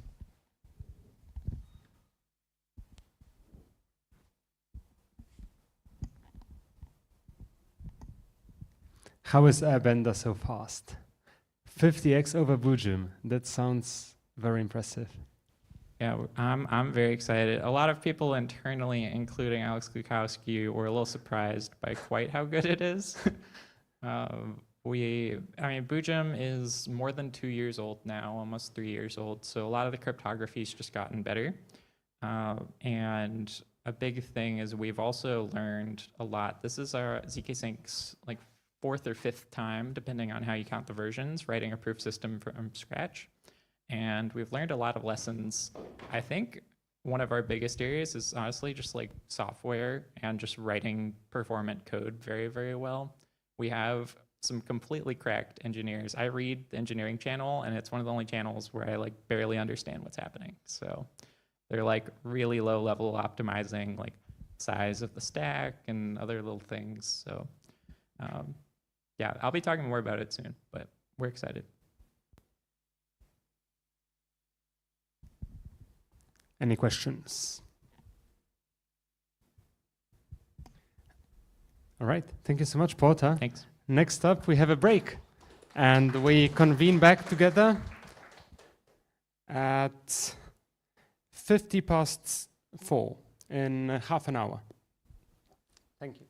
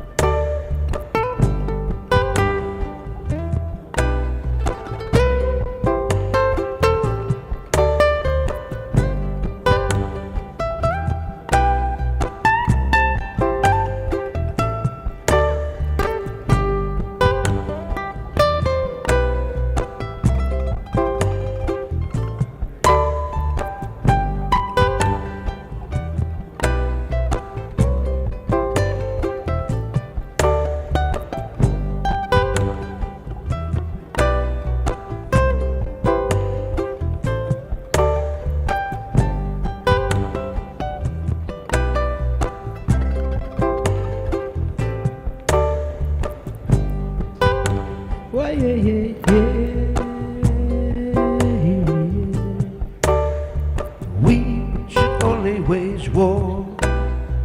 Butterflies and love pollinate the infinite garden.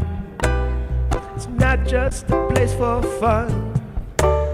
Decentralized, permissionless, and open sourced.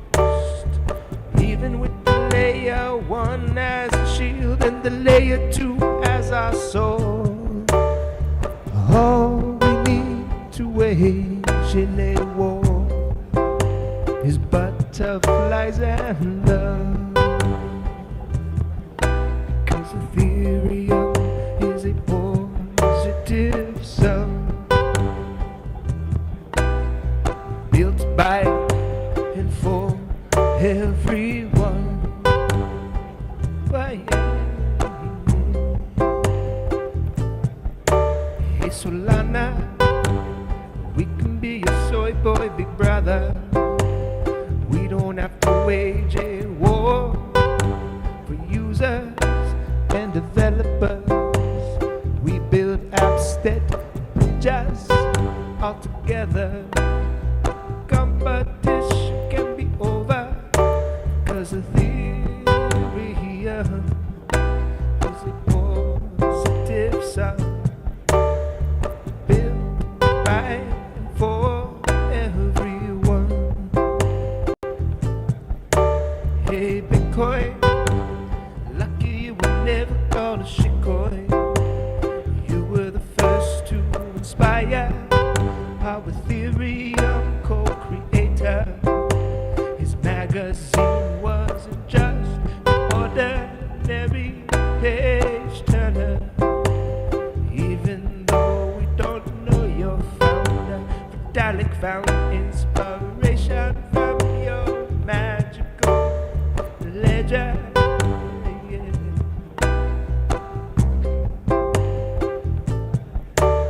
So we should only wage war.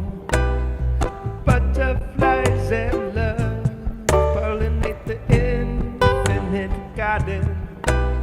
It's not just a place for fun. Decentralized, permissionless, and open source. Even with the layer one as a shield and the layer two as our sword. All we need to wage in a war is butterflies and love. Because Ethereum is a positive sum built by and for everyone.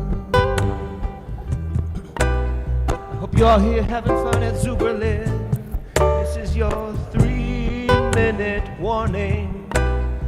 Talks will soon begin. We're here at Zuberlin. No more conversations here are amazing. Just like last year in the sequencing days. Well, today is Interop Day 2. We're about to hear from Ellie of Espresso. Got many more talks coming to you. This live stream's been a blessing and vessel. Yeah, yeah. Streaming unchained with live peer and stream me. Whoa, yo, yo, yo, yo. Yeah, yeah, yeah, yeah. Hey, Ethereum, I still love you most of all.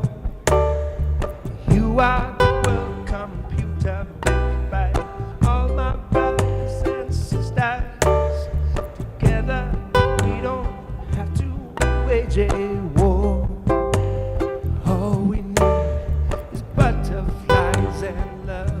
Pollinate the infinite garden, which grows tall and strong and makes us all look small in the infinite.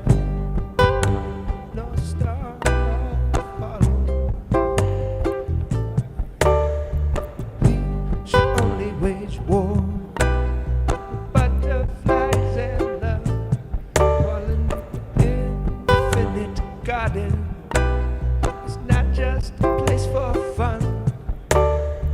decentralized, permissionless, and open source. Even with the layer 1 as a shield and the layer 2 as our soul.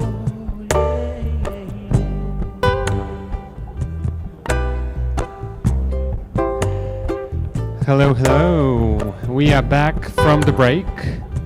It's 50 past. We are very non-crypto, as in actually starting on time.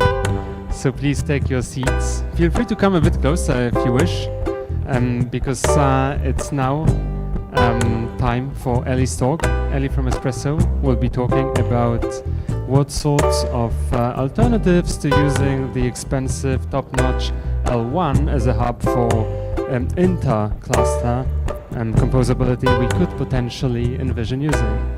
So, Ellie. Oh.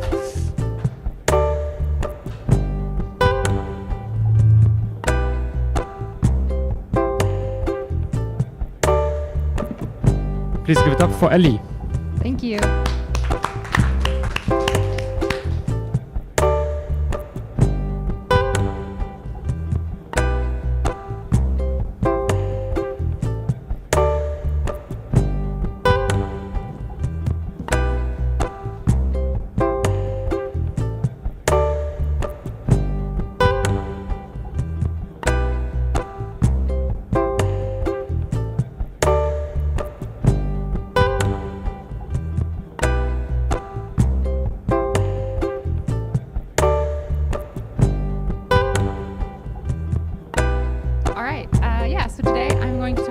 Interop needs fast confirmations and how this relates to doing L2 to L2 interop without going through the L1.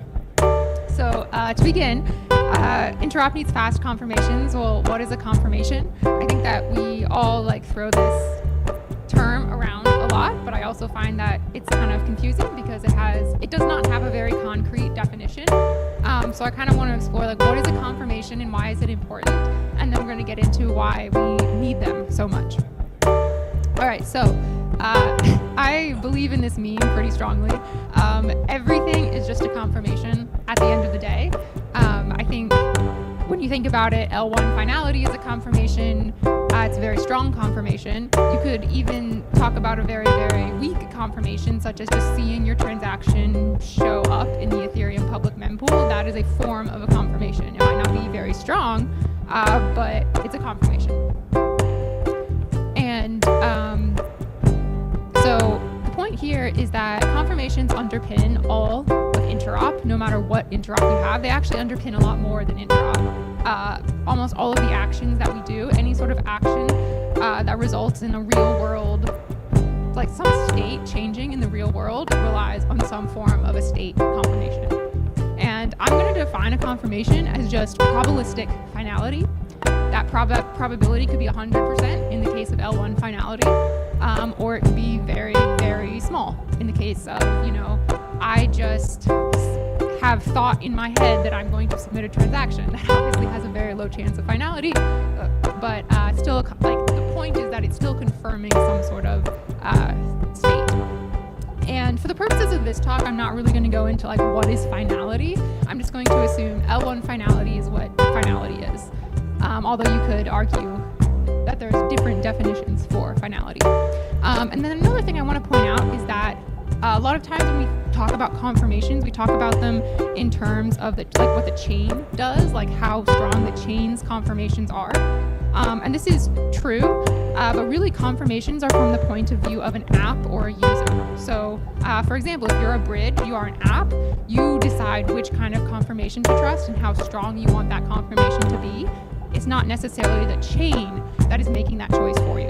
And I think that this is an important distinction because you can have a single chain, so say any L2. Any L2 has a wide spectrum of confirmations that you could use to confirm its state. And it's up to the user or the app to decide which one that they want to do or which one that they want to use.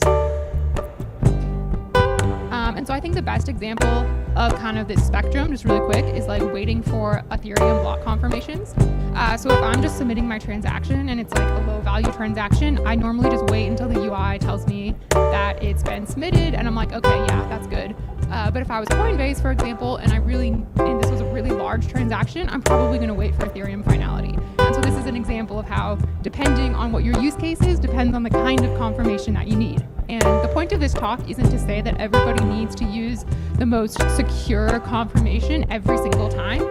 You don't. You just need to make sure that you use the one that matches your use case, and you need to make sure you understand the risk of the kind of confirmation that you're using. So specifically, how are confirmations used in Interop? Well, I think this is probably obvious to a lot of us, but if you're going to do something on a destination chain, you need to know that something happened on the source chain first. And that is just what a confirmation is doing, is it's providing you a confirmation of some state. And any Interop has this paradigm. You need to confirm something happened first before you do the second thing. So just really quickly, here's a bunch of examples of how kind of like everything is a confirmation. So we have L1 finality as a confirmation. Sequencers give confirmations. Like the Arbitrum sequencer gives you a confirmation. There's based pre-confirmations. There's BFT pre-confirmations. There's mempool inclusion. There's builder confirmations. You could even say having finality in some form of alt DA. Like let's say you are a Celestia rollup and you see that Celestia has provided data availability for your rollup. You could say that that's a confirmation. They all have their use cases. But the key point is that confirmations underpin all of Interop, whether it's like L1 to L1, L2 to L2, or any sort of L layer to any sort of other layer, fundamentally has some sort of confirmation behind it. And so this talk is going to explore the trade-offs between fast and secure confirmations. And I would say a good analogy for a confirmation is kind of that it's like concrete, in the sense that the longer the confirmation is there, the stronger it gets. Now, later on in the talk, we'll discuss why some cases where that's not always true, but I think it's generally a good analogy. And this is when you think about it, okay, L1 finality is slow, quote, quote, but it's very, very secure. Whereas like a sequencer confirmation is not very secure, but it's super fast. It is actually true of concrete. Well, I looked it up. According to ChatGPT, it is indeed true of concrete. All right, so this is a bit of an oversimplification, and I'll kind of go into some of the nuances in a little bit, but the point is that there's a fundamental trade-off between fast interoperability and secure interoperability. And for the case of this, I'm not really going to clearly define what secure is in this case, because it's kind of a rabbit hole, but this is the general trade-off that you have. And okay, so you say why? Why do we have this trade-off? Well, this is also a bit of an oversimplification, but fundamentally it comes down to think of the simplest confirmation ever is a sequencer confirmation, where it's just one party telling you what the state is. This requires no coordination between any parties. The sequencer does it itself. Versus L1 finality, which is very, very secure, but requires coordination among, the 10K Ethereum nodes, across many epochs, or 2 epochs, many slots, etc. It takes a lot of coordination, and this is why it's slower. So this doesn't address all of the nuance, like there's other factors as well, but kind of the more coordination you have, the more secure your confirmation is going to be, generally speaking, but the longer it's going to take. But I think a really interesting point is that we all know that there's this trade-off between secure and fast interop, but it's not linear. And I think this is what I feel like often gets missed, is that the trade-off is not linear. So actually, you can actually have this point along the curve, kind of to the right and up a little bit, that actually really optimizes for both of them pretty well. This doesn't mean that you need to use that optimized confirmation all of the time, but I think it's a point where, it's much more maximally efficient to use like that point that gives you pretty darn good security but pretty good speed, rather than say use the thing that gives you the most speed but by far less security, or do the thing that gives you by far the most security but with a very, very big speed penalty. And I want to go on to a brief tangent about multisigs, just because this is something that is a little bit counterintuitive, and I don't feel like people talk about. So this is what you would assume is true in this graph, is that you have a sequencer confirmation and it's the fastest, but it's the least secure. And then you would have something like a multisig, which is, still not very secure, but it's more secure than a sequencer because it's, you have multiple parties that are signing it. But it's still pretty fast, but not quite as fast as a sequencer confirmation. And then you'd have something like Espresso, which is like a consensus protocol, which, you know, presumably is very secure and pretty fast, but it's not going to be as fast as a multi-sig. This is what you would think, right? No, that's not the case. And I'm going to argue why this is not true. And so when I say multi-sig here, I'm specifically referring to how they're often used today.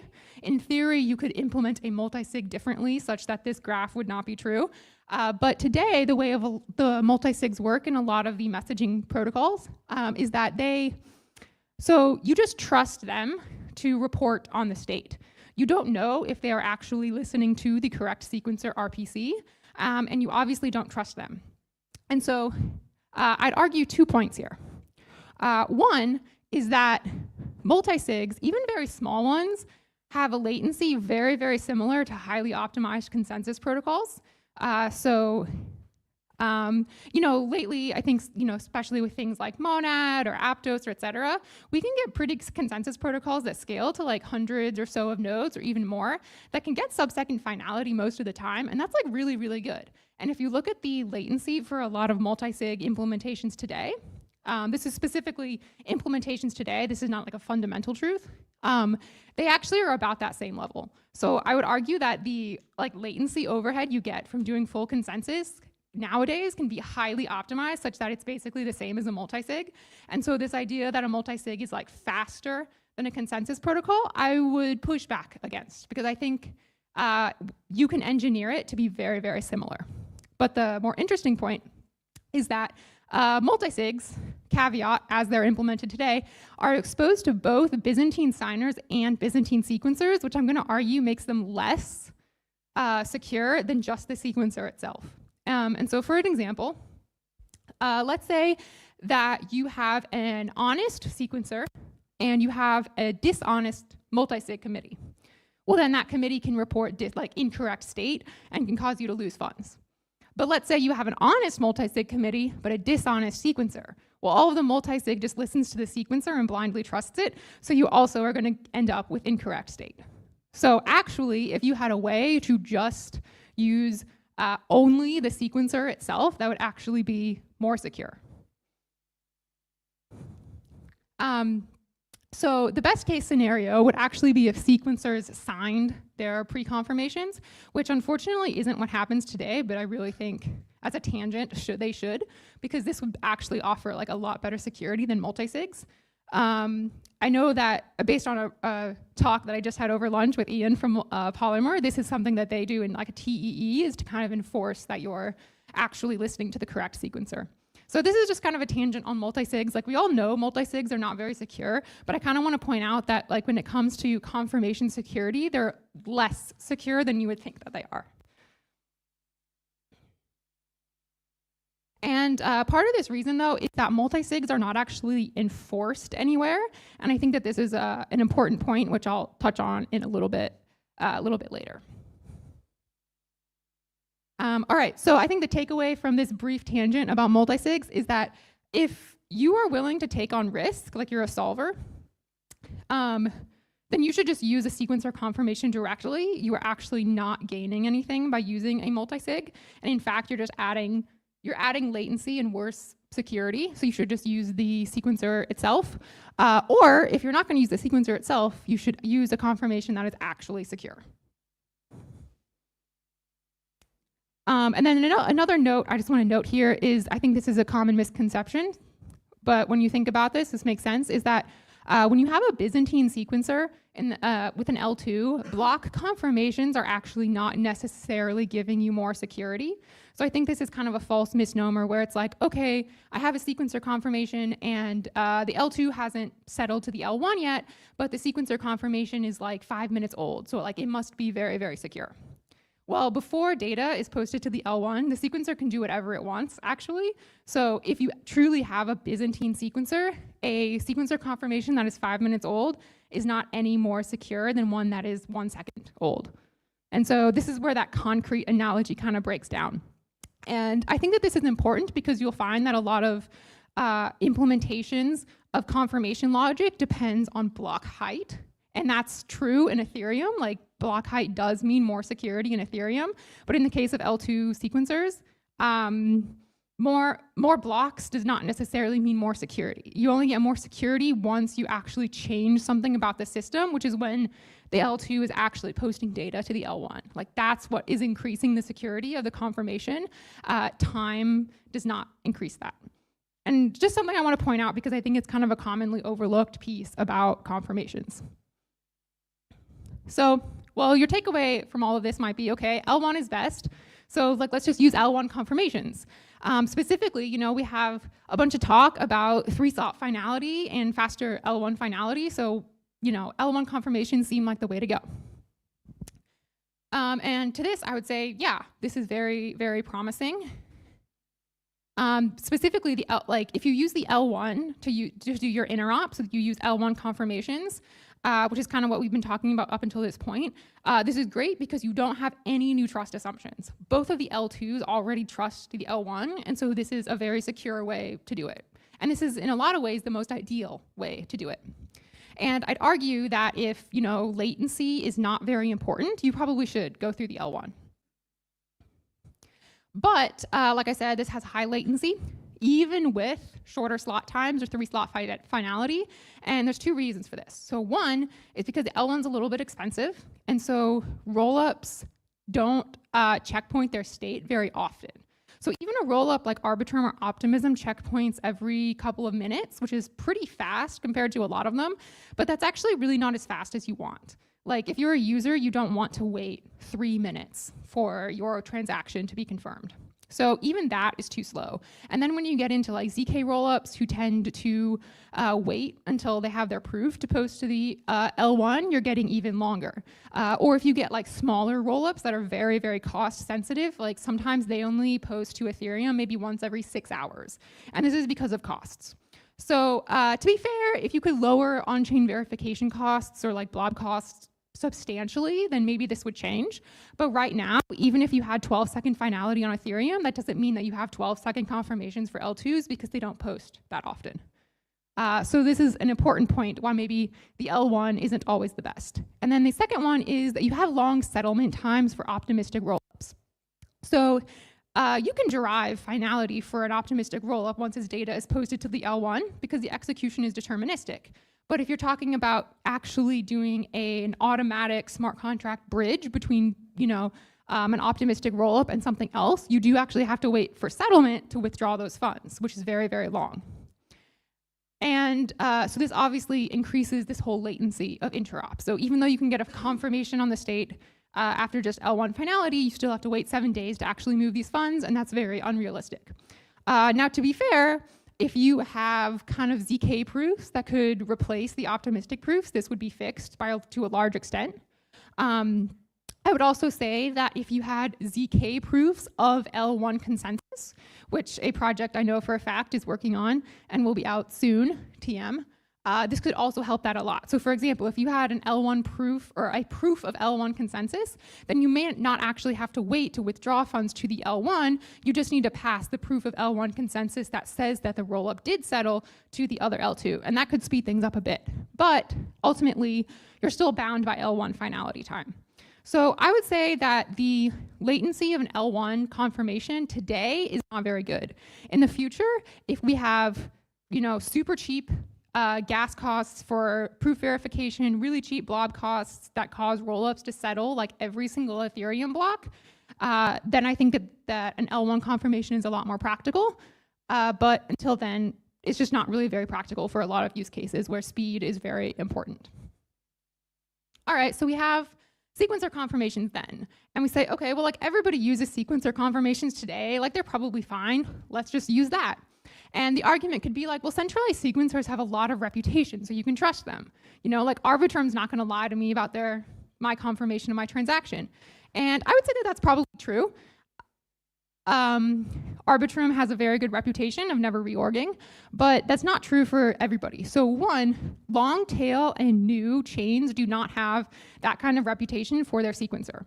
And I know we don't see it a lot today, but I do think that we should be cognizant of the risks. So specifically, I don't think the risk is so much that a long tail or a new chain sequencer is going to purposely be Byzantine, but I think the risk is more is that it will be hacked or it will, not be live for a very long time and it'll accidentally reorg because of that.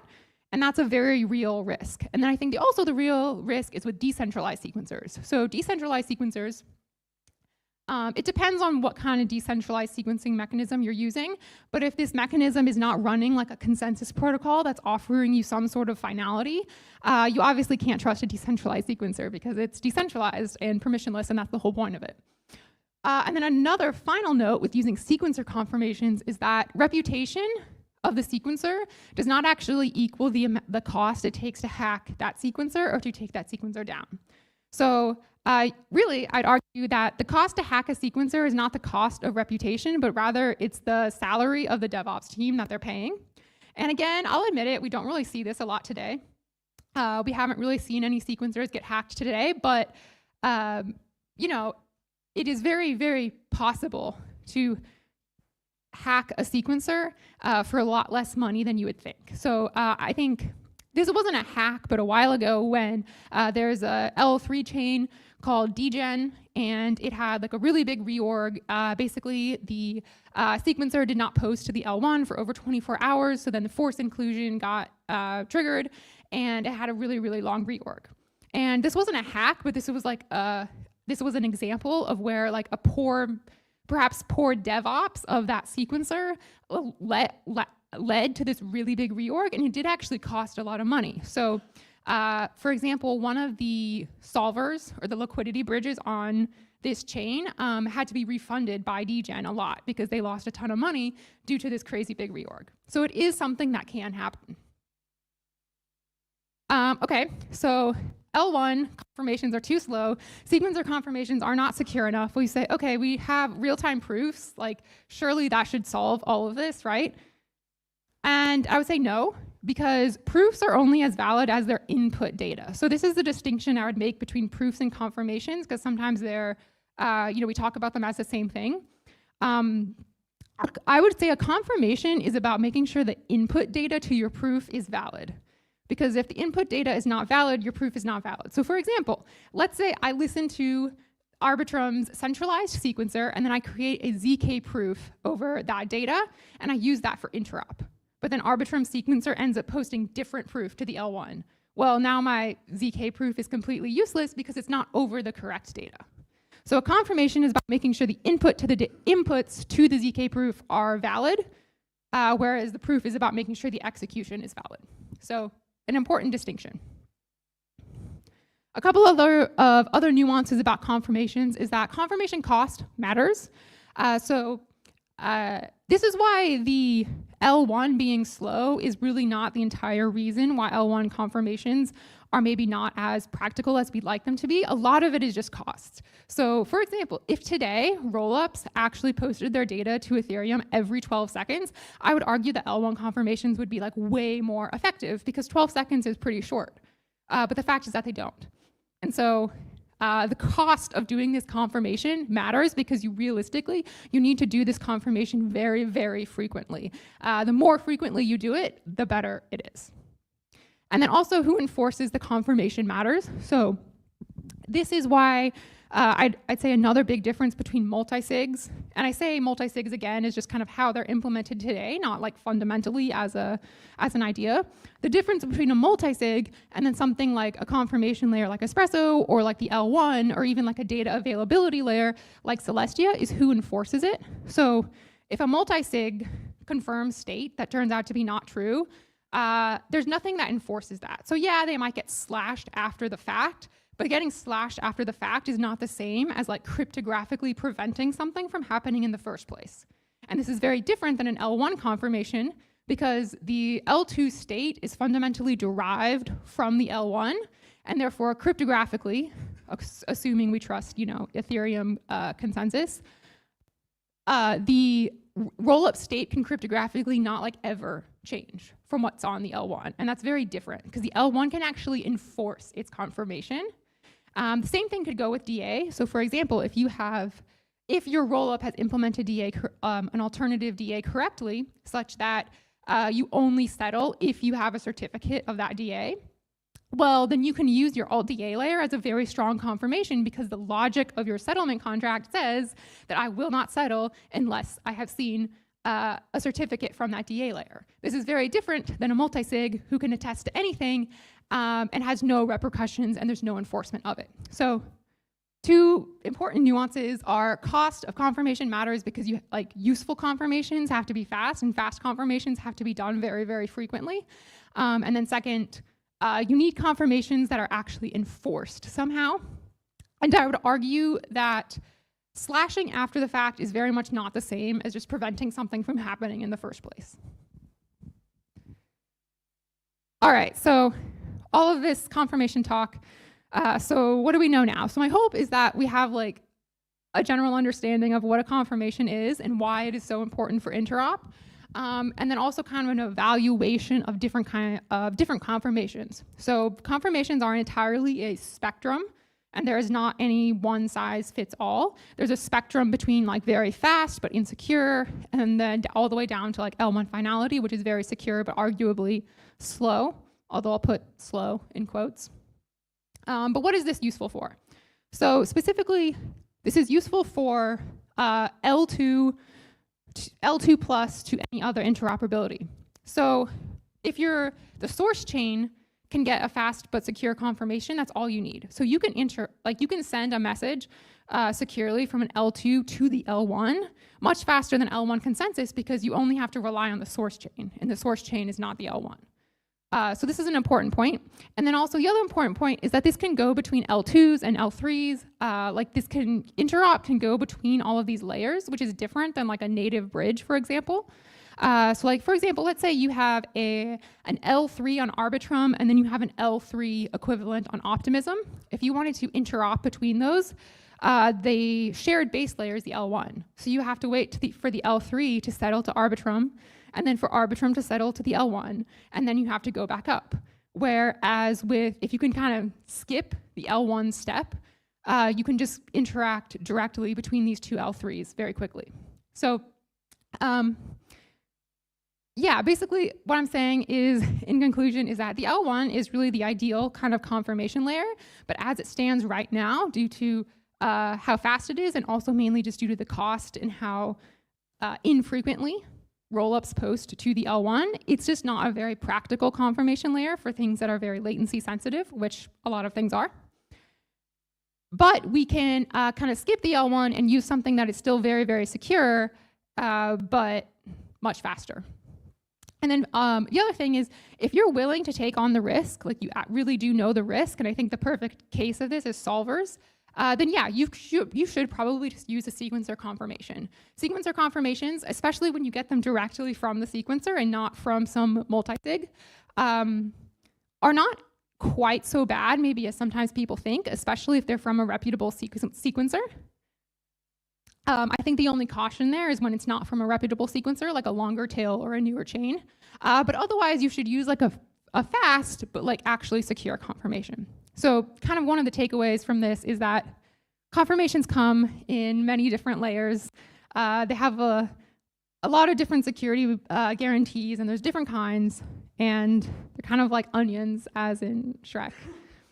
Yeah, so I guess the takeaways from this is all about confirmations. And the takeaway is, one, confirmation is probabilistic finality, and it's up to the application or the user to decide not only what that probability is based on their own trust assumptions, but whether or not they want to use it. So it's not the chain itself or the rollup itself that decides the security of its confirmation. Takeaway two, there's a non-linear trade-off between fast and secure confirmations. We actually can get a pretty optimized point where you can get pretty fast and pretty secure. It's not as secure as the L1, but it's maybe not as fast as a sequencer confirmation. But when you're optimizing for both of those parameters at the same time, it's the most optimal point. The third takeaway is knowing what kind of confirmation to use, maybe specifically just knowing that multi-sig confirmations are very much not as secure as they would seem. even though we know multi-sigs are not secure in the first place. And then finally, like fast and secure confirmations are very achievable that don't go through the L1. And there's a lot of ways to do this. So for people who may be asking, what does Espresso do? Espresso is fast and secure confirmations. That's what Espresso does. But Espresso is not the only way you can do this. So again, so long as your DA, your alternative DA layer is implemented correctly in your rollup, you can use an alternative DA layer also for a very fast and secure confirmation without going through the L1. Like that's another option. Anyway, yeah, so I think I'll end there. Thank you.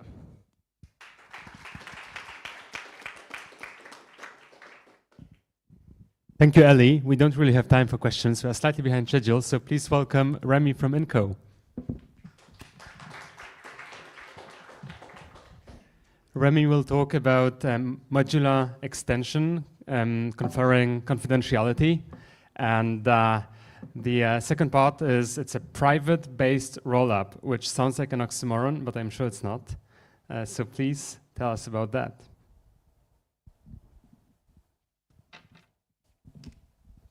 All right, thank you for the introduction. So I'm Remy, I'm the founder and CEO of INCO. Today I'll talk about this base rollup approach, private rollup approach. So before you start rolling your eyes, thinking, okay, it's another rollup, give me a second, I promise this is a little bit different.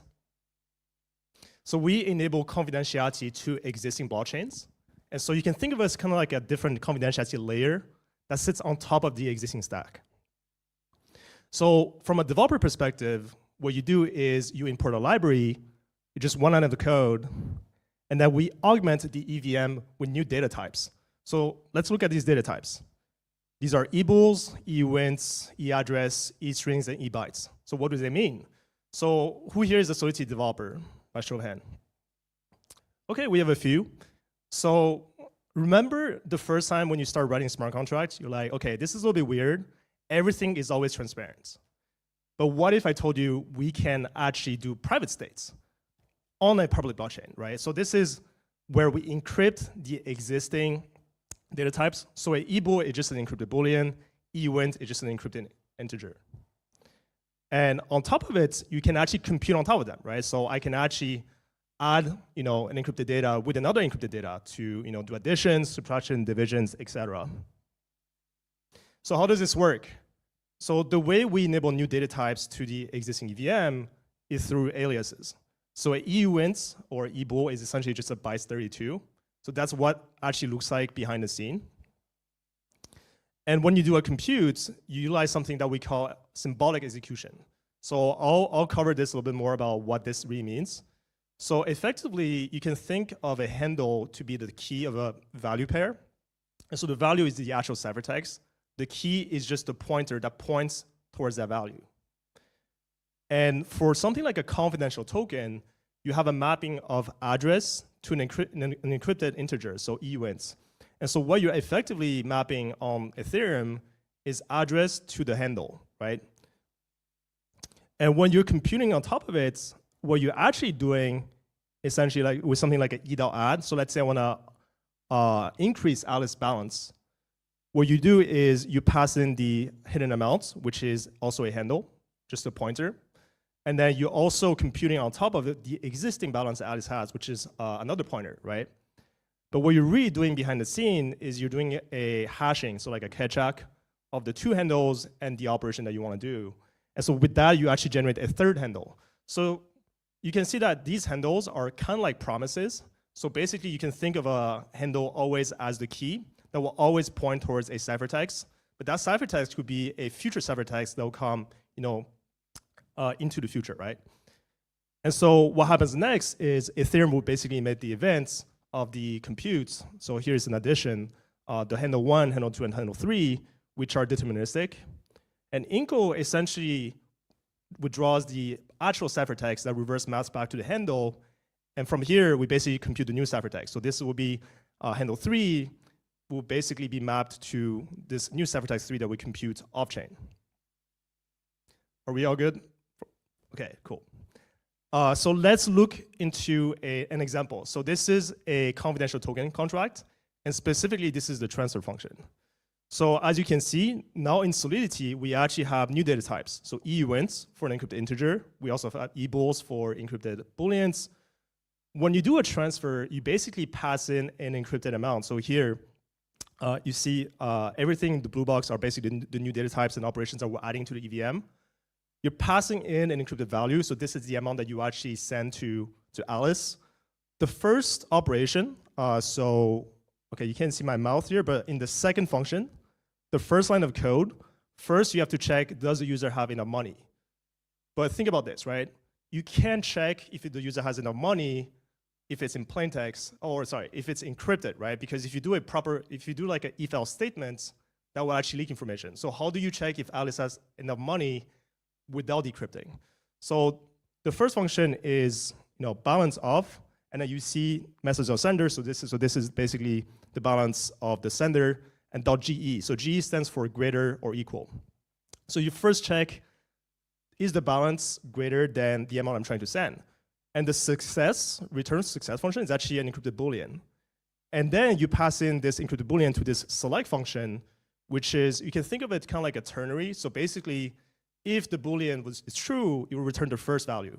If the Boolean is false, it will return the second value. So if you look at the inputs inside the select, the value is the actual amounts, the EUINTs that we want to transfer. The second parameter is actually 0. So 0 is also encrypted. So here, the transfer value is actually either 0 or the actual value.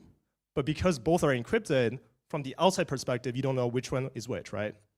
And then what you do next is you add and subtract the sender recipient's balance with this encrypted value, which could be 0 or the actual value. So we utilize TEs to achieve this, which offers a couple interesting properties. So for one, obviously privacy. So you're able to provide the confidential computes using TEs. The second property that we really like about TEs is the verifiable compute part. So you can attest that all the code run inside the TE is fully verifiable end-to-end, and you can prove that on Ethereum.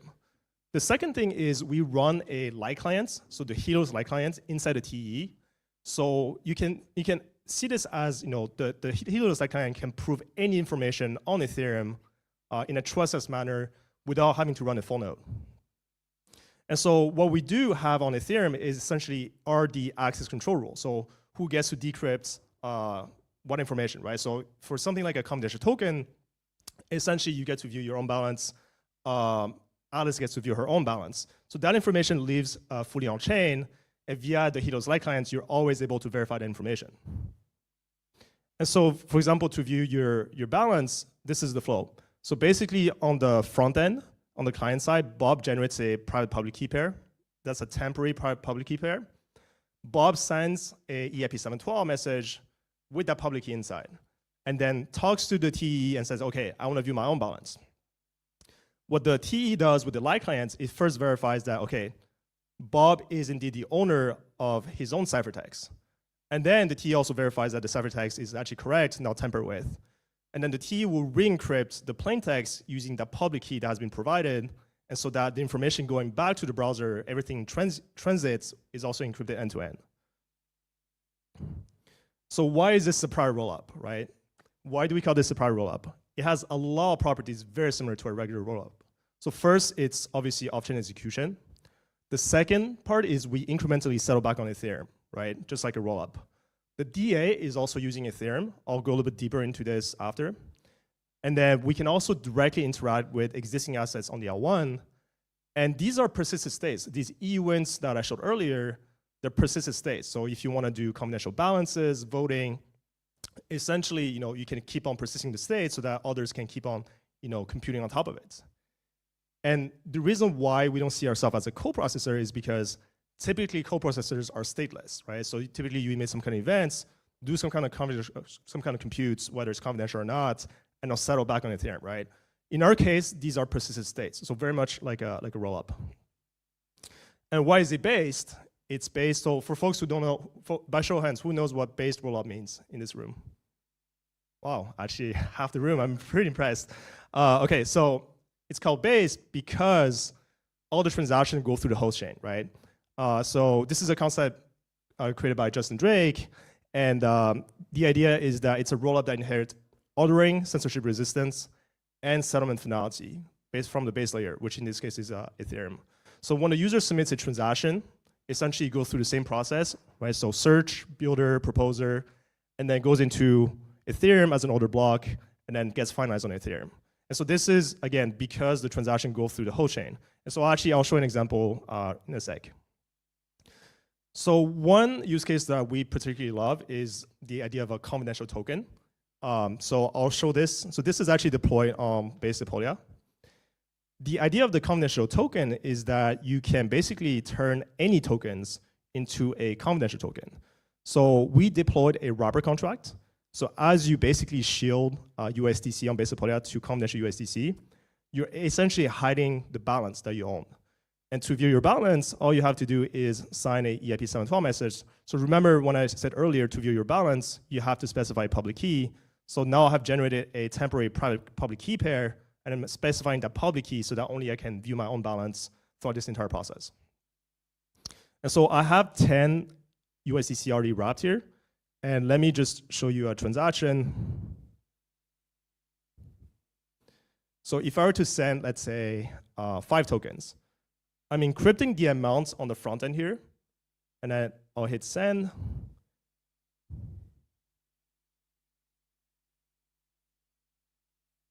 Okay, and then we can see this on base Sepolia Etherscan. So I've interacted with the wrapper contract. We can see that the recipient, the address is public, but the amount here is hidden.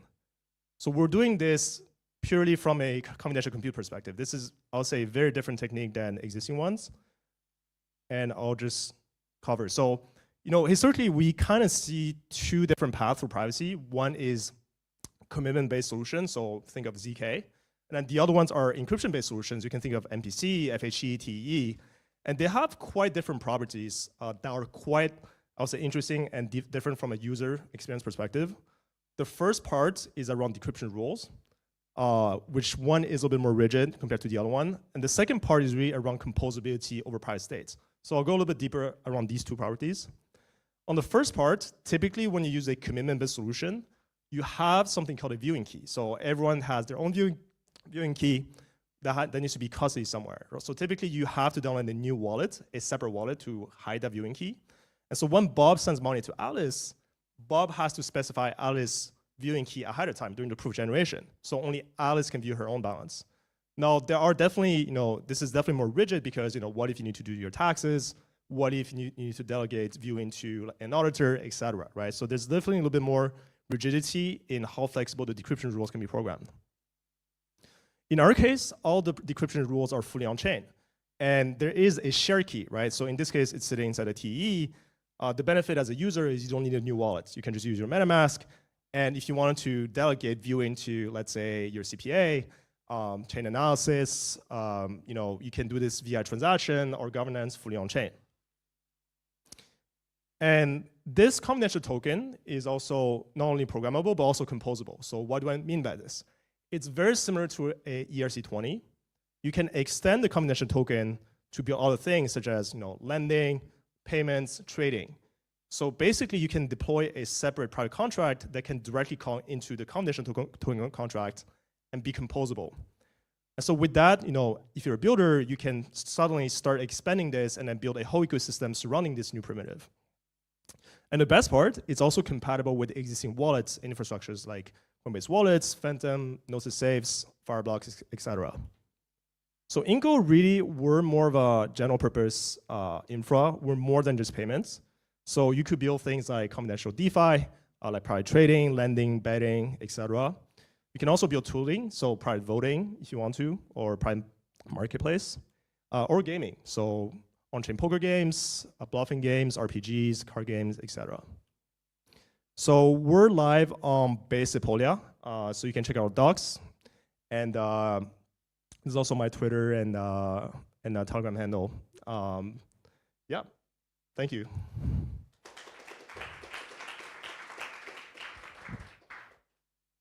We have time for a question or 2. Yeah.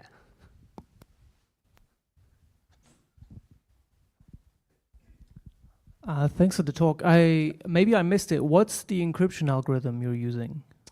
So right now we're using ECIES. Can you explain the acronym to me? What I explain? So Silas is our VP of engineering. Yeah. Yeah. So it's a standard way of extending a elliptic curve key and using a kind of Diffie-Hellman to derive a shared secret. So the underlying shared key ends up being an AED key. Right. But you can bootstrap off ED25519. So what does it stand for? Elliptic curve integrated encryption scheme. It's not something particularly new. Sure. But the key point is that the entire network shares the same key. So on the client side, everyone encrypts their ciphertext using the same key. That's also why you have composability. So you're saying that essentially all of the encrypted data is based on the same symmetric key in one TEE somewhere? More of an asymmetric. So everyone encrypts under the same public key. Right. The TEE holds the private key. Right. But then the point is like the users, it's all mixed in one big bag, right? Correct. Right. And so this is really the trade-off, right? The reason why commitment-based solutions lack composability is because everyone has their own viewing key, right? And because everyone has their own viewing key, you can't really do composability. So this is really the trade-off, right? If you want composability, you want to have a shared key system. If you want, basically be the only person be able to view your own set of ciphertext, that you want something like a viewing key and then only you can decrypt. Okay. That was a good question, yeah. More questions? Oh, there's one in the back. Thanks. So this shared key in the TE sounds a lot like a secret network. How is this different? Can you comment on this? That's a good question. Well, so first of all, secret network is a L1, right? So in our case, okay, so secret network is an L1, so they have to bootstrap their own ecosystem, right? And it's different in a sense that Inco is more of an L2, but not your typical L2, right? We're not a separate chain where you have to build your separate ecosystem. We integrate in a seamless manner to existing blockchains. So I'll say that's one key difference in terms of user experience. I'm not super deep into secret network, but I would say like our stack is a lot more like a rollup. So secret network is L1, so it depends mostly on consensus. And in our case, you can think of it more like a rollup because we're running a light client inside the TEE, and we're also proving the code on Ethereum. It's actually verifiable end to end, kind of more like a rollup, rather than needing like an L1 consensus to agree on kind of like the end result of the compute.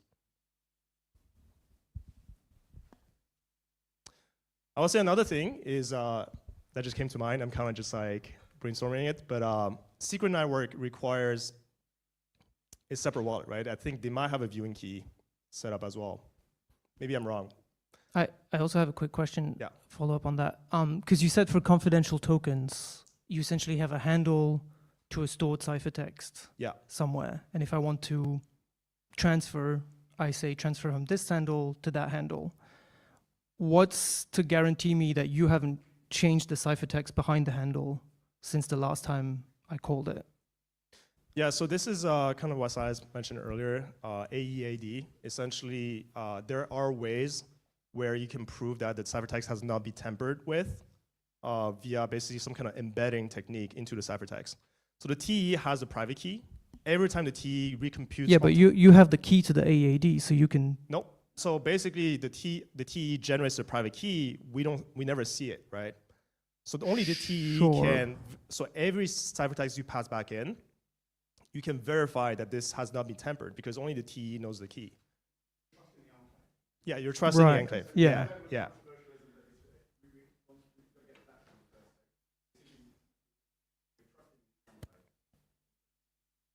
Okay.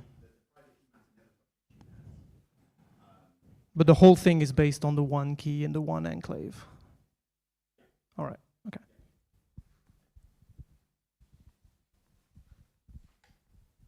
quick question from me then. Why Helios? It introduces a delay, right? Why not just run a full node in a TE? Okay, that's a good question. Helios is a lot more lightweight, and you kind of get all the similar properties. There is a slight delay. I agree with you, but it's not super big, to be honest. The problem with full nodes is obviously more cost, and the part that we're unsure is also long-term viability, right? So it's like, so we're using TDX, by the way, and you definitely have a lot more memory room, but I mean, I think Arbitrum does like 1 terabytes of data every week or something like that. I mean, I'm just saying like long term, like I think it might be a little bit harder to scale with the full node inside the TE. Yeah. Something back either via a user attested process or a callback. There's plenty of room in that. Go and do a verified execution. Relying on proving a new function. Okay, I have maybe a general question. How is private key generated? Because if it's generated uniquely by Intel or whoever created this enclave for each individual device, then the moment your device breaks, this whole network goes down. So I expect that if I buy another device from Intel, I can also regenerate this. I can also recreate the same private key inside my local machine, because otherwise it's not fault tolerant, right? That's a good question. There are a couple of ways you could generate keys. I mean, we're still exploring. I'll say, so earlier a gentleman said that we were just trusting one TE. We're actually probably gonna run a couple of them. And so with the couple of TEs, we'll probably use some kind of DKG to generate the keys. That could be one option. But yeah, the short answer, yeah, I mean, it is definitely important, right? We wanna make sure that this key is generated in a way that's hard to recreate. And there are definitely many ways you could do this without the DKG as well. Like each enclave also comes with some kind of secrets attached to it. Yeah. But I mean, if it's hard to recreate, then if the server where you host this enclave, it goes down, I don't know, some hammer hits it, then the whole network goes down because no one can decrypt things, or how will it work? This is where backups matter, right? It's actually kind of similar to a regular rollup. If you lose that key that settles back to Ethereum, you're gonna have to force exit, right? It's you kind of have to do a good job custodying these keys. Okay, so it's possible to have multiple Intel machines that share the same private key, right? Backup, yeah. So the way you back up with the TDX is like using SGX to back up the keys inside. And then every time you reload the backup, you have to prove that you're running the proper software. So yeah, there are ways you could back up some of these keys in a more trustless way. Yeah. Is there anything you wanted to add? Yeah, I guess we'd be happy to chat about this later, but essentially you're getting, from an enclave key, you get a unique key, and you're right. If all of the network went off, or all of the key stores went down, you're buggered. It's you've lost the complete key. But there's also a thing called RATLS. So this is a remote attestation kind of analog to TLS that allows enclaves to securely talk to each other. So probably the way that this ends up working is we use the remote attestation capability of a single enclave to establish a secure network connection, and then that key generation can happen in the enclave, just like ordinary software. That gets gossips around, but yes, it's extremely important that you don't lose, at the point at which you lose access to the last, as it happens, SGX enclave, because we rely on a thing called eGet key, which doesn't exist in TDX, but does in SGX. But anyway, if you were to lose access to that last physical XGX machine, you would be in trouble.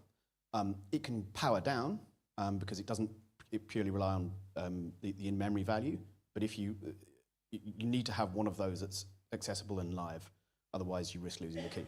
Yeah. That's a good question. And by the way, I just want to emphasize, yeah, I mean, same problem with rollups, right? Like right now, there is some kind of EOA key that settles back to Ethereum. If the company running the rollup loses that, then it's game over, right? It's kind of like yeah, via some kind of governance, etc. Like we could technically do something similar as well. Yeah. Remy, thank you so much. And please welcome Jan from Polymer for the last talk of today.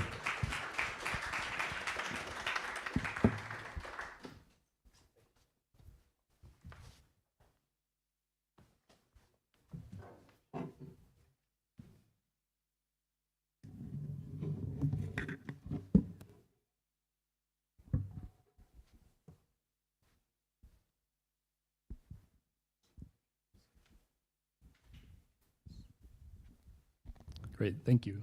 Appreciate it. Yeah, my name is Ian Norden. I am a research engineer at Polymer.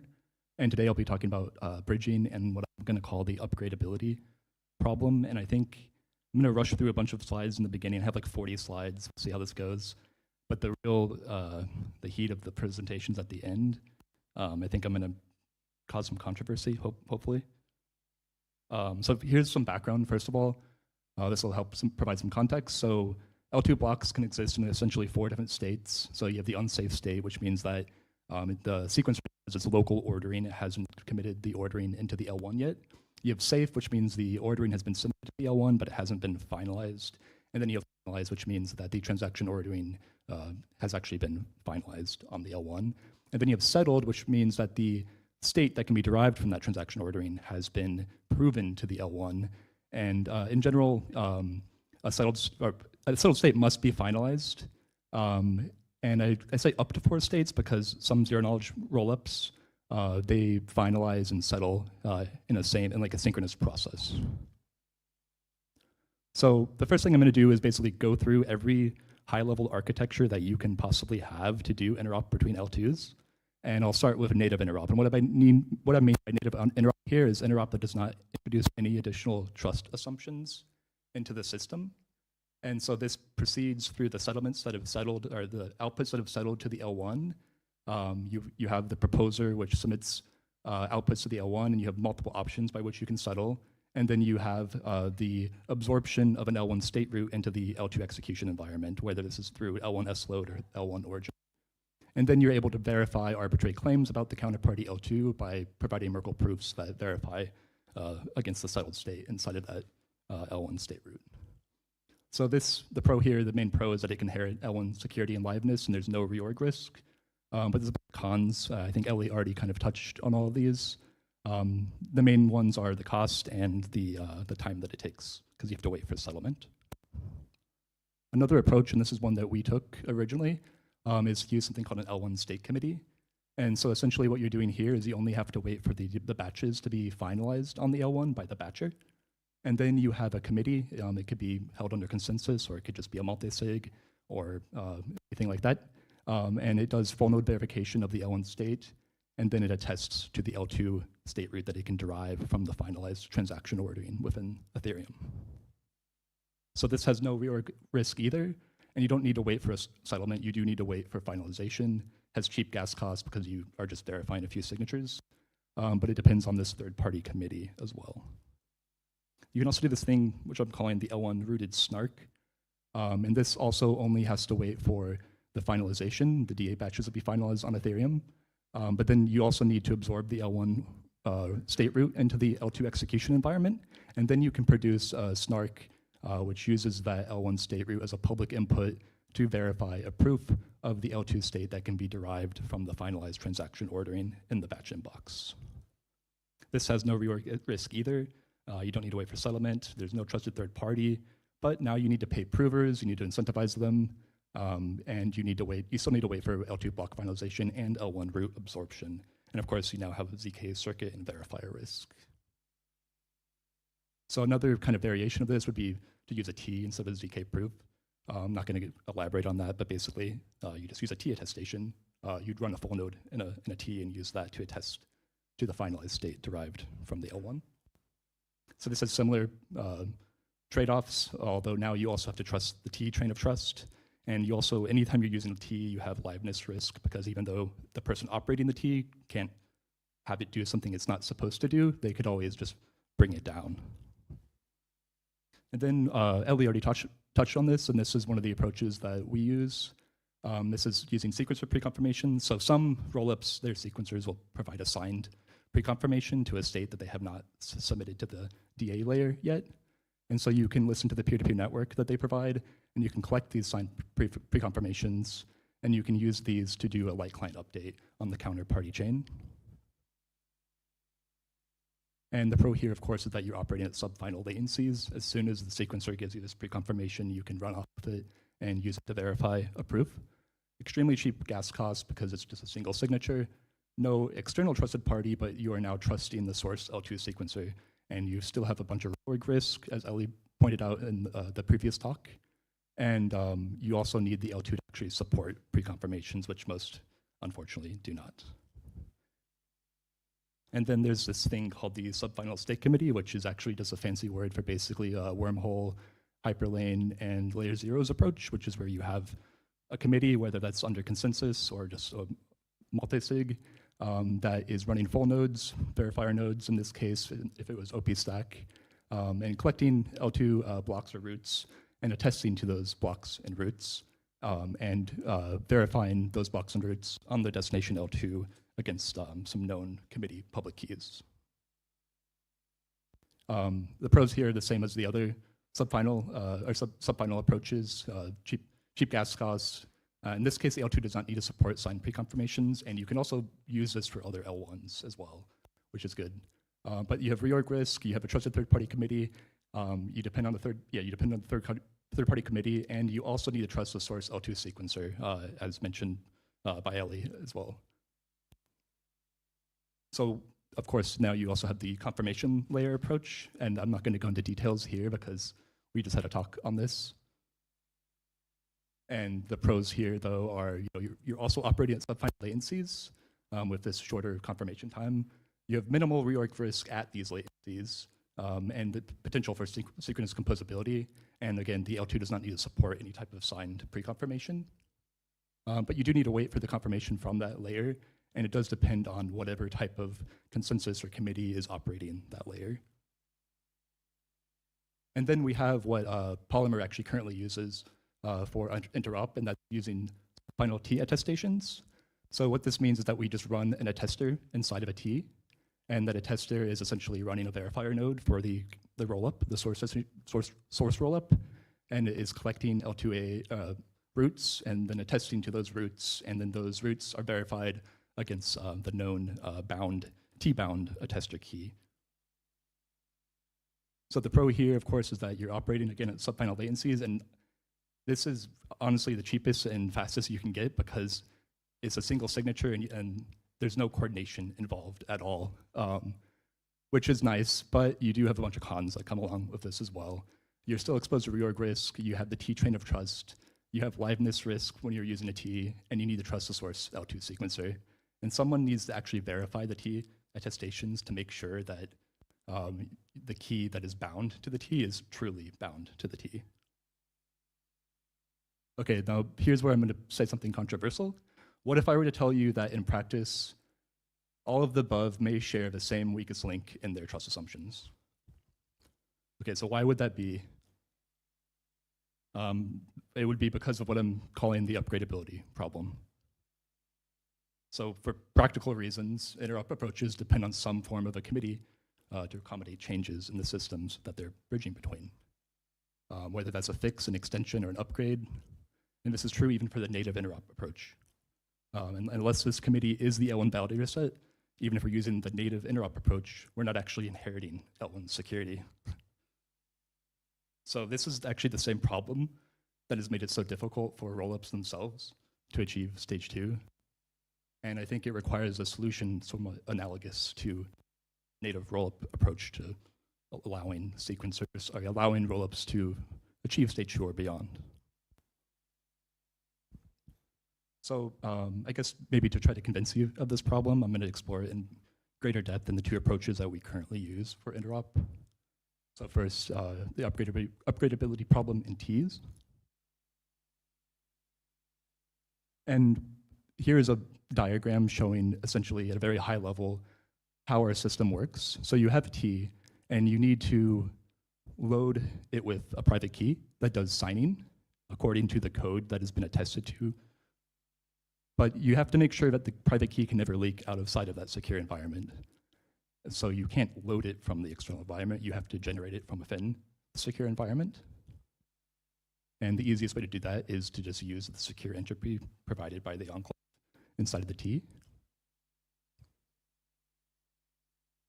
And essentially what this means is that the upgradability problem is that T attesting is only secure if the signing key cannot be leaked out of the environment, and it must be verifiable that this condition is met. And the code running inside the T, if it changes, or the underlying hardware or firmware changes, then we cannot access that same secure entropy. This is exactly what we just finished the last talk talking about. So what do? These systems change all the time. Rollups are upgraded all the time. New rollups need to be introduced into your interop system as they come on, inter mainnet. So what's the solution? Well, you basically have to introduce an upgrade committee somewhere in your system. And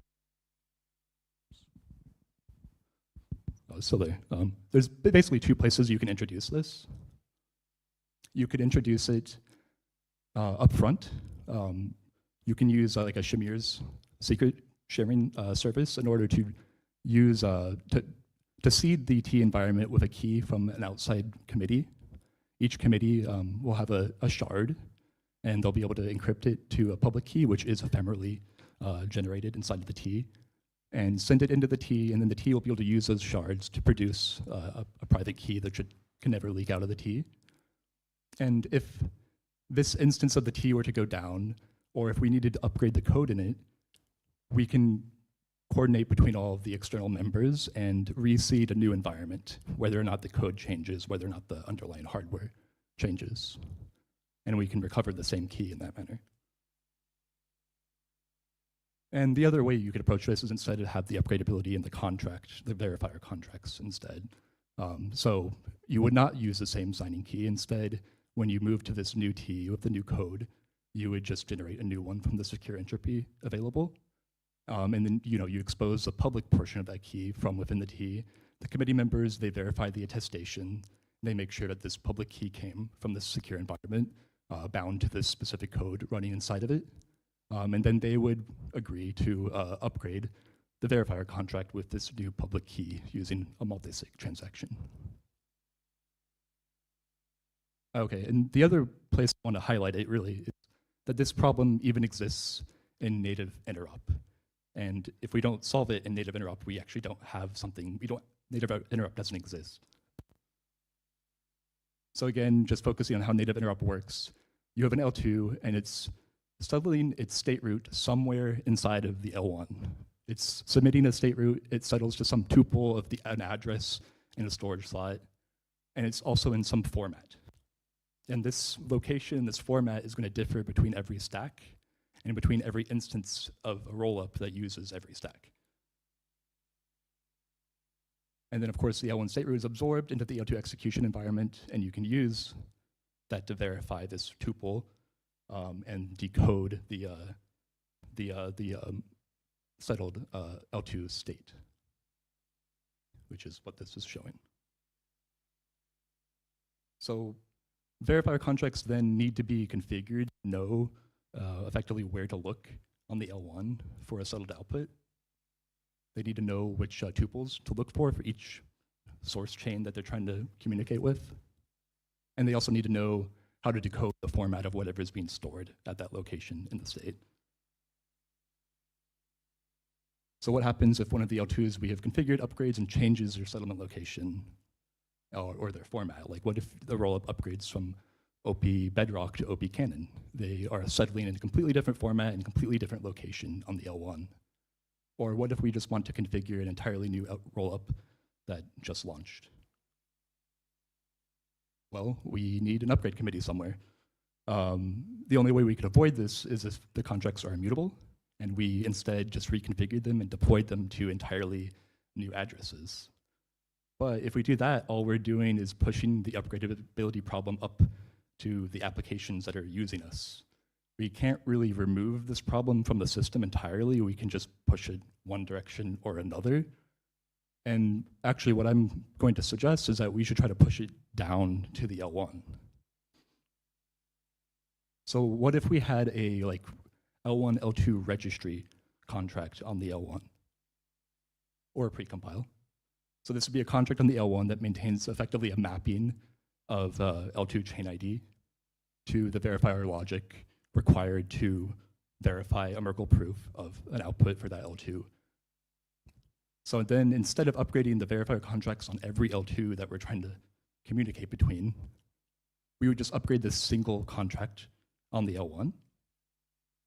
And then assuming rollups support the L1 view, which they don't all do that right now, you could just have anybody prove this new state of the registry contract. They don't need to have, you don't need to submit a multi-sig transaction to every single rollup that you're trying to bridge to anymore. You would only have to do it in one place on the L1.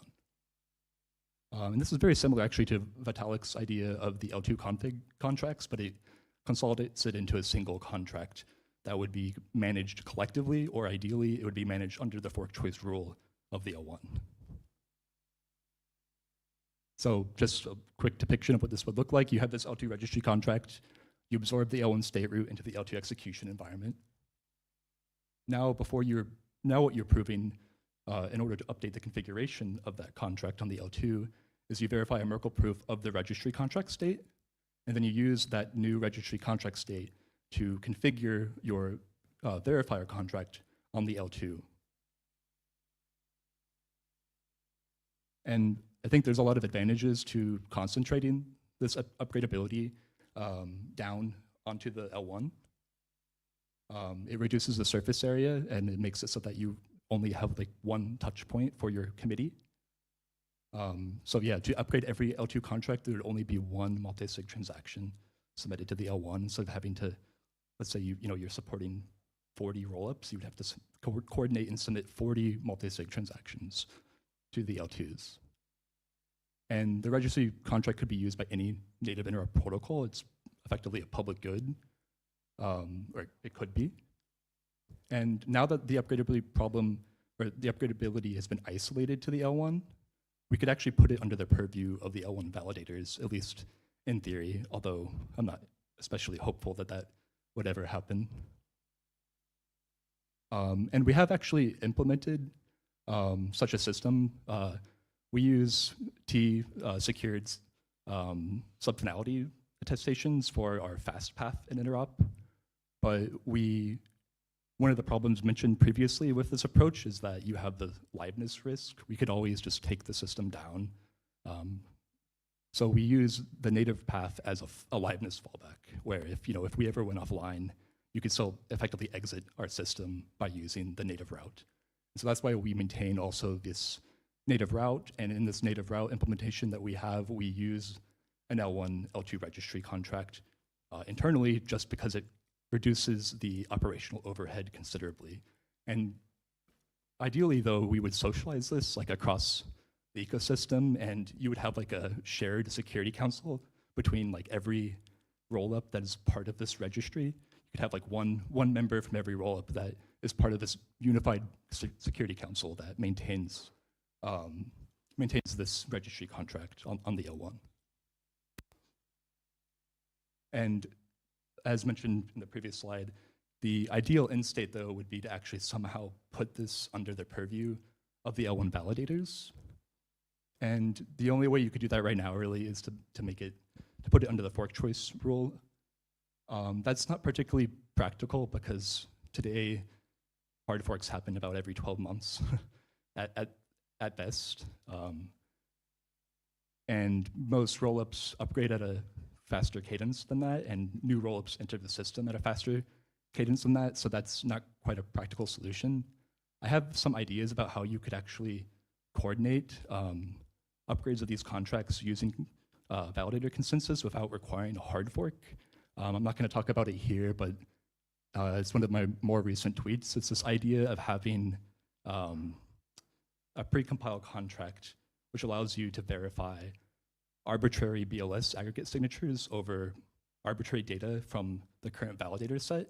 If you could do that, you could actually have like an out-of-band protocol for coordinating signing over arbitrary data and use that to upgrade a contract like this without actually having to go through a hard fork. But it would still be the L1 validators that are coordinating this upgrade. And yeah, that's all I have actually. It went by perfectly, I think, in terms of time. Thanks. Any questions for Jan? I hope people will challenge me on this idea. So for the registry contract, have you heard of 7785 ERC? Can you remind me? So it specifies an on-chain registry. It started with chain IDs, but more things can be added. Yeah, I do recall that, but it does not actually provide all the information that would be required to support this type of functionality. For this type of functionality, Specifically the upgrades or? for the upgrades, yeah. So effectively what you need to do is you need to have a mapping on the L1 that just maps chain IDs to addresses on the L2 that can be, where contracts, verifier contracts are deployed for the specific settlement logic for that chain ID.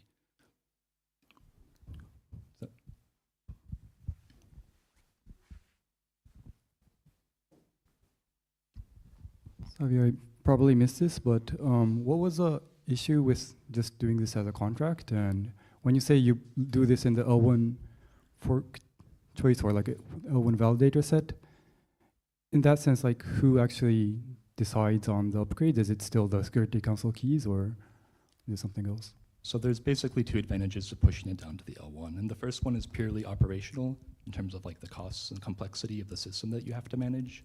And that's true regardless of whether or not you extend your Security Council to be, include the L1 validators or include a widely distributed Security Council. And that's just simply because of the number of multi-sig transactions you have to coordinate and submit. If you push the upgradability down to this one place, you only have to submit one transaction, one multi-sig transaction. Whereas if you did not do that and you had the upgradability in the verifier contracts on the L2 themselves, then you would have to submit a multi-sig transaction to every single L2 that you are supporting bridging between. And then to your second point, putting it under the L1 fork choice rule would mean that the only way that you could upgrade that mapping is when a hard fork occurs. So that would be a way of basically putting it under the same security assumptions as the rest of Ethereum. I see. So the client teams will say, hey, this is correct, so we'll include it. Correct. The client teams would have to include it, and then the validators would have to agree to run the new version of the software. I see. Thanks. Yeah, thank you. More questions?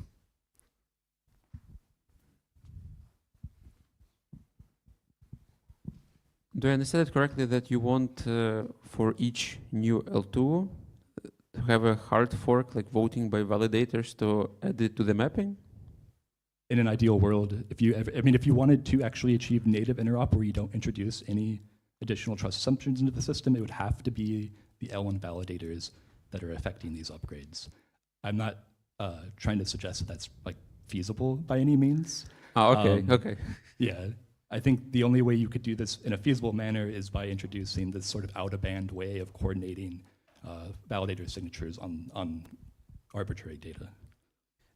Is a lens to see that same problem as you would essentially need to have some kind of common consensus layer between the L1 contract and the L2, because really you're doing some sort of a commit to both, and in that concurrent period where it's in an undefined state, that's where is that kind of the fundamental synchronization issue you've got, and that's why, well, if you do it on the L1s, you're doing it in the same consensus layer as. Yes, that's a good point. The reason why the only way it could be put under the fork choice rule practically, or as practical as it could be, is if you pushed it down to the L1, is because otherwise the validators would need to simultaneously. They would need to be aware of all these contracts that exist on all these L2s. I don't think they would necessarily have to run a full node, but there would be additional operational overhead for all the validators.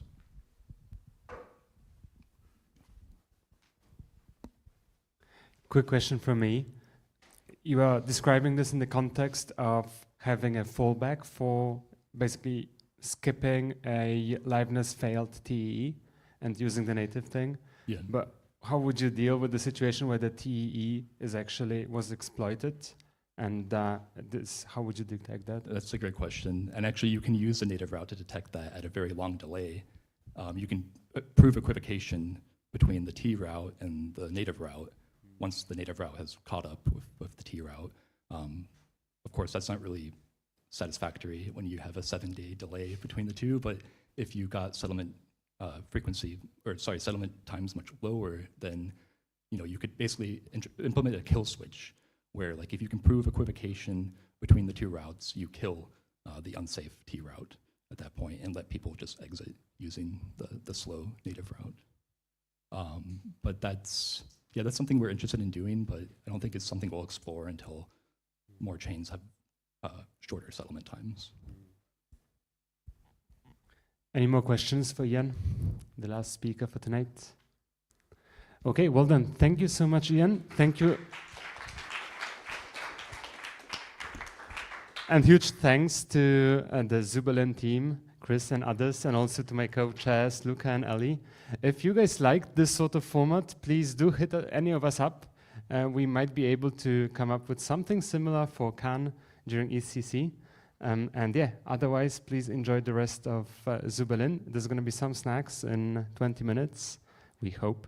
And yeah, thank you so much for coming.